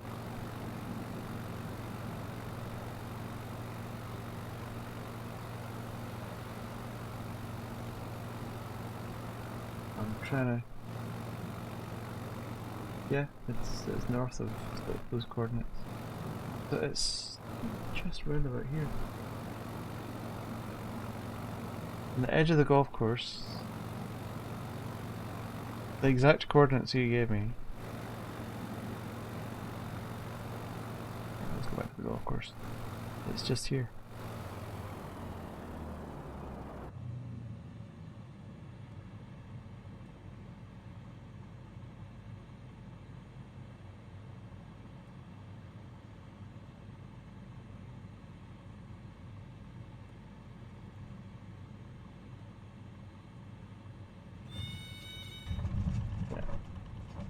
On a scale of 1 to 10, you are an 11.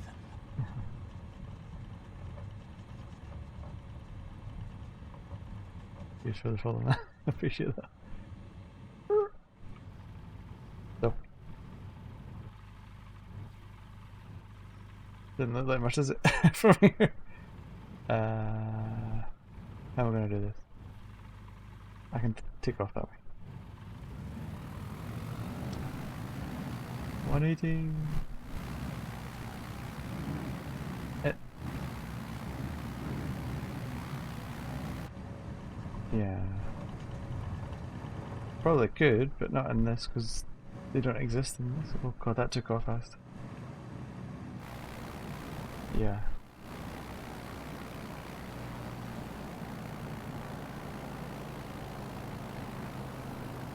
That took off with no speed at all. That was like floated up after about 50 feet.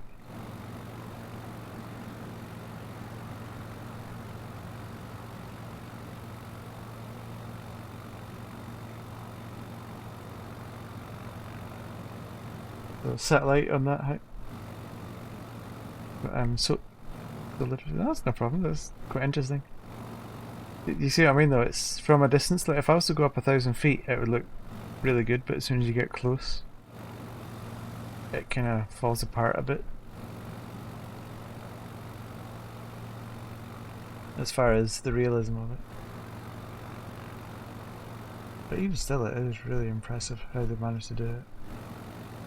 But it's down here, isn't it? It's actually this road.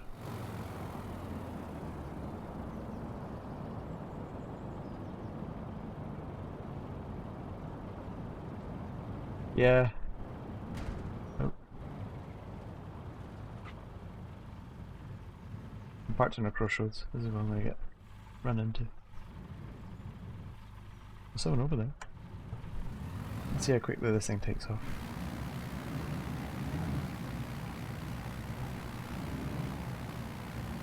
God, look at that. It's going to stall at that speed. Just straight through the tree, it's fine. It's fine.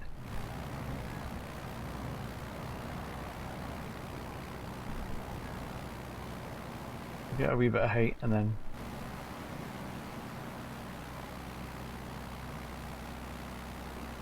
you'll see what I mean. It's just all of a sudden the trees begin to blend in. Yeah. And obviously a lot of the buildings, they can't have models for everything, so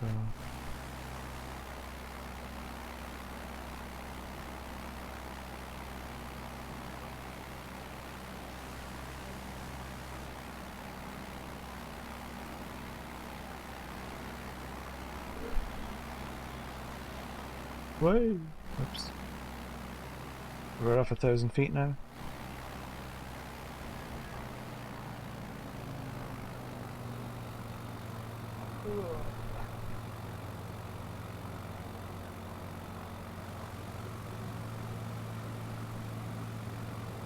I mean, the roads are green, which I'm sure they're not in real life. But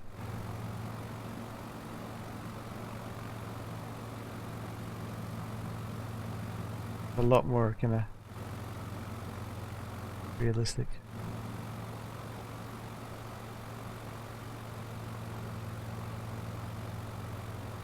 And we're flying right over the point now.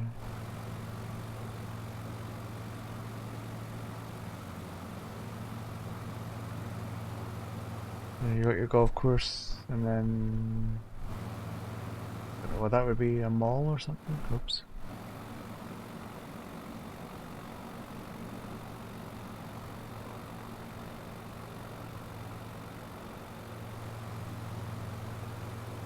Don't know if that would be businesses or a mall. Oops. Alright. Not easy trying to do that this view in this joystick.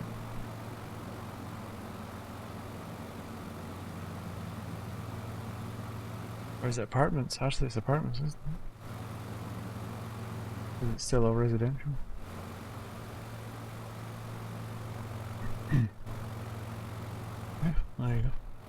That's really easy to do that. That's landing in the football field. Because why not?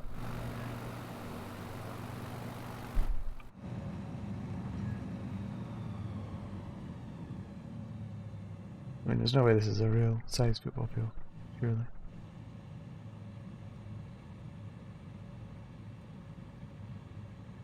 Spartans.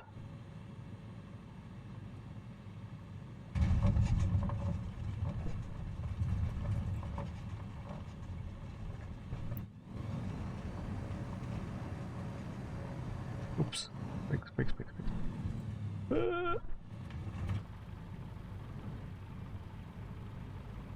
you go. I don't know how to do this. Oop.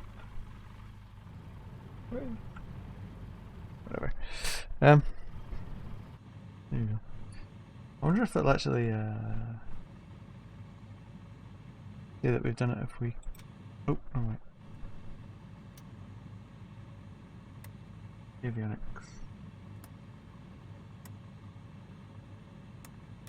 Magnetos. Oh yeah, I did it. Took it as finished. That worked really well. Thanks for suggesting that. That was interesting. I knew that you could do it, but I didn't really look into how to do it. Oh.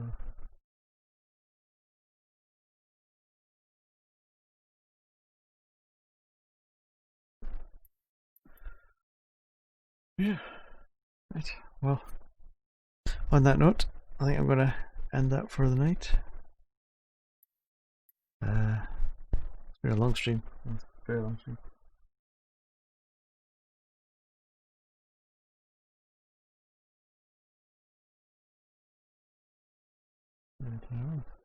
Yeah, no worries. Well, it's always interesting to see these things. Yeah, push it to the limit and see what it could do. Unfortunately, there's no fighter planes in this, but it does have, I mean, a good selection of planes to pick from. Like, I quite like this jet. But no fighter planes, only the, a lot of, I guess if you were a hobby pilot or something. Oh, the thing is, it's early days yet.